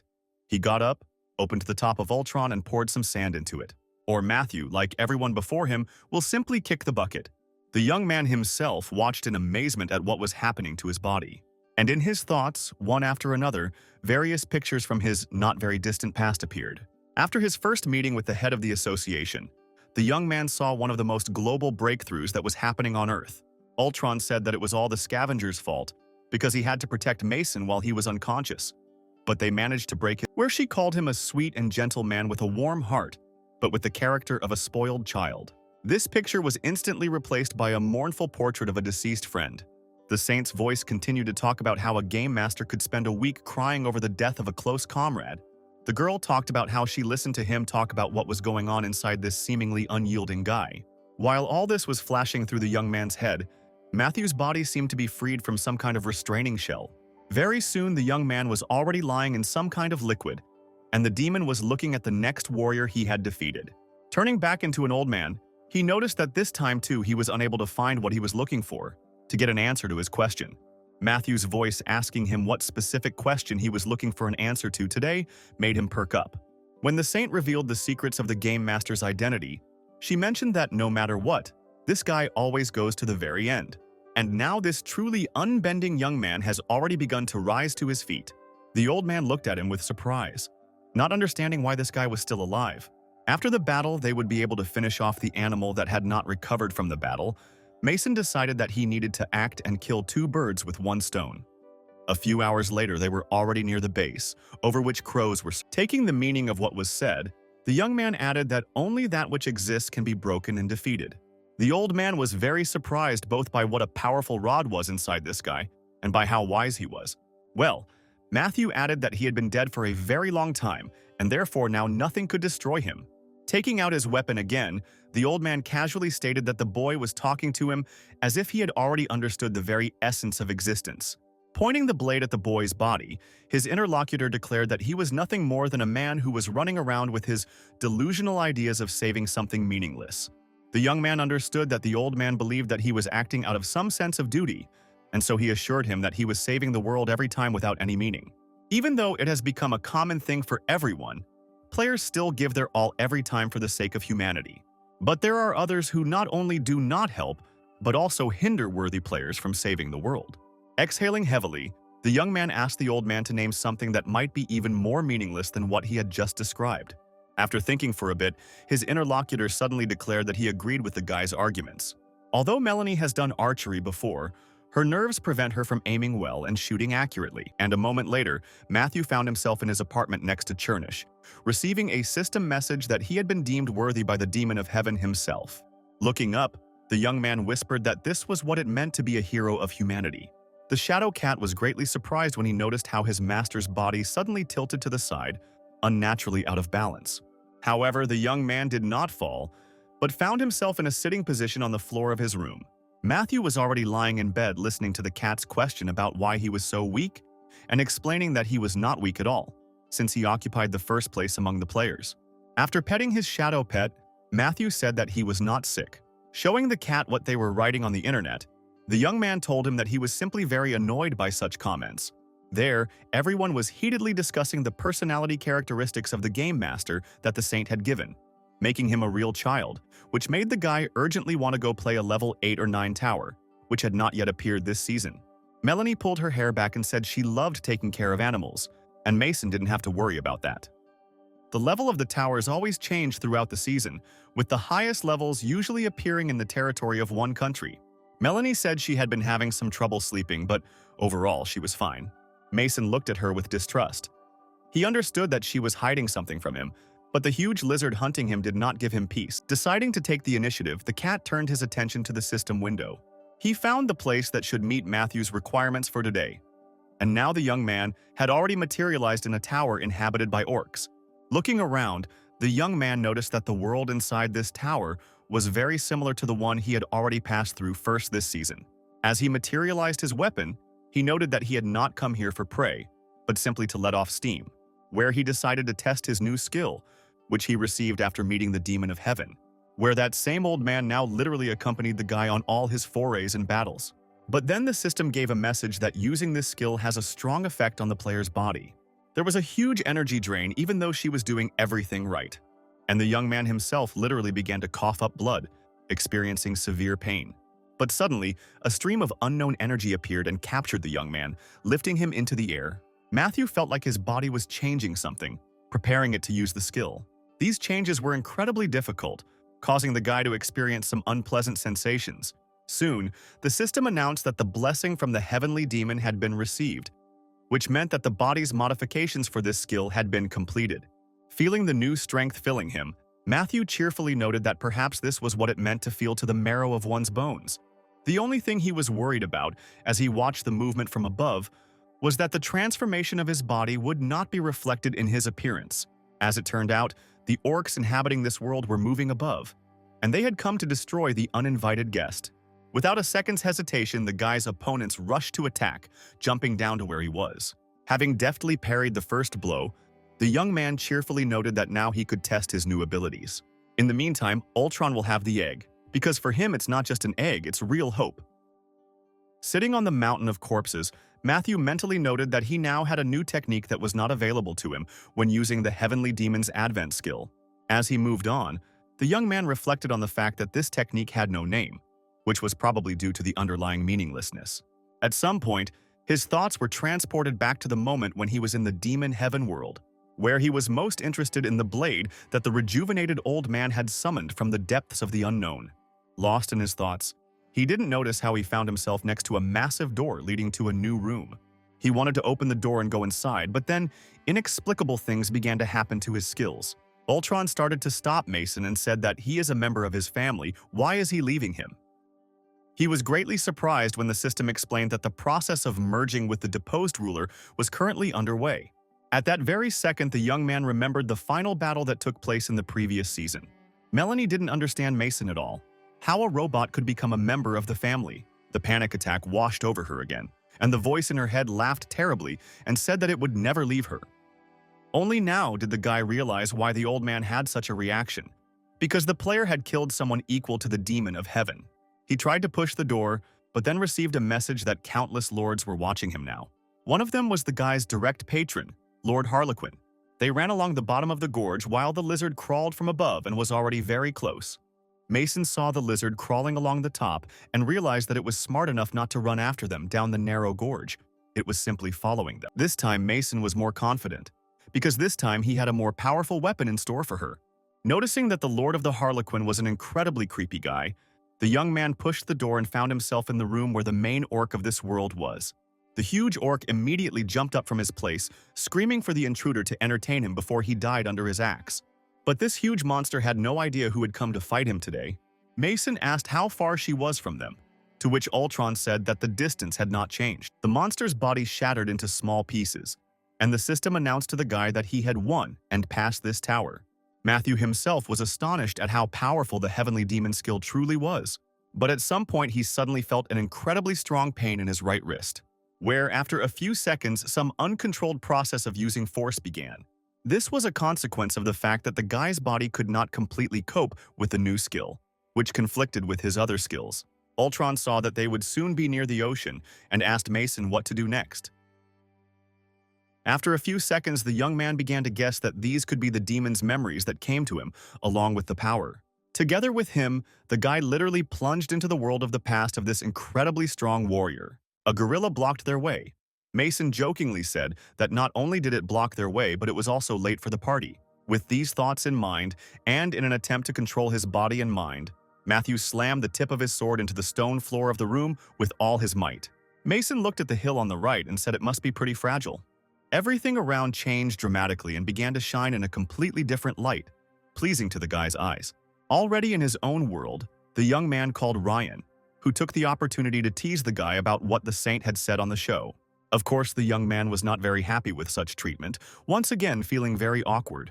Mason and Ultron managed to run into the crevice before the two giants clashed in combat. When asked what prompted him to make this decision, the young man explained that he needed a good training partner. Already standing in front of the guy, Ryan noted with displeasure that he had to turn the intelligence organization into a fight club, and Matthew cheerfully noted that in that case it was time to change the name of the office, where he proposed to be called Master of the Game and Punching Bags. No one appreciated the joke, and so the conversation continued in a business-like vein, where the guy voiced the conditions according to which he would use only one of his skills. Neither artifacts nor buffs nor the Shadow Cat will be used by him in today's fight. It was a good statement, and Ryan was already asking his friend about how things would go with the weapons. Although she urged the lizard on, the poison that got straight into its mouth forced it to retreat. Ryan couldn't believe his eyes when he saw a bubbling green liquid appear under the guy's feet, from which, a moment later, two trophy blades, which the Plague Lord once possessed, flew straight into the palms of their owner. But Mason decided it was time for him to intervene and threw a spear at her, which exploded right in her face upon impact. But then Ryan, noticing something strange in the young man's behavior, addressed him by name, asking if he was still here with them. Demanding an answer, the man had already begun to materialize his equipment in order to be able to counter the threat. But then he heard a familiar voice and intonation, where Matthew cheerfully noted that there could be no one here except himself. After that, everyone breathed a sigh of relief, and Ryan asked not to scare him like that again. The weapon that the guy came into possession of was indeed a rare commodity that could not be bought in a store, where the blades had an additional effect of poison. She closed her mouth, knowing that Mason was about to die, but she didn't have long to wait. The young man urged everyone to cast aside their gloomy moods, reminding them that he could not use any of his skills except one. At some point, Ryan stopped the young man's movement, saying that he had to promise him something. Noticing that his team now resembled cattle being led to slaughter, he asked the guy to ensure their quick and painless death. Laughing, Matthew promised that none of them would even have time to realize that they had died. A few seconds later, the young man was already in the dark world of another tower, where it was decided to conduct this training. He loudly announced to his lurking opponents that they could begin immediately after the fireworks went off, and asked them to give it their all. There were only a few seconds left before the start of the fight, during which the young man noticed that today, all participants had an excellent opportunity for some personal growth. After a loud bang, the room was illuminated by the explosion of a firework charge, and everyone who had been in cover until that moment immediately rushed to attack. Matthew moved incredibly fast, where the first ones who tried to get him did not have time to close the distance to striking distance. Ultron warned that the storm would begin in 10 minutes and rushed towards the shelter at great speed. Then the man abruptly broke the distance, avoiding a counterattack from his friend, and today his opponent in the fight. He tried to get him from a distance, throwing his weapon at him, which, after defensive actions, hit members of his own group, which greatly amused the young man, who now had 2 fewer opponents thanks to Ryan's actions. Well, his friend was already pulling out his new blades, preparing to continue trying to win. Having blocked this attack, Matthew noted that such cheap tricks would definitely not work on him. But Ryan didn't answer this, but only smiled mysteriously. The sound came from her. The bigger she got, the more she ticked, like a bomb. But even such a focus could not predetermine the outcome of this confrontation. Pieces of the lizard flew around the area, and Mason was drenched in a river of poison. The flashes in the sky were instantly replaced by armed men flying into the attack. A flock of huge carrion crows, sensing the storm, flew right past them. Mason injected himself with 3 doses of the drug. He rose from the river of poison through pain and screams, all hissing from the clothes and skin that had burned off him. This was skillfully used by other still-living fighters who tried to get the guy. Looking at one of them, the young man cheerfully noted that they almost managed to reach him. But all these attacks went into the void as he jumped out with all his might, leaving his opponent far below. First of all, he was interested in who was so skilled in using the spider's lair against him. And he found this guy who was considered one of the best in the intelligence agency. Mason thought that there was still a chance and he could survive. The main thing was to get to shelter. At the same time, the guy noted that he was not going to fight Matthew one-on-one, where opponents were already approaching him from all sides. But the scavengers saw that Mason would now not resist them and began to attack. And then Matthew literally soared into the air, sending a powerful stream of energy towards the guys, which literally erased everyone who got in his way from existence itself. As he went down, the young man noted to himself that the twin blades were much more effective than a regular sword. At some point, his attention was drawn to the huge moon, where he found the view stunning. At that moment, his friend Ryan emerged from the dust, holding one of his own and noting that he was really thinking about his imminent death. Sitting down with the guys, Matthew asked them how tired they were of the confrontation. Ryan responded to this by saying that they would hardly be able to fight any further, asking them not to continue this beating. Then, looking around, the man noticed that Matthew had turned this place into real ruins in such a short period of time. The young man laughed when his friend asked him if he had ever thought about taking over the world. As for the young man's doubts about whether he would be able to do this, Ryan firmly stated that he definitely had enough abilities for such a capture. The training was over, and those lucky enough to survive in Matthew's company returned to their world. When Ryan began to wake up his comrades, they, coming to their senses, really did not even understand when they managed to die. Matthew noted that he had fulfilled his promise, and his friend allowed him to seek training whenever necessary. Suddenly, a system message appeared before the guy's eyes, informing the player that he was expected in one of the towers. The young man was genuinely surprised when he read about who exactly was waiting for him. He began to cover the hole with himself and said that he would protect Mason at any cost. While Ryan was asking questions about what happened, Matthew pointed out that it must be very shameful for that guy from the US to ask for help. But what interested the young man most was whether there would be a breakthrough later if he refused to help. And now he has already opened his set of skills and artifacts, noting that he has now warmed up quite well. Having thanked his friend for his assistance, the young man accepted the call to the tower and went to help the general. With another blow, the scavenger's beak pierced Ultron right through. Before moving to the game world, the young man, as usual, studied the plot in detail, as well as the goals and objectives set for the players. And now he heard the familiar voice of a military man who was very angry about something, saying that democracy could not withstand the onslaught. The man was very surprised when he saw Matthew next to him, asking him since when he had such an emotional attitude towards the world inside the tower. Materializing the machine gun, the general, in a not very pleased voice, asked the guest what he was doing in this tower, which had no connection with his country. In exactly the same dissatisfied voice, the young man explained that Thomas himself had sent him a request for help. Getting even more angry, the man shouted that he would never ask for help from the impudent boy.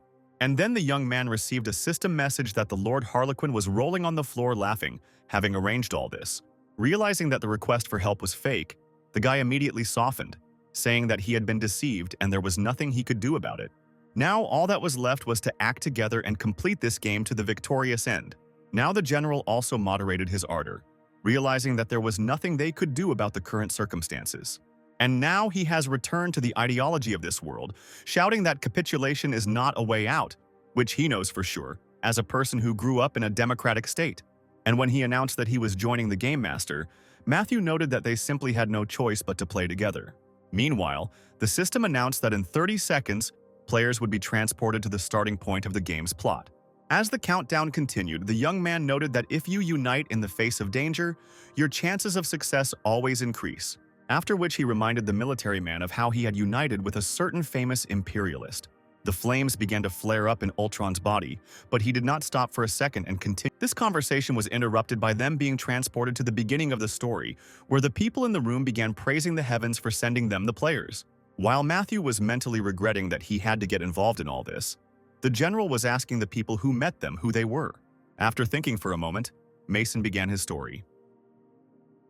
The man in glasses reported that he was the commander of this small partisan detachment.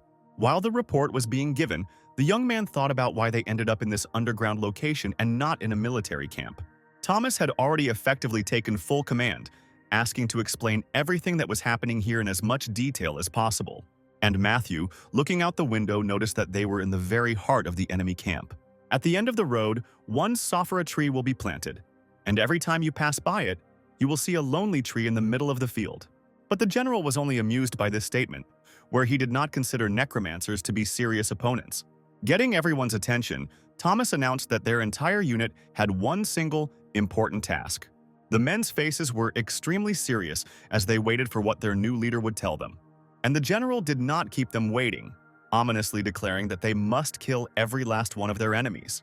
After which he moved on to communicating to everyone the plan of action he had developed. Once the formalities were completed, Thomas gave the order to begin carrying out the assigned tasks. Screaming that they needed to arrange a cruel and painful death, the man was the first to emerge from the group's shelter. The enemy immediately opened fire on the first person who appeared on the protected territory, but Thomas activated the shield. Mason didn't immediately see that Ultron was heading to take out, but he still decided to turn around and look. And so he called upon everyone to follow him, where, under the cover of the shield, he would lead the group to victory. Mason screamed at the top of his lungs. He told Ultron to stop and not go there. Meanwhile, Matthew summoned his trophy Plague Lord blades. The general took real pleasure in conducting a rifle battle, destroying the enemy. Meanwhile, the young man noticed two shooters hiding on the roof, instantly moving behind their backs. With one powerful movement of both hands, he neutralized this threat. Below, things were also going in favor of the breakthrough, where the general prepared to finish off the next enemy. And while he was dealing with it, he watched as his random partner of today moved from the roof of one building to the roof of another. It was Melanie. She tore Ultron's main computer out of Mason's hands, basically all that was left of it. Very soon, everyone within a radius of 15 to 20 meters was finished off. Using a quadcopter, the general climbed to where the young man was. The man reminded the boy that the enemy must be destroyed in the most brutal ways. To this, Matthew indifferently replied that in any case, all these fighters were dead and did not pose a danger. But the general did not calm down, declaring that others should see what a terrible death their comrades died, which will create in them the fear of experiencing the same torment, and may force them to simply retreat. Overall, Thomas's arguments made sense, and Matthew finally agreed with the man, as he noted that the enemy had begun using aircraft. Horror settled in the hearts of the fighters commanded by the player when they saw a group of planes approaching them. Mason said that punishment awaits her in any case, and she will not be able to hide from him for long. And now, he made the familiar movement of his finger to Matthew, opening a portal to an invisible hangar. And then, in the sky, their skins sparkling in the sun, a group of modified stealth aircraft appeared. Against the aircraft summoned by the general, the planes of this world did not stand a single chance.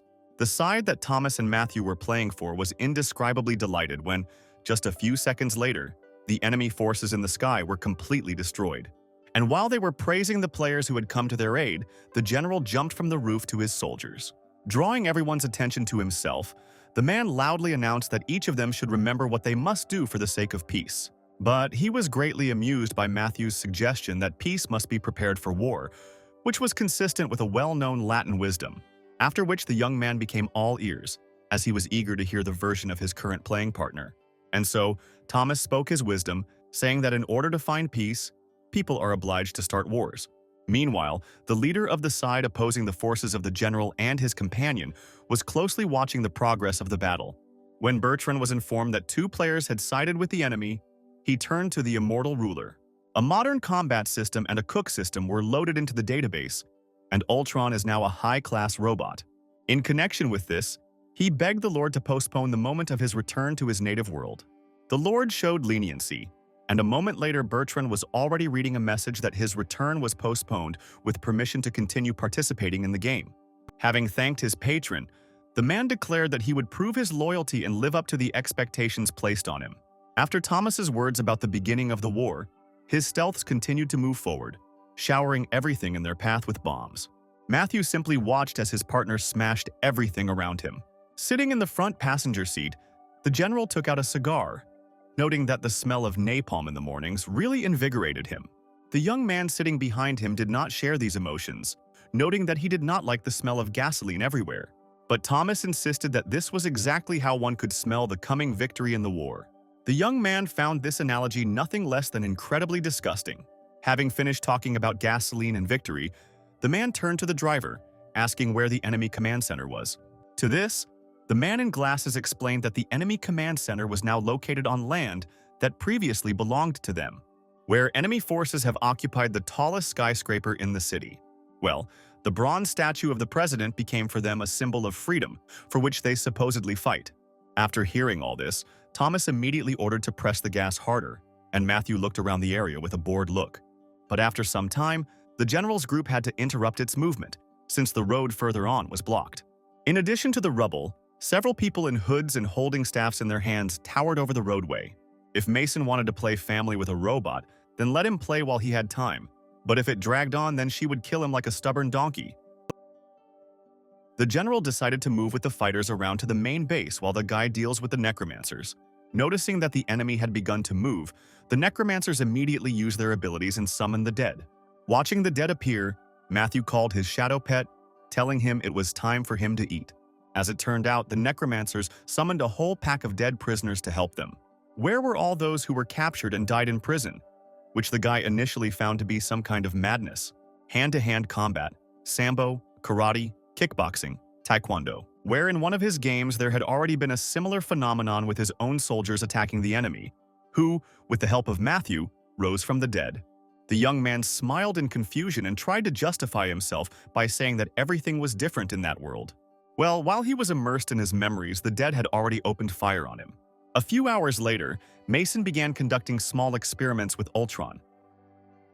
Like a construction set, Ultron's limbs could be easily replaced with others depending on their need. But he did not kill, but only wounded his opponents, after which they became infected and stopped obeying their masters. Instead, they suddenly turned around and opened fire on the necromancers who had summoned them. Feeling the hot lead entering their bodies, the necromancers begged for help, realizing that control over the zombies was lost. Once Mason is convinced that they actually work, they can be tried out in practice. At some point, he heard a familiar voice behind him, asking him if he had had time to fully taste the delights of necromancy, and noting that he had created a lot of noise here. Seeing Bertrand, the young man noticed that he was not the only one making noise there, as he was being kept company by an American player. The leader of the dead did not like the fact that the general was fighting on the side of the forces opposing him. But a second later, he turned his interlocutor's attention to his uniform, noting that this specimen was unique here. However, his interlocutor was not at all impressed by Bertrand's boasting. Calling the man an old, senile fool, the young man prepared for a confrontation where his eyes turned black and flashed red.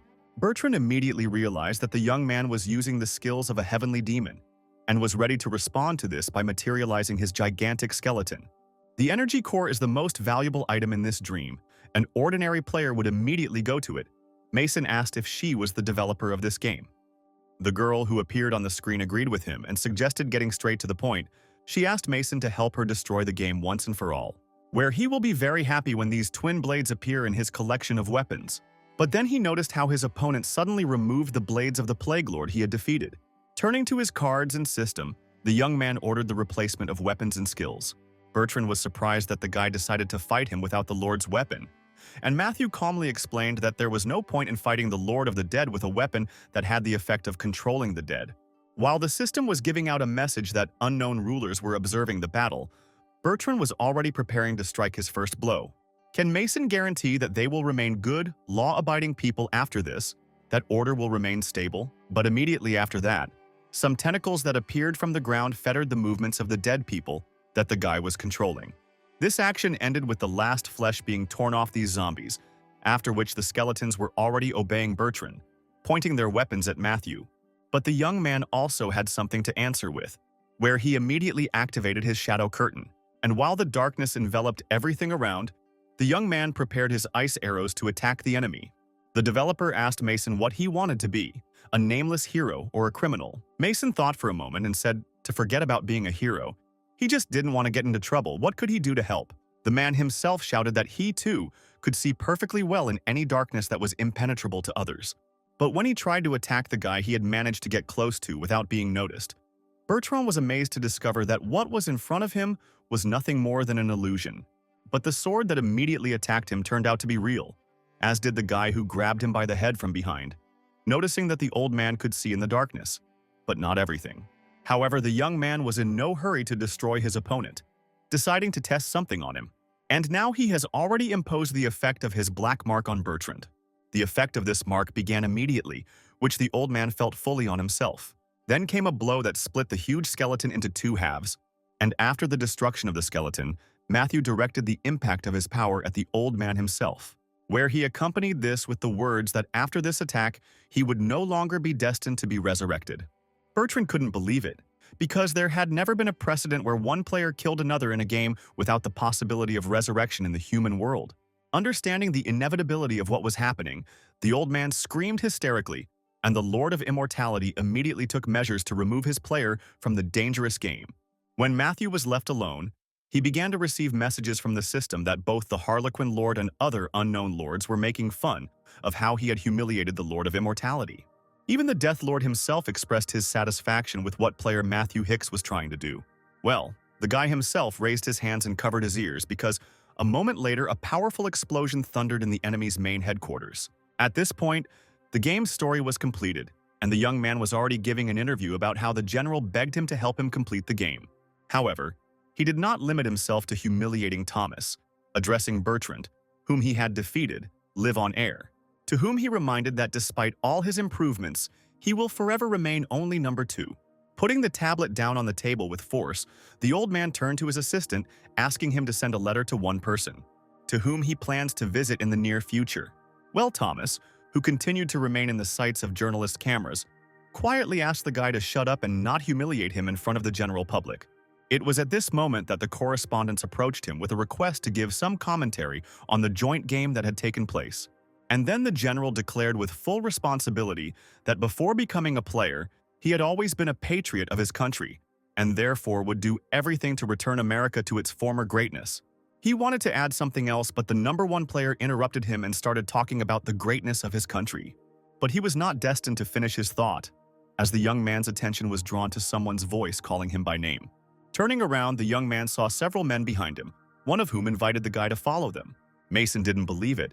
He even thought that Ultron was just joking, because it meant that this man could defeat the regional boss alone. And when they showed their ID, all that was left was to confirm that this was indeed the case.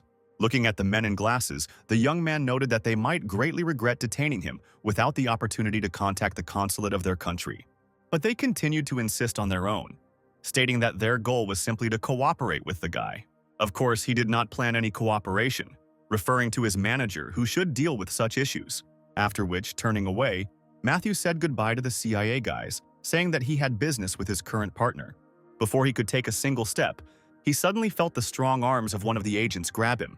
Meanwhile, Thomas assured the press that this was nothing more than organizing security in a foreign country for the number 1 hero.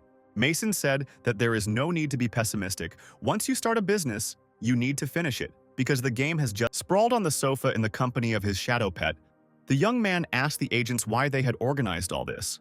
Without answering the question, the agent stated that they would fly on a private flight, where it would be safer, first and foremost, for the player himself. They had previously looked at over 500 towers, but could not find one that connected to the towers in his country. Both interlocutors agreed that having a couple of such towers would be a very good thing. Since childhood, he had been distributing advertisements for $50 a month. To the purring of the shadow cat, Matthew quickly sank into the world of Morpheus. Through his sleep, the young man clearly heard the agents arguing and cursing about something, which indicated that some kind of incident had occurred. Having come to his senses, the young man asked the men what had caused the alarm, where he had heard it, and his name. To this, One of the agents responded that they had received permission from their superiors to reveal classified information to him. Having given up the opportunity to earn money, they decided to join the company where they have worked together to this day. The very first photograph looked like a scene from a horror film, where all the walls and the floor of the room were literally smeared with blood. This was followed by photographs of dead people. The agent standing nearby reported where and when these terrible events took place, as a result of which several people lost their lives. Having shown the map to the young man, the agent also said that this evidence was seized by them from the crime scene. This provided answers to all the questions, where once again, none other than the collector of personalities showed himself. After sitting for a few more seconds, the young man suddenly rose to his feet and walked out of the room. They explored one location after another, engaging in battles with unexpected. To this, he sharply and firmly stated that he had an irresistible desire to teach someone a good lesson. At some point, the young man turned around and told the agents to accompany him, because they too wanted to catch this killer. The young man stood in the middle of the room, clutching the weapon with which he had carried out the massacre. Fighting a huge praying mantis, Ultron told Mason what to do, and soon the praying mantis was all. After this, the young man pulled at his skin, which peeled off in an instant, and there in his place was a charming girl in the room. While dancing, she received a message from the Lord of Mirrors, inviting her to dive into the game. But when she found herself in front of the mirror, she could see something completely different, her true reflection. And it was even important to take into account the length of the fingers. There were also players in the player rating table whose names were hidden from others, where these players were agents of national intelligence services or players working for global corporations. But in addition, under hidden names, one could also meet black players, who in essence were the most ordinary criminals. And one of them was a collector of personalities who had already managed to destroy several top players and was able to hide from a player who was in the top 10 last season. The young man could not even imagine that a meeting with this character would happen so suddenly. Apparently, someone really wants to see the master of the game and the collector of personalities in the same arena against each other. And Matthew did not rule out the possibility that his personal patron, Lord Harlequin, had intervened in the development of events. Soon the car arrived at the scene, where one of the agents showed the guy where to go. As he approached, the young man immediately noticed that the entire area was cordoned off by police and fenced off from outsiders. Looking around, Matthew suddenly noticed that this did not look like the place he had seen in the photographs. A moment later, he was already in the room, where he was met by other agents inspecting the crime scene. Turning to them, the young man noted that he was not a detective and there was no point in showing the crime scene, since his task was to defeat the villain. But one of the agents insisted that the player should take a look at what they had discovered, where, picking up a piece of skin from the floor, he placed it on the face of the corpse, which immediately began to show signs of life. The agents did the same thing with the other corpses, which immediately began to move, having already assumed a sitting position.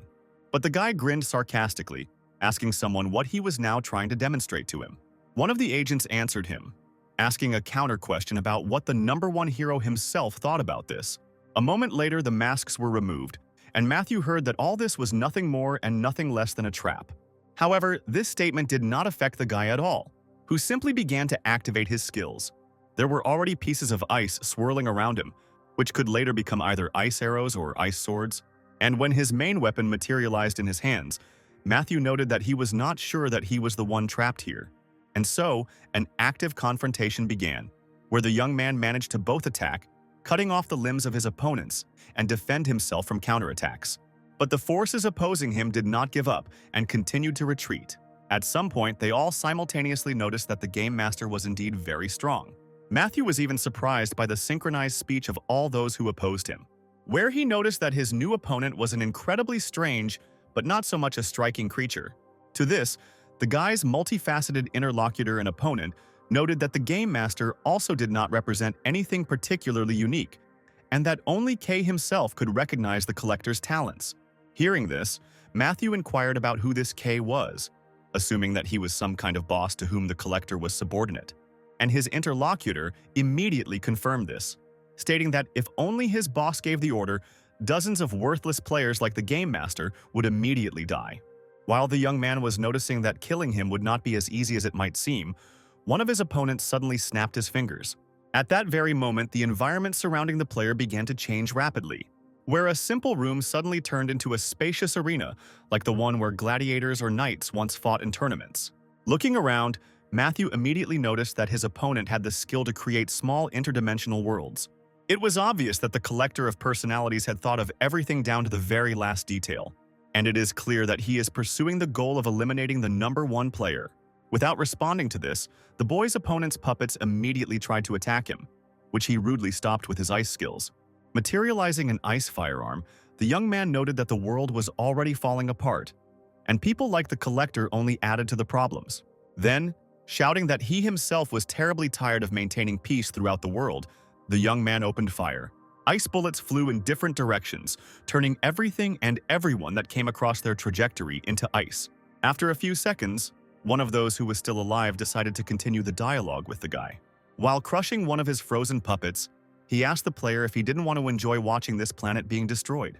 After which he remembered the very first season, when everything around was plunged into real chaos, and all that could be heard were the screams of people seized with horror. Taking the skin from the destroyed puppet, the collector added that he misses that time very much but wants to kill the game master for a completely different reason.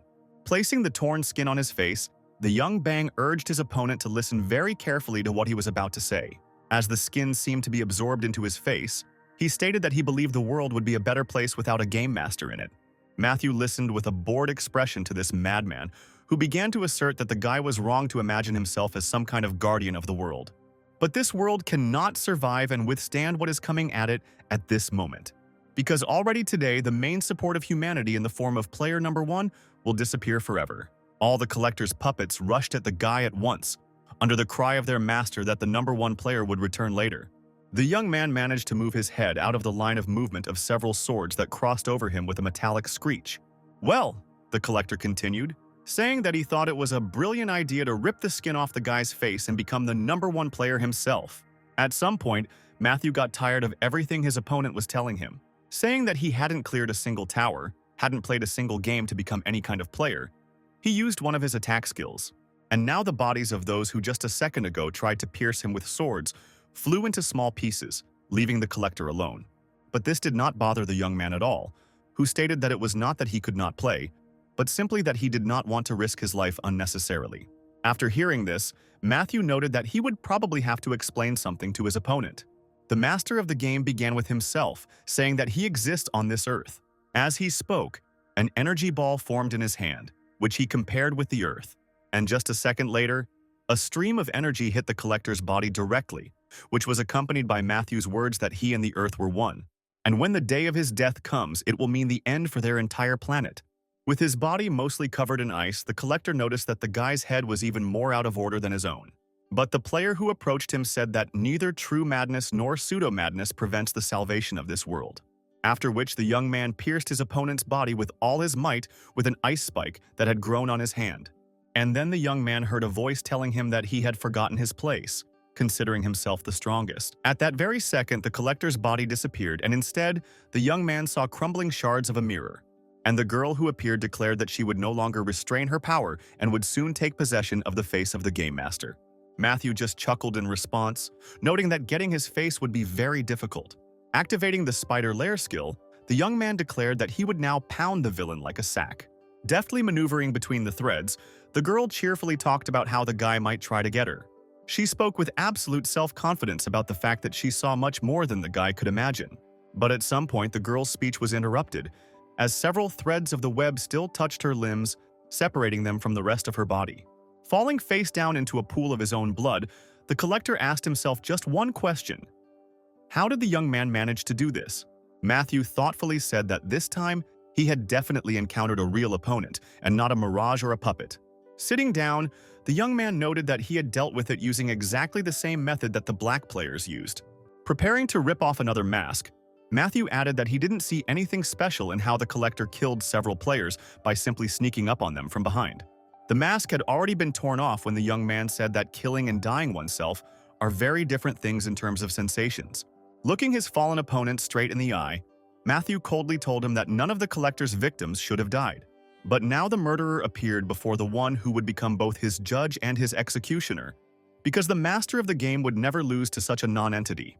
Having materialized an ice weapon, the young man sentenced the murderer to death.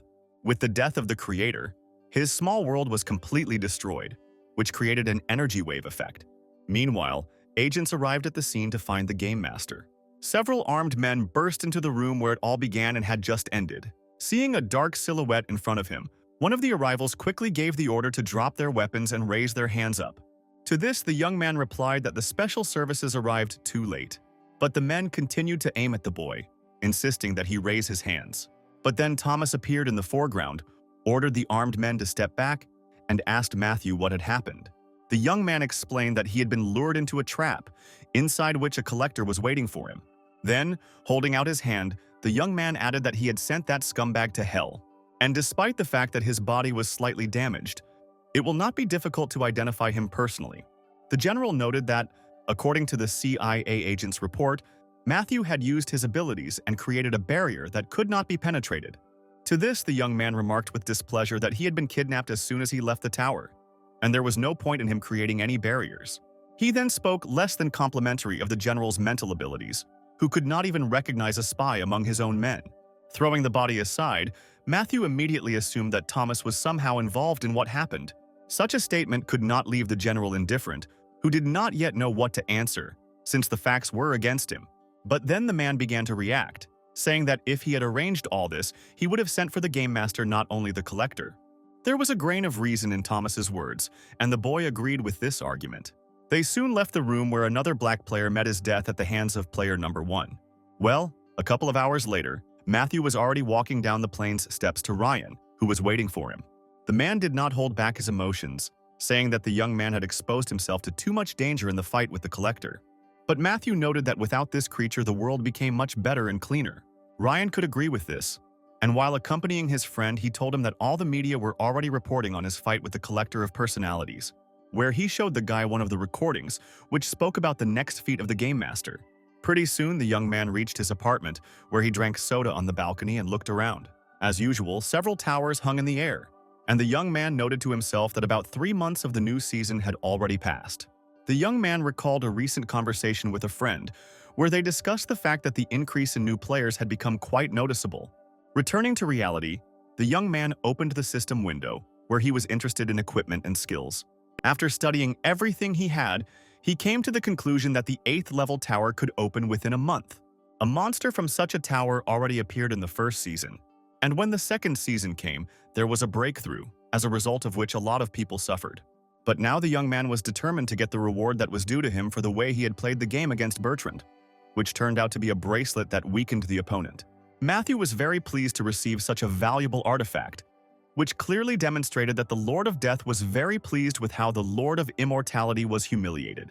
Then the young man smoothly moved on to opening the sets of random cards he had. But here he was much less lucky, since all the open cards turned out to be the most ordinary. The only thing that pleased him was the additional opportunities for using ice skills. The system offered him to open a few more cards, but the young man refused, saying that today was definitely not his day with cards. Having finished with the cards, Matthew began to study his skills in detail, where he discovered several completely similar skills, where the artifact he received with a weakening effect perfectly diluted everything he had. A couple of days later, a discussion began on the players' forum about a new character that had appeared, whom everyone simply called Death. Melvin O'Donnell carefully studied what was written on the forum about a new player who was incredibly strong, but destroyed weaker players. Each time he said, "Death to you," for which he received his nickname. The man didn't know who this new player was, but apparently he had a lot of free time. And when Melvin read a post about someone bad-mouthing the association for not being able to eliminate some black player, he furiously ordered that they deal with the one everyone was calling Death as quickly as possible. The people on the street were very surprised and even frightened by what they saw. No one could understand why a whole cleanup team from the association had appeared here. One of those who came told the others that he would now go inside and try to smoke out the villain from there, whom the others would have to catch at the exit of the tower. Warming up and getting ready to move, Brandon was as focused and determined as possible to deal with the intruder. And now he was standing behind the back of that very villain who does nothing but destroy newcomers. His future opponent chuckled and noted that the cleanup team had taken so long to get here that he had already started sweating while waiting for them. Brandon noted that the guy's voice seemed painfully familiar to him.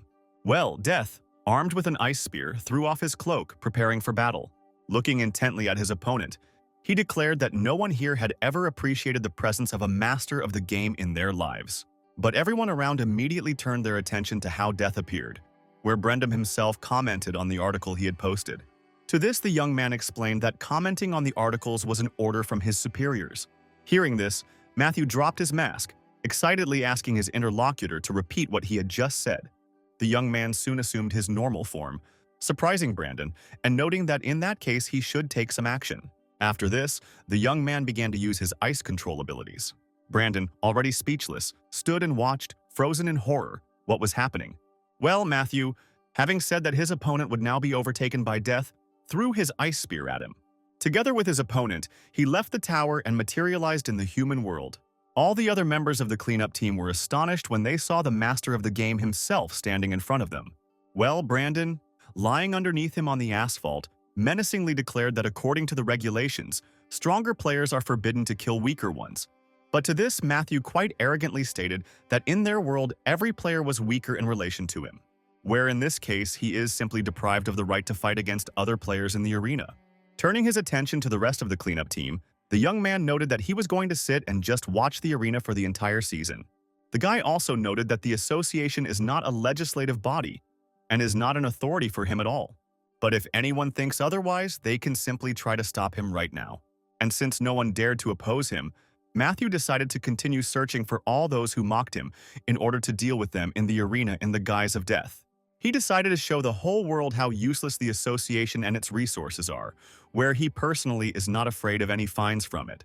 At some point, one of the group members suddenly called out to the young man who was moving away. And now the young man was already shouting that it was he who wrote many messages on the forum against the Game Master. Shaking with fear and rage, he called on Matthew to punish him right now. Following him, other members of the group began making similar statements, admitting that they had written nasty things on the forum and demanding that player number 1 punish them.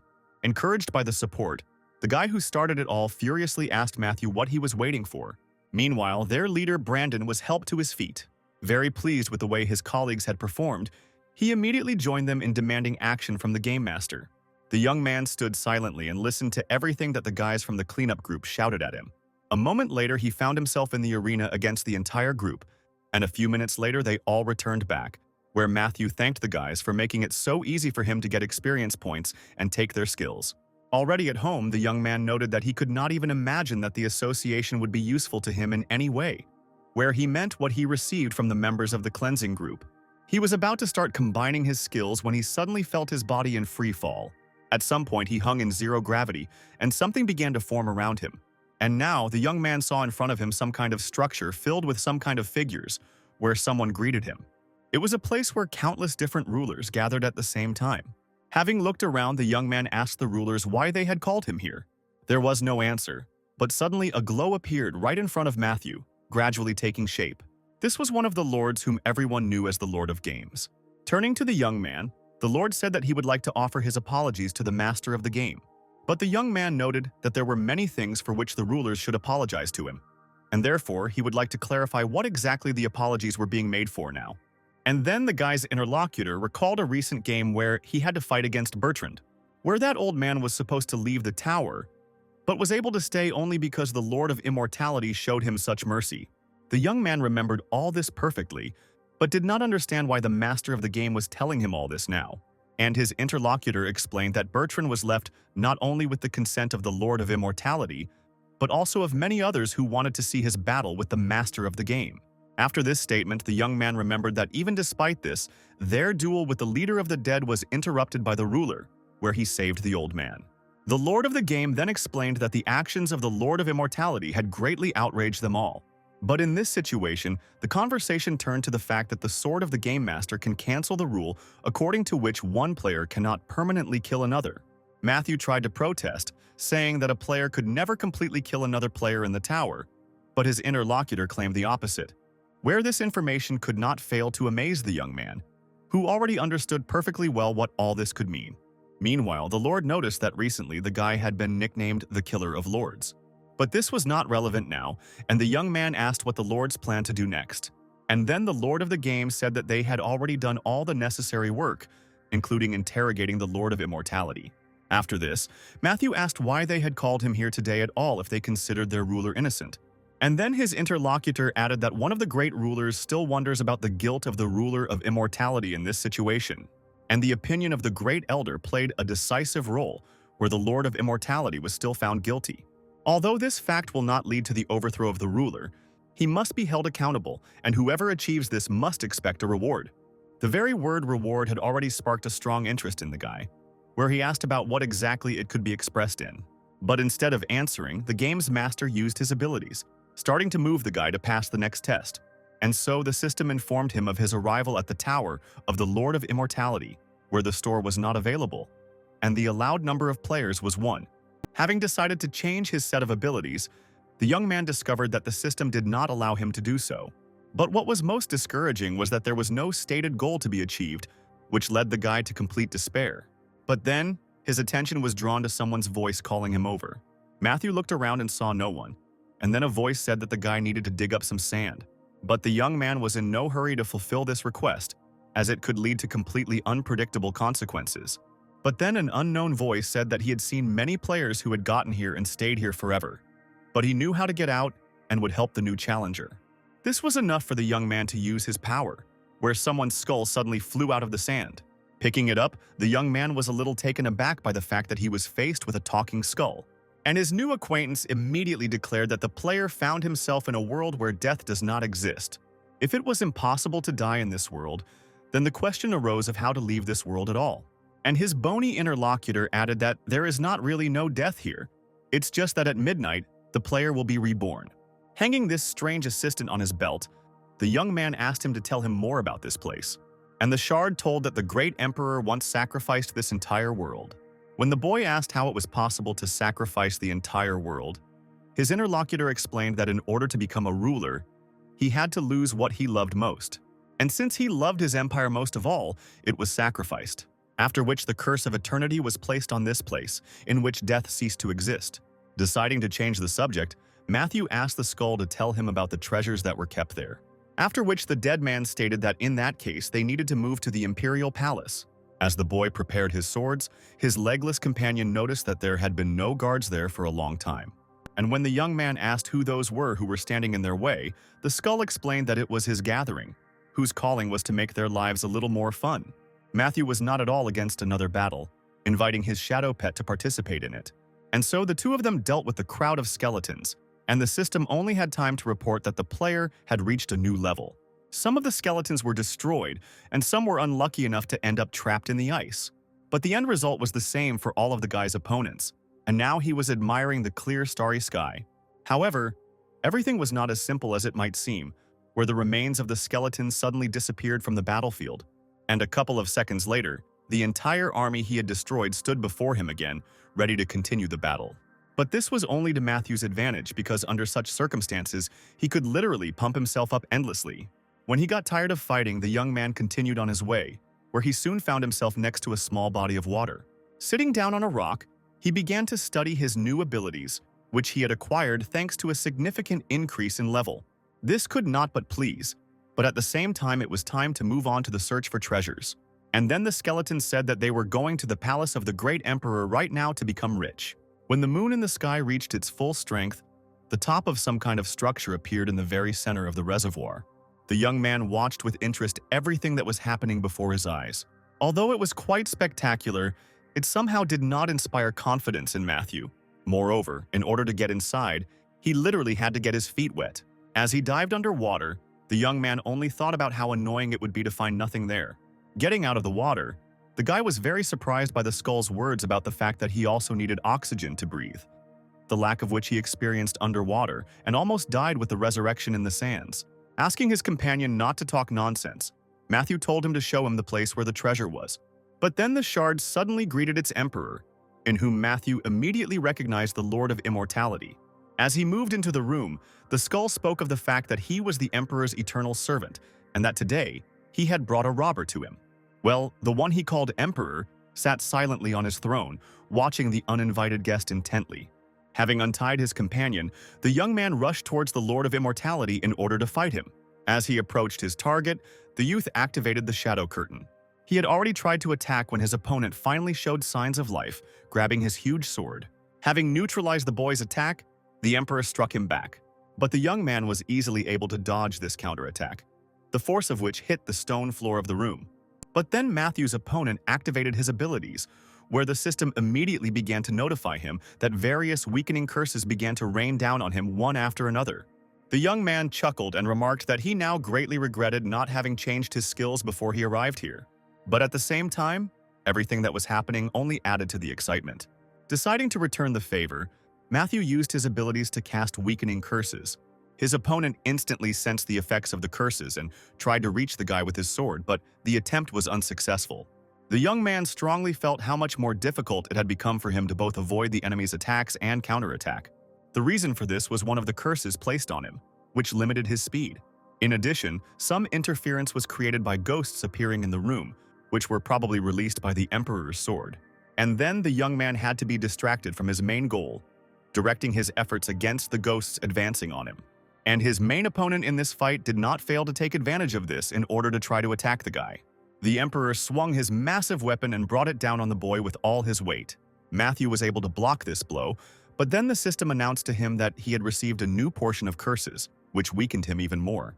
Holding back the enemy's onslaught, the young man noted to himself that things were going from bad to worse. But good news was not long in coming, where due to the increase in level, additional skills of the heavenly demon were unlocked, with the help of which he could literally absorb the experience and memory of his opponent. Matthew continued to block the movement of the massive sword while reading the system message containing the characteristics of the new skill. When he finished, he threw the armed opponent back with a powerful movement, after which the young man activated his new skill in order to gain an advantage over his opponent. At that very moment, images of the past appeared before him, where some young man was persistently training with a sword. It wasn't hard to guess that these were the memories of the person he was currently fighting. And now, the guy had a significant advantage in this confrontation. Knowing how the Emperor handled his weapons, understanding the pattern of his style, the young man had no trouble repelling attacks and delivering counterattacks. Having blocked another attack, the young man quickly rushed forward, where he, having described an arc around his opponent, struck him with an ice sword. The Emperor fell, where his body was also pierced by a shadow spike, but he still managed to answer the guy, cutting him into two parts. But the real Matthew just smiled as he watched the illusion he had created disappear. The sight of his defeated powerful enemy also could not help but please the eye. The young man watched from above as his illusion disappeared, and the Emperor lay on the floor, holding onto his ice spear, suspended by the threads of the web. Determined not to leave him a single chance, Matthew jumped down, straight onto his opponent's head. It was not just a crushing blow, but a black mark placed on the enemy. And while the system was informing him about the Emperor's weaknesses, the young man began to be transported into his past again, where he saw a gray-haired old man looking at his wrinkled hands, declaring that he did not want to die at all. And then a girl approached him from behind and called on the ruler to cast aside his sorrows and worries.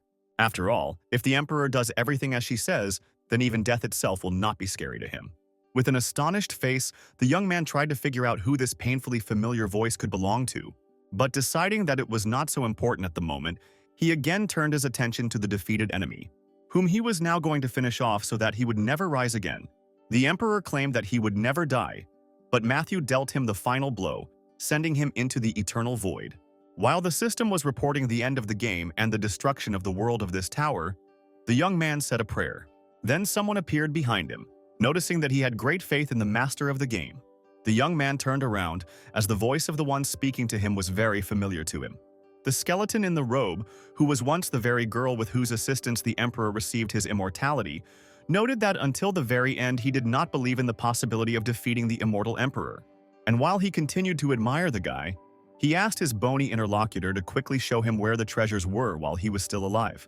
The skeleton said that the young man had no need to kill him, since he was ready to reward him generously for what he had done today. The gift turned out to be incredibly generous, as Matthew received a whole bunch of skill cards at his disposal. The young man had no idea that the treasure would be so valuable, and when the skeleton asked whether he liked such a gift, Matthew, of course, answered positively.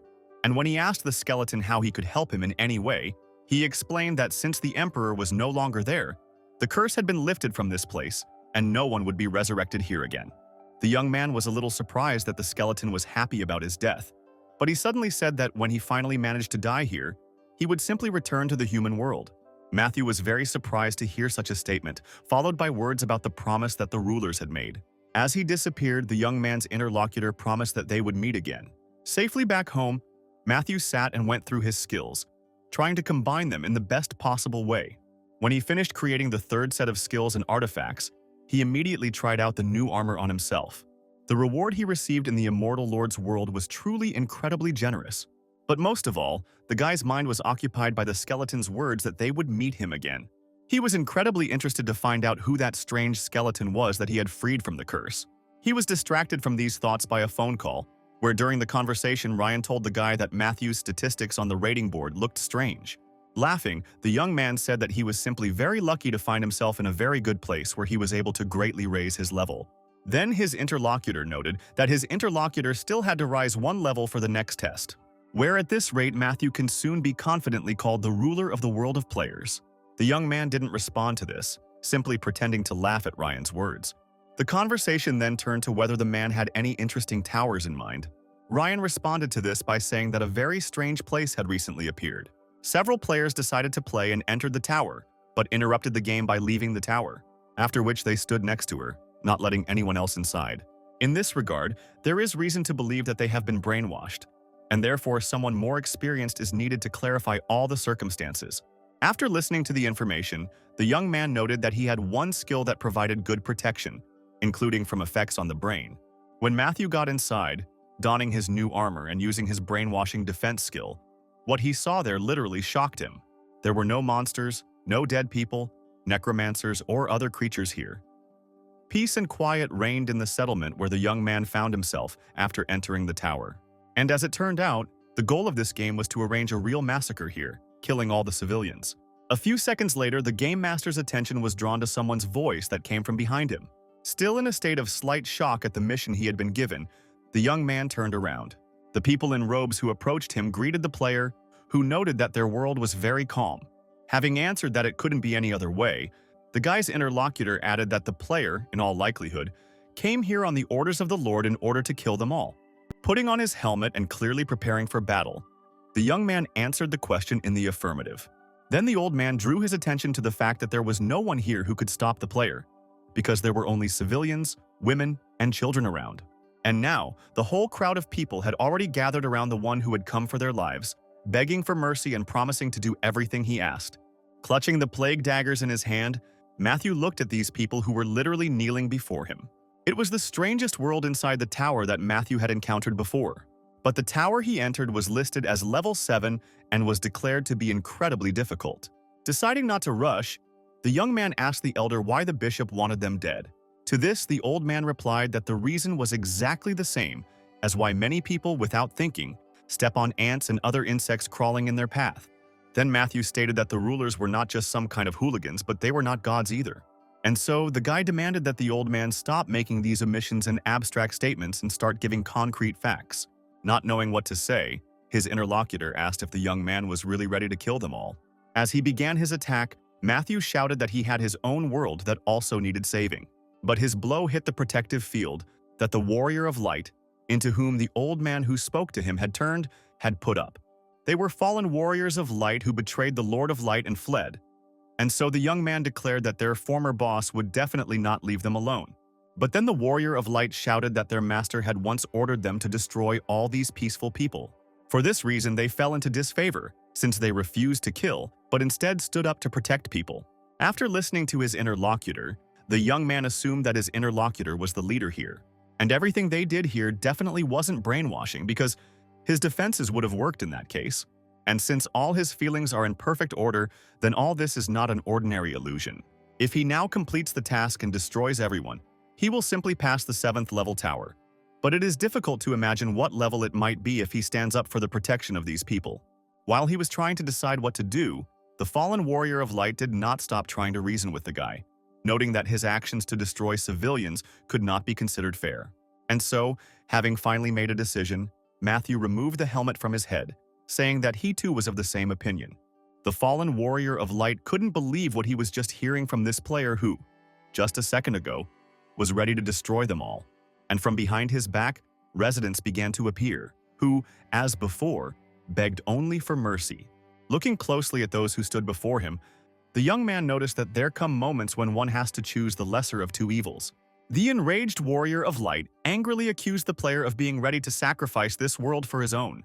To this, Matthew simply stated that the warriors, in turn, were ready to sacrifice his world for their own. These words carried the truth, and therefore his interlocutors could not oppose anything. Well, the young man returned to his words about how in such cases one always has to choose one of two evils. He knocked his interlocutor dead when he said that he did not intend to choose either of the evils, after which his plague blades went back to where they were summoned from. After which Matthew turned to the ruler and the system, having stated that he, being a player, refuses to carry out the task set before him. The Lord of Light was furious, and the Lord of Darkness supported the boy's decision, returning him to his world. The system also reported that the tower game was failed by Earth players twice, and so the Earthlings were expecting another breakthrough from the 7th level tower. After calling his friend, Matthew asked him to arrange things so that he would be allowed to deal with the breakthrough on his own. And when his interlocutor asked him whether he even understood how serious the situation was, the young man answered positively, after which he called the man to calm down, reminding him that he was, after all, the #1 player. An annoyed Ryan asked the guy why he didn't just kill everyone in that tower if he understood the game perfectly well. Without answering the question for now, the young man sat down right on the grass, leaning his back against the trunk of a tree. Smiling sadly, he found the question asked to be very appropriate, but he himself could not explain the reason why he did not carry out the reprisal. Ryan loudly declared that the young man's inaction had led to very serious consequences. At this point, the young man interrupted the conversation, putting on his gaming gear. The countdown went from 10 to 0, listening to which he rose to his feet, calling upon his plague blades. As the breakthrough began, the system sent the young man a message from the Lord of Light, who promised that the boy would pay for his sins immediately. Reading the incoming messages that the Lord of Light was furious, the young man watched the approach of his opponents. But then the system announced that the Lord of Light had been warned that the Warriors of Light were trapped in a barrier. This state of affairs could not but please the young man. Matthew grinned and used the temporary boost, where huge shadow wings appeared behind his back, which he had already used in one of the games. The guy himself found his new image very interesting, where his knight's armor was somehow combined with these wings. Finding this image ideal, the young man used his abilities, calling upon an army of the dead to help him. And so a real battle between the forces of darkness and light unfolded in the sky, in which, of course, the most active participation was shown by the provocateur of this breakthrough himself. The corpses of warriors of light and warriors of darkness literally fell from the sky to the earth. Soon, thrown back by one of his opponents, the young man himself found himself on the ground. But the warriors of light did not stop there, trying to finish off their enemy on the ground. Matthew managed to repel this onslaught with a twin movement of his plague blades. The time he gained was enough for him to use another of his skills, where after he slammed the weapon onto the ground, it caused several explosions that destroyed the warriors of light. While the guy's opponents were taking damage, the warriors of darkness, on the contrary, were gaining strength. Matthew moved on to the next stage, placing a series of curses on the warriors of light that significantly weakened them, where they immediately felt how the actions of the defender of humanity affected them. But the young man did not stop, calling a swarm of locusts, which he also directed straight at the warriors of light. After this, the young man decided to replace the selection of active skills, where the next thing he decided to use against his opponents was the spider lair skill.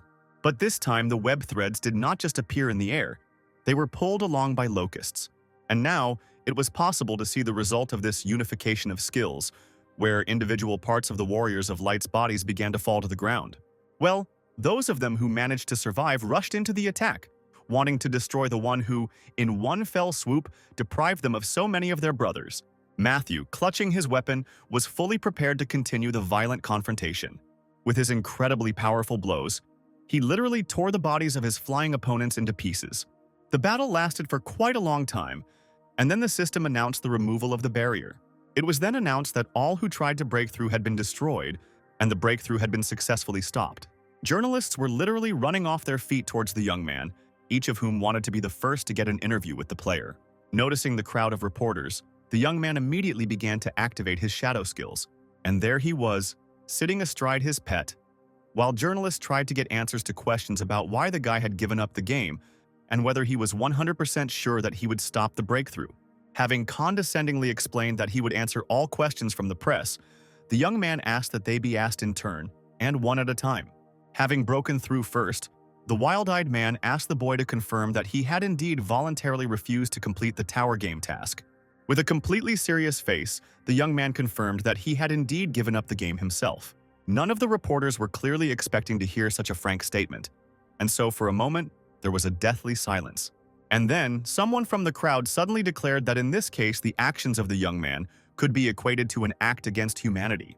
Jumping off his pet, Matthew asked for clarification on what was meant by this. Although he already understood perfectly well that representatives of the Stroon organization were now here, one of which is Kyle himself, who was known as a notorious punisher of players. Well, the Game Master, meanwhile, began to give explanations regarding his actions, fully understanding that his actions could be compared to the actions of a madman. But the young man assured all his listeners that he was, for now, still of sound mind. And so he explained that after entering the tower, he was ordered to kill all the civilians there, which he, of course, did not do. And if someone doesn't trust his words, they can ask those who tried to go to this tower before him. After all, those players came out of there very depressed and stood guard at that tower, not letting anyone in. But this explanation did not satisfy those who listened to the guy at all, where they all immediately began to shout that his decision was extremely irresponsible. Realizing that it was impossible to reach these people, Matthew, exhaling heavily, declared that in any case all the consequences of the breakthrough had been neutralized by him. But the crowd continued to shout that the players had a duty to protect their world, and that the world of towers for which the Game Master had allowed the breakthrough was not real. Such statements could not leave the guy indifferent, and now he was smiling maliciously.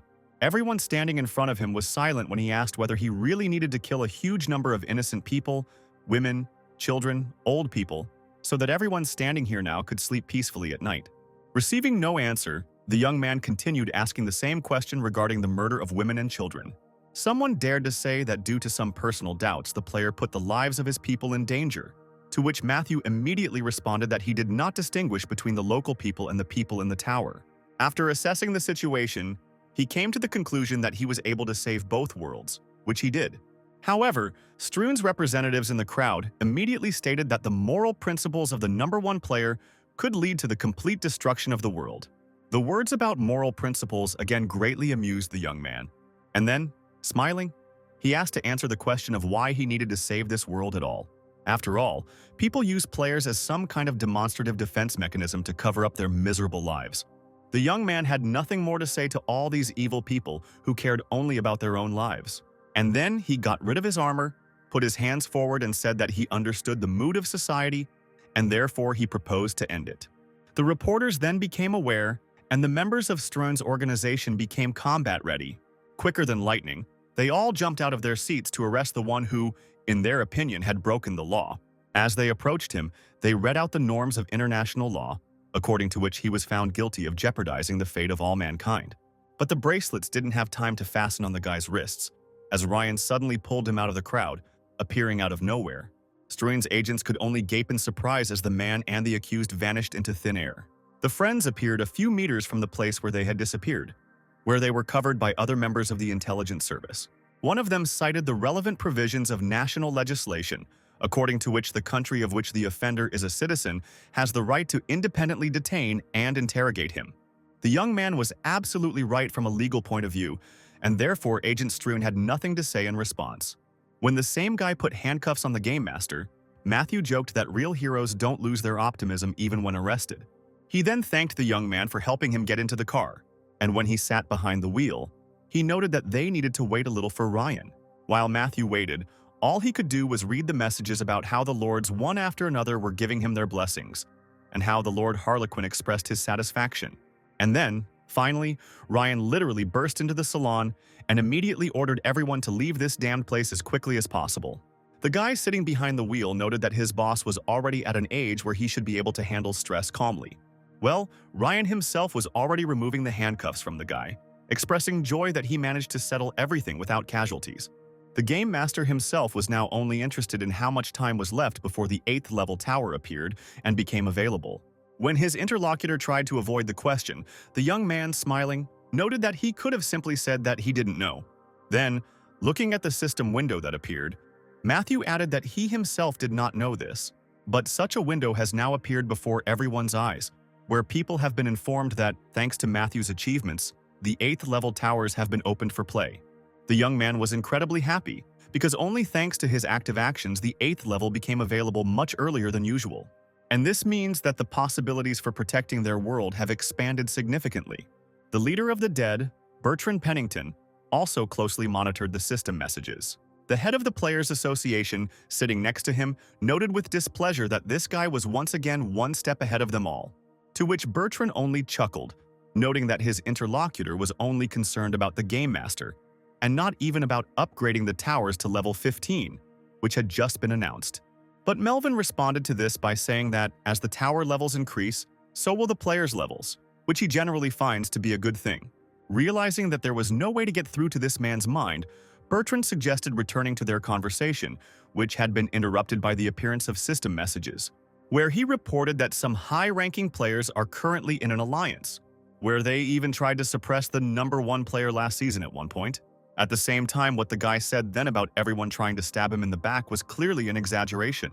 Listening to his interlocutor, the head of the association thought for a while, where from his appearance it was possible to understand that he was very focused and tense. Bertrand added that there are many who want to eliminate the Game Master, but the problem is that the rest of the world does not want this player to die. The old man then outlined his goals, which consisted of suppressing Matthew's unpredictability, where for this reason he was interested in concluding an alliance with the association. Concluding that this was very important for him and his country, Bertrand extended his hand to his future partner. Of course, Medvin was willing to enter into such a profitable alliance and cooperate with Bertrand. When the old man was already leaving, the head of the association asked him for permission to ask one last question, where he was interested in whether there was a chance that humanity could survive this season without a Game Master. Closing his eyes, the leader of the dead reminded his interlocutor that Matthew had received the title of Game Master when he had completed the final game of the season alone, where no other player was able to show the same result. It was then that he SPS not only all the top players, but in fact all of humanity alone. Since the towers appeared in their world, Matthew is the only player with experience in passing level 12. Therefore, the answer to the question posed is clear, where the probability that people will cope this season without a Game Master is 0. Meanwhile, the young man was in a small and dimly lit interrogation room. The man sitting opposite the player urged him to engage in constructive dialogue with him. But Matthew cheerfully noted that while the whole world was excited about the opening of new levels of the tower, his time was being taken up with some unnecessary formalities. To this, his interlocutor explained that this was necessary in order to prove to the authorities and all the people that the #1 hero had not gone crazy. The man then said that he would now say a word to which the test subject would have to give the first association that came to his mind. And as soon as the psychologist said the word gambler, the young man immediately associated it with insane, to which the man gave a sign that such an answer would definitely not work. And then Matthew named the saint. But before his interlocutor could add anything, the young man immediately declared that everyone except Jacqueline was crazy. But then, having become cheerful, he added to what had been said, noting that his answers would in any case be edited. The man sitting opposite him begged the player to pull himself together and take this test. After all, there was nothing difficult in answering his questions, as if it were just a conversation. Ryan, who was in the next room, listened attentively to the guy's answer to another question, where he explained that his life as a simple player had long ended, where he now participates only for the money. The next question was whether Matthew had any negative thoughts about this matter, and he cheerfully declared that these are the only thoughts he now lives by. Ryan left the room when asked why the guy refused to play and allowed the breakthrough. Matthew remained silent, and then the one who tested him recalled an earlier comment he had given to the press, according to which the guy was trying to save both worlds. The young man was already very tired of answering the same questions that were completely useless to anyone. And then the man asked if this was something in between the player's duties and his own principles. After all, based on his experience, he can say that the military has similar problems that are now clearly inherent in players. After these words, the guy's face changed dramatically, and he asked the man in an icy voice if he really thought the Game Master had gone crazy. The psychologist was speechless as he looked at the guy who seemed ready to swat him right then and there. But suddenly, the young man burst into furious laughter, which surprised his interlocutor even more. When he asked the boy what was funny, Matthew replied that he was just making something up. But when asked what exactly, he refused to answer, assured the shocked psychologist that he would hardly be able to understand his thoughts. After leaving the room, hero #1 let out a tired sigh, noting that pretending to be crazy was very difficult. But Ryan was very pleased, reminding that this was just a game, where the whole situation would end with a little prevention. While removing the boy's handcuffs, he said that some countries had nevertheless expressed their support for Matthew's actions, including France. But the position of Russia and China is completely different, where they are trying to spin this situation as tragically as possible. But all this was of little interest to the guy, who asked if, since everything was over, he could finally go to another game. But then his friend said that this was not all, taking out his mobile phone. As Ryan began to show the young man the recording, he noted that the saint had been standing steadfastly in his defense the entire time. Speaking out wherever possible, the girl did nothing but justify the actions of her comrade. Matthew looked in amazement at how fiercely Jacqueline defended him. Well, the guy's friend watched with affection the changing expression on the face of player number 1. And so, having ruffled his hair, Ryan noted that not everyone in this world is the guy's true enemy. Now the young man could agree with this statement, deciding that he would need to personally thank the girl. But at some point, he suddenly gave the system an order to change equipment and that he was ready to pass the test. The man was indignant, declaring that the conversation was not over, but the guy promised to finish when he returned. A few seconds later, Ryan was left alone, still amazed at how determined Matthew was. The game master himself, after the transfer, again found himself in a room that was filled with mirrors, where one of his reflections immediately greeted the child with 1,000 faces and 1,000 skills. Matthew replied that no matter how many faces and skills he had, it would never be enough. After all, his world is full of abnormal people, where the only one who has common sense needs to be stronger than them all. The answer was accepted, and now the guy's reflection told him to turn his head to the side, pointing to the place where 3 multicolored mirrors were visible, symbolizing that the guy could choose a specific path. The first 2 mirrors will help you to comprehend the truth in the form of the goal of the game and the plans of the rulers, as well as to gain great power. And the 3rd mirror promised to give the player such dominance that the whole world would kneel before him. There was no right or wrong way here, with each one giving the guy freedom in something. When the young man approached the first mirror, his reflection asked him why he was so serious, because there was nothing in the world worth straining himself so much about. The reflection in the second mirror asked the player if his world was truly worth saving. Well, the third path's reflection was convinced that under the guy's leadership, the planet would live in peace and quiet. When the boy was asked to make his choice to get another mask and another skill, he reached out to the mirror. A few hours earlier, the young man answered a psychologist's question by naming the name of a saint as an associative word. Meanwhile, the girl herself spoke at a press conference, declaring that she, as a top player, fully supports the decision taken by Matthew to save both worlds. She talked about how a player is not just a title, it is the essence of people who protect millions of lives every day. It has already been broadcast on many channels, where they included the girl's words about how every player should first and foremost show compassion. The girl also acted not only as a player, but also as a person living on Earth, like billions of others. When another working day was over, Jacqueline thanked her assistants, wishing them a safe journey home. While they were leaving, the girl still pretended to continue doing some work. But as soon as she was left alone, she immediately laid her head tiredly on the table. Her thoughts were occupied with one single question. How were things going with Matthew now, and how was he in general? She couldn't even imagine the guy's state at the moment when he voluntarily gave up the game. What followed was a series of uncomfortable questions, biased attitudes, and attempts at arrest. While Jacqueline was going through all these thoughts in her head, her hands reached for the pack of cigarettes, and the girl was already lighting up. Using her laptop, she searched for all the news that concerned the number 1 player, where these were not only recent events, but events of days long past, where the young man lost his family and friends. She stopped at the speech of the guy, who declared that he was trying with all his might to live up to the title given to him. Jacqueline listened to every word where Matthew promised to make every effort to protect this world and people.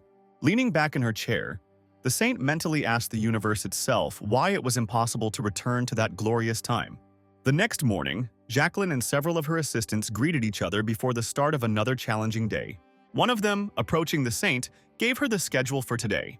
The first thing on the plan was a small meeting with her colleagues, during which the girl outlined the most important tasks. A couple of hours later, she was already meeting with a crowd of reporters to give another interview. Soon after, the girl visited an orphanage, where she was always welcome, and where she spent several unforgettable hours with local children. Later in the evening, she met with the Pope himself, appearing before him in her game guise. And only when it was already completely dark, Jacqueline could finally allow herself to relax a little. Looking at the starry sky, the saint wondered whether she was really doing everything right. After all, a whole week had passed during which she had not played a single game in any tower. Putting her hand in her pocket, the girl was suddenly surprised to find that it was empty. She immediately remembered that one of her assistants had taken away her cigarettes before a meeting with the Pope, in front of whom she definitely shouldn't have been seen smelling of tobacco. The assistant found Jacqueline in an extremely bad mood, but she was delighted, deciding that the girl had come to return her cigarettes. But the answer was negative, where her assistant simply decided to have a heart-to-heart talk and morally support her friend. Looking around, the girl suddenly declared that it could well be that this is the last season for humanity. Jacqueline's thoughts after these words were transported to the end of one of the seasons, where they had just defeated the last opponent, winning humanity another year of life. The one everyone knew as the Snow Princess cheerfully stated that the knowledge that life still goes on was simply priceless. Saying that there can be no Snow Princess without an ice palace, Jacqueline patted the girl on the cheeks in a friendly manner. Matthew just laughed at the girls while the princess declared that with such behavior, her friend was definitely not called a saint in vain.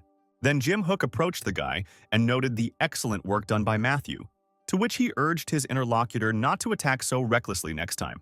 Everyone else just laughed at how furious his eternal opponent, the Swordmaster, was at the words of the Game Master. Intuitively, the saint's assistant guessed that she was remembering the end of the third season, where at some point in time one could safely call the golden age of players. The very phrase, golden age, made the girl smile from the renewed sense of nostalgia. But after a couple of seconds, she sadly noted that even then it was possible to notice the changes that had begun. She remembered how Thomas had approached Marianne, asking if there was something they could discuss before they left the tower. The girl was clearly not very happy that the general was holding her back by asking how important it could be right now, and the man coldly stated that this was of the utmost importance. Even then, some of the players were well aware that their so-called golden age had come to an end.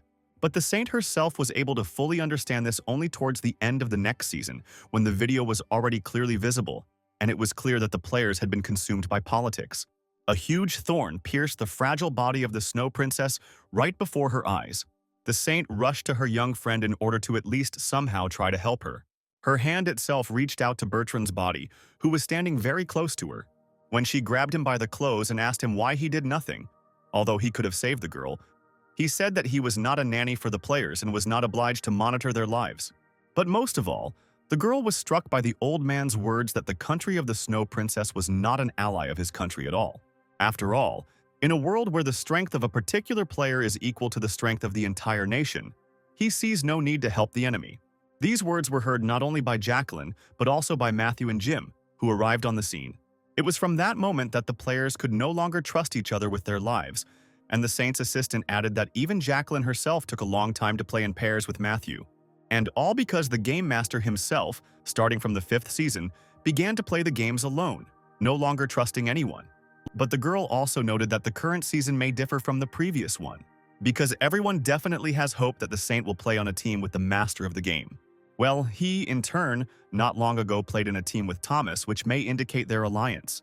But Jacqueline wasn't sure that the players would be able to regain that old trust in each other, and her interlocutor concluded that she would very much like to see the team of heroes work in full force at least once more, where gathering all the top players to participate in one game and on one team would be something incredible. Turning to face her assistant, Jacqueline smiled and ruffled the girl's hair. She immediately demanded that she not be perceived as a child, but the saint could not stop this, saying that she saw her interlocutor as still a very small child. A few seconds later, Jacqueline announced that she was ready to go to some tower to complete the game, and this information seemed to awaken the memory of her assistant, who remembered that she had originally come here to tell about the fact that the Game Master had been released from custody, where immediately after his release he went to the tower to undergo an individual test. This news made the girl very happy, and she decided that in this case she too could no longer remain inactive.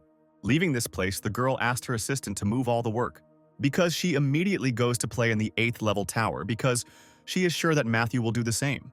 Meanwhile, the young man himself was just passing through one of the mirrors that were in front of him. On the other side of this passage, as always, he met his copy, who was holding a mask in her hands. Recalling the day when he stopped the breakthrough after refusing to play, the young man also remembered that many rulers gave him their blessing then. And now he opened the system windows to see everything he had received as a gift. His joy knew no bounds, since there were definitely no problems with blessings this season. But then the Lord of Balance noted that he doubted the fairness of the game, since the Game Master received 2 generous gifts. But no rules were broken, so the Lord of Balance limited himself to a reminder that the rules must be followed. Well, Now it's time to get a reward for the fact that the young man recently passed another personal test. Taking the small chest in his hands, the young man began to open it, anticipating a good reward. And now, the system was already announcing to him that the player had received some rather rare potions and essences. And besides them, Matthew also received cards with new skills that he didn't have yet. It was a card for using Frost Essence, as well as a card for the Ice Dead Army. In addition, the player was given the Dark Ice Mage class, and he immediately completed the creation of a new set of skills. When he decided to choose a tower from the list of available ones, his attention was immediately drawn to the already familiar tower, where he fought with the Russian team. He decided to visit this tower, where upon entering he was told that there were already 5 people there, where the goal was to either unite and survive or remain the only survivor. And so the transfer was completed, where at the end the system reported that there was a high probability of receiving a special reward for fulfilling the conditions. Chuckling at the thought that players would likely kill each other too, the young man prepared to launch the storyline. According to which one famous corporation spread a virus in the city that turned its inhabitants into the most terrible monsters and zombies. Looking around, the young man noticed that there was apparently still a territorial restriction in effect here. Preparing for anything, Matthew activated his ice manipulation skills. Well, the system announced the approach of a large group of infected and mutated people, immediately after which the young man used his necromancer skills, ordering his warriors to rise up. And now a whole squad of well-armed and equipped dead people has come out against the zombies. And as soon as all his warriors appeared, the young man immediately sent them all into attack. He himself stood and watched the battle unfold, looking out for other players along the way. And while he was peering into the distance, one of the dead men appeared right behind him, trying to finish off the player. But the zombie's body was immediately pierced by several ice spikes. The young man caught himself thinking that he was very curious about who the other players in the tower were. Who could be a much greater threat than these dead people? Before he could finish his thought, a sudden stream of light rushed right next to him, where it was so powerful that it pierced right through one of the high-rise buildings in its path. Turning in the direction from which the stream was coming, the young man saw his old acquaintance there. Laughing, Jacqueline noted that it wasn't enough for the guy that he was a murderer, a servant of darkness and wielded plague blades, where now he had also become an adept of necromancy, having finally plunged into darkness. To this, Matthew replied that, in contrast to him, the saint herself was only getting better each time, where her current weapon suited her very well. As the girl approached, she asked about the young man's condition, and he explained that he was always fine. But Jacqueline suddenly made a very serious face, grabbing the guy by the armor and asking if he was sure about this. Matthew did not expect such a strange gesture and was even confused for a moment. But now he has already taken off his helmet and confirmed with a smile that everything is really fine with him. After all, no crazy person ever tells everyone that he has gone crazy. Realizing that the guy was really okay, the girl suggested that they join forces, and Matthew immediately received a system message inviting him to join forces with the saint. And as soon as he accepted the offer, his entire dead army immediately received a sacred blessing. The young man was very happy about this enhancement and scared the girl a lot when he shouted that he loved her and started to hug her. At the same time, he laughed at the fact that the saint must feel strange, casting sacred enhancement on the dead. After watching the girl for a while longer, Matthew finally decided to do what he had planned. And now he was already expressing words of sincere gratitude to Jacqueline for everything she had done for him. Of course, the girl was very pleased to hear this, but she modestly replied that she had just done what she had to. She wanted to add something else when suddenly their attention was drawn to something happening a little to the side. The system announced that the Lord of Abomination was influencing the game, which pleased the guy, who found what was happening to be something entertaining. He was expecting this, because it was from the 8th level that the rulers could interfere with what was happening in the game. And now, under the influence of the will of the Lord of Abomination, a vile fusion of the bodies of zombies and the dead summoned by Matthew occurred, where after a few seconds something incredibly disgusting really appeared before the players. While the young man was putting on his helmet, he noticed that the sight of this abomination made his breakfast want to escape back. The first to attempt to attack the monster were the skeletons that remained in the ranks, but this did not bring any results, and their leader himself had to enter the fight. He created ice shields everywhere, which his saintly companion used as support. And when she reached the required height, she brought down the full force of her weapon on their enemy, which earned her thunderous applause from the crowd of skeletons watching her actions. The girl's partner also did not leave her without a reward, noting that with each season Jacqueline only becomes tougher. Jacqueline, of course, completely disagreed with this statement. When she asked the boy if he really wanted to see her truly angry, Matthew noted that even through the helmet, he felt like he could make out the saint's features. Having said that it was time to put the humor aside, the girl wanted to suggest moving on, but then a new system message appeared. It talked about the fusion of the virus and the new creature gaining immunity to light and darkness. The general, who was in the same tower, tried to destroy something that was emerging. But this was clearly not successful, as another participant observed from the roof of one of the buildings nearby. And the system continued to send messages, the last of which said that the core had just mutated. Matthew, having carefully read all the system messages, was not very pleased with the fact that the new enemy was immune to most skills and effects. With the appearance of new enemies, the saint activated the protection for Matthew's dead. The young man himself, having taken a closer look at the new monsters, noted that, judging by their appearance, they should only have protection against ice skills. But there was no other choice, and so the young man activated his ice swords, preparing for battle. Jacqueline noted that now was not the time for guessing when her companion said that someone had thoughtlessly used ice skills in this world, causing widespread mutations. The saint noted that now they need to figure out what to do next, where she finds it reasonable to unite with other players. But Matthew wasn't too keen on the idea, saying it could be a very risky move. From his position, it would be better for him and Jacqueline to continue working together and simply destroy the core as quickly as possible. And now the partners have already rushed forward, destroying everyone who stood in their way. While the young man was complaining about the armor, Jacqueline only had time to urge the guy on, calling on him to stop moaning. But Matthew still decided to change his equipment right in the middle of the battle. Watching the guy, the saint asked him why he was doing this during the fight. Saying that it would be easier for him to move this way, the young man threw the saint's shield onto his back and told her to grab it tighter. At some point during their progress, Jacqueline suddenly noticed an airplane appearing in the sky. The game master immediately guessed that General Thomas Wilson himself, who was good at command, had arrived to see them. He turned out to be absolutely right because immediately after the plane, a helicopter appeared, from which Thomas himself emerged. The man was still descending by parachute when he noticed the moving figures of other players. Noticing his old acquaintance, Matthew couldn't help but make a sarcastic remark, saying that despite his advanced age, he had handled the parachute well, in response to which he heard a portion of curses. A moment later, the general noticed that player number 1 was also accompanied by a saint, who greeted the man. After a short greeting, Jacqueline brought up the question of whether to expect other players, and Thomas noted that it was definitely not worth counting on the remaining 2, but it could be assumed that one of them was Tsepish, who was capable of passing the 8th level tower. And so he suggested not to wait, but to begin the destruction of the main enemy, where he was already impatient to destroy the main core of the mutation. After these words, the man pulled the trigger, and the explosion was not long in coming. As the dust began to clear a little, the team of players was able to see a silhouette. It was a certain man in a robe and with a staff, who immediately used his abilities.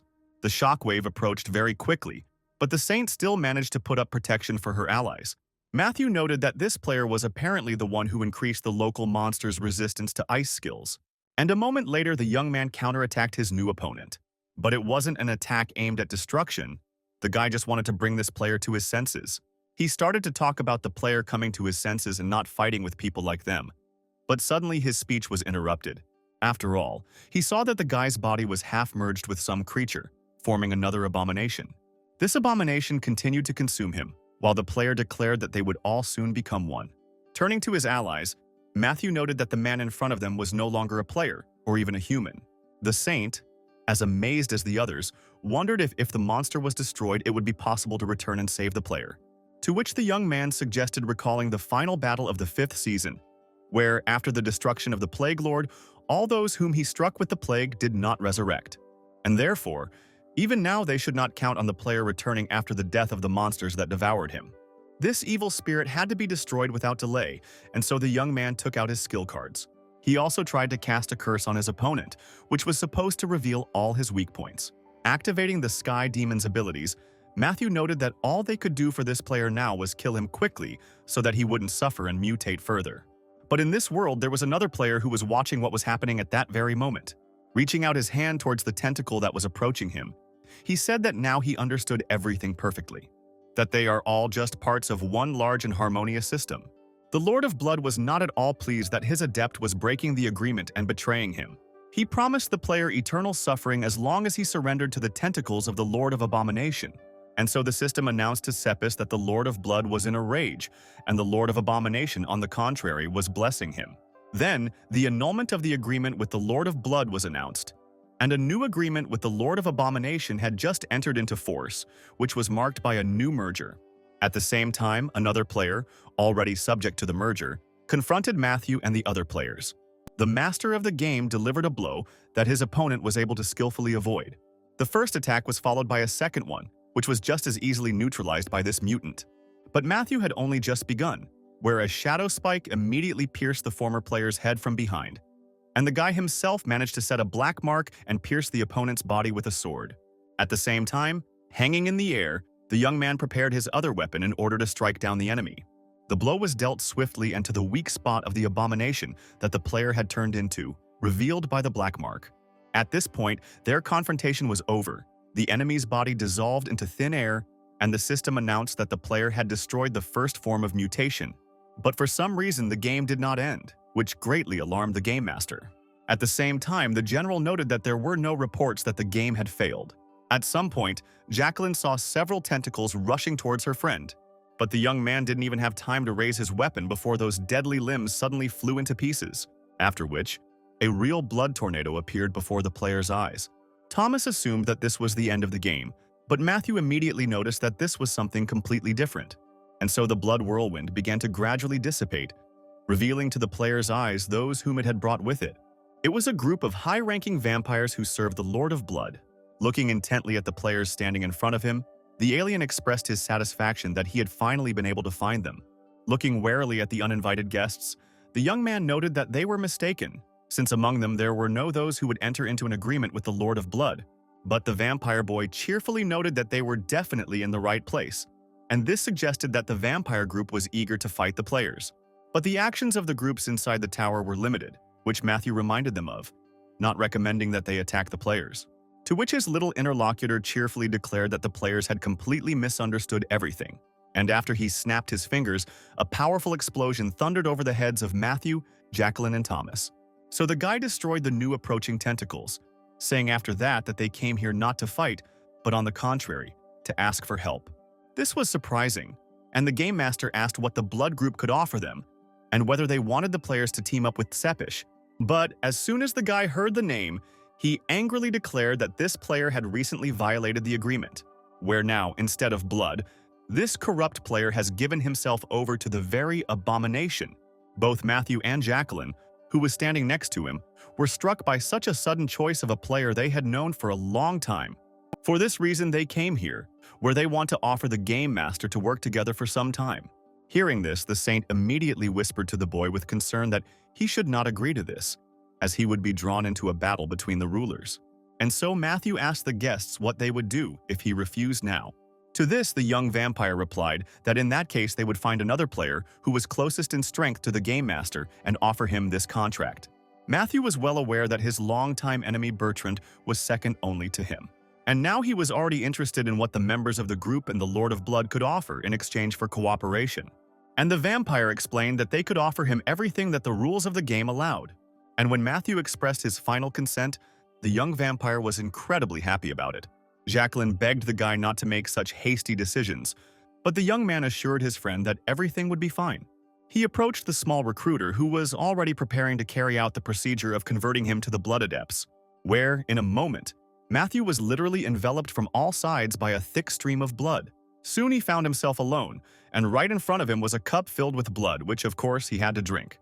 When he got close, he received a message through the system from the Lord of Blood, calling on the new contender to drink from the cup and make a pact. The young man did not want to keep his new boss in suspense, and, dipping his hands in the blood, drank from his palms. The effect of this action was immediate, where the system announced the conclusion of a new agreement, and the player receiving temporary enhancements for the duration of the agreement. But after the contract expires, all newly acquired skills and achieved progressions will become unavailable to the player. Now the young man was very happy that he had been able to conclude an incredibly profitable deal for himself. And then he heard the voice of his master, the Harlequin, who asked him whether the child with 1,000 faces and 1,000 skills was satisfied with everything that was happening. The system announced to the young man that the ruler of the Arlecchi was laughing madly. And so he responded in his usual manner, saying that in any case his skills would never be enough.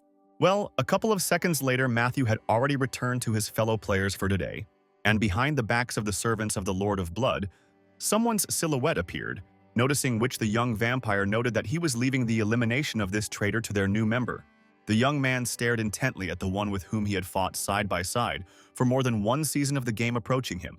Tepish greeted his fellow players and immediately received a response from Matthew, who noted that they hadn't seen each other for a long time. The young man showed off his tentacles and said that news travels fast when his interlocutor asked what he had been offered that had prompted him to break the agreement. Shouting that the offer was indeed incredibly tempting, the traitor put his new limbs into action. However, all three players opposite him managed to evade this attack. Tepish noted that he simply realized that no disputes or strife would arise when everyone became one. Noting that this was incredible nonsense, Matthew added that he would tell this to the worms that would devour his body in the ground. His opponent was trying to say something about pity when the young man had already closed in on him and delivered his blow. But he suddenly declared that he would demonstrate everything to him clearly as soon as they returned to their world. To this, Matthew calmly said that they had absolutely no reason to meet again. After another movement of the sword, the system announced that the player named Sepish had failed to complete the task set before him. And then it was announced that all the enemies that opposed the Saints team were destroyed, which meant the game was over. But Matthew was left with a feeling of anxiety right up until the moment he returned to the real world. Lost in his thoughts, the young man was lying on his bed when his attention was caught by a phone call. After answering the call and asking what had happened, he only heard a request to watch the news. Turning on the live broadcast, the young man saw something appear right in their world, where Russia became the injured party. At that very second, he remembered the words that Sepish had said to him before he had torn him to pieces, about how he would soon show him everything in their world. Ryan, speaking to him on the phone from his car, added that the Russian government had allowed the master of the game to enter their country. When the young man arrived at his destination, he asked his friend who was next to him, and the man explained that this was the keeper of the gates through which they would travel to Russia. Well, Matthew was already interested in why the Russians did not call for help other heroes, such as General Thomas or Marianne. Ryan responded by explaining that, in particular, the general was denied entry due to concerns about maintaining state secrets.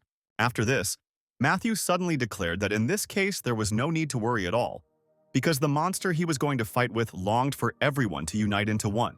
But how did he intend to unite those who, even in the face of mortal danger, continue to conflict with each other? After this, the young man began preparing the equipment needed for this confrontation, while noting that this was the reason for the chaos in the country.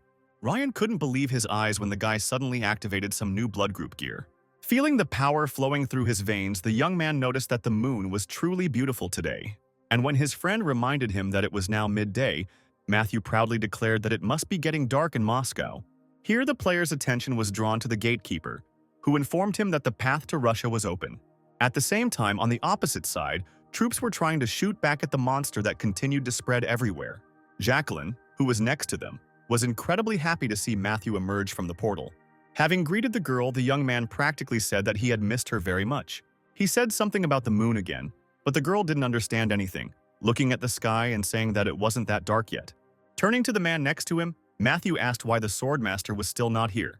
And when he learned that Jim refused to participate, Matthew didn't find it surprising because it was possible to die here. He then turned his head and looked at where the monster parts were spreading. There, soldiers and players tried to do anything to stop the monster.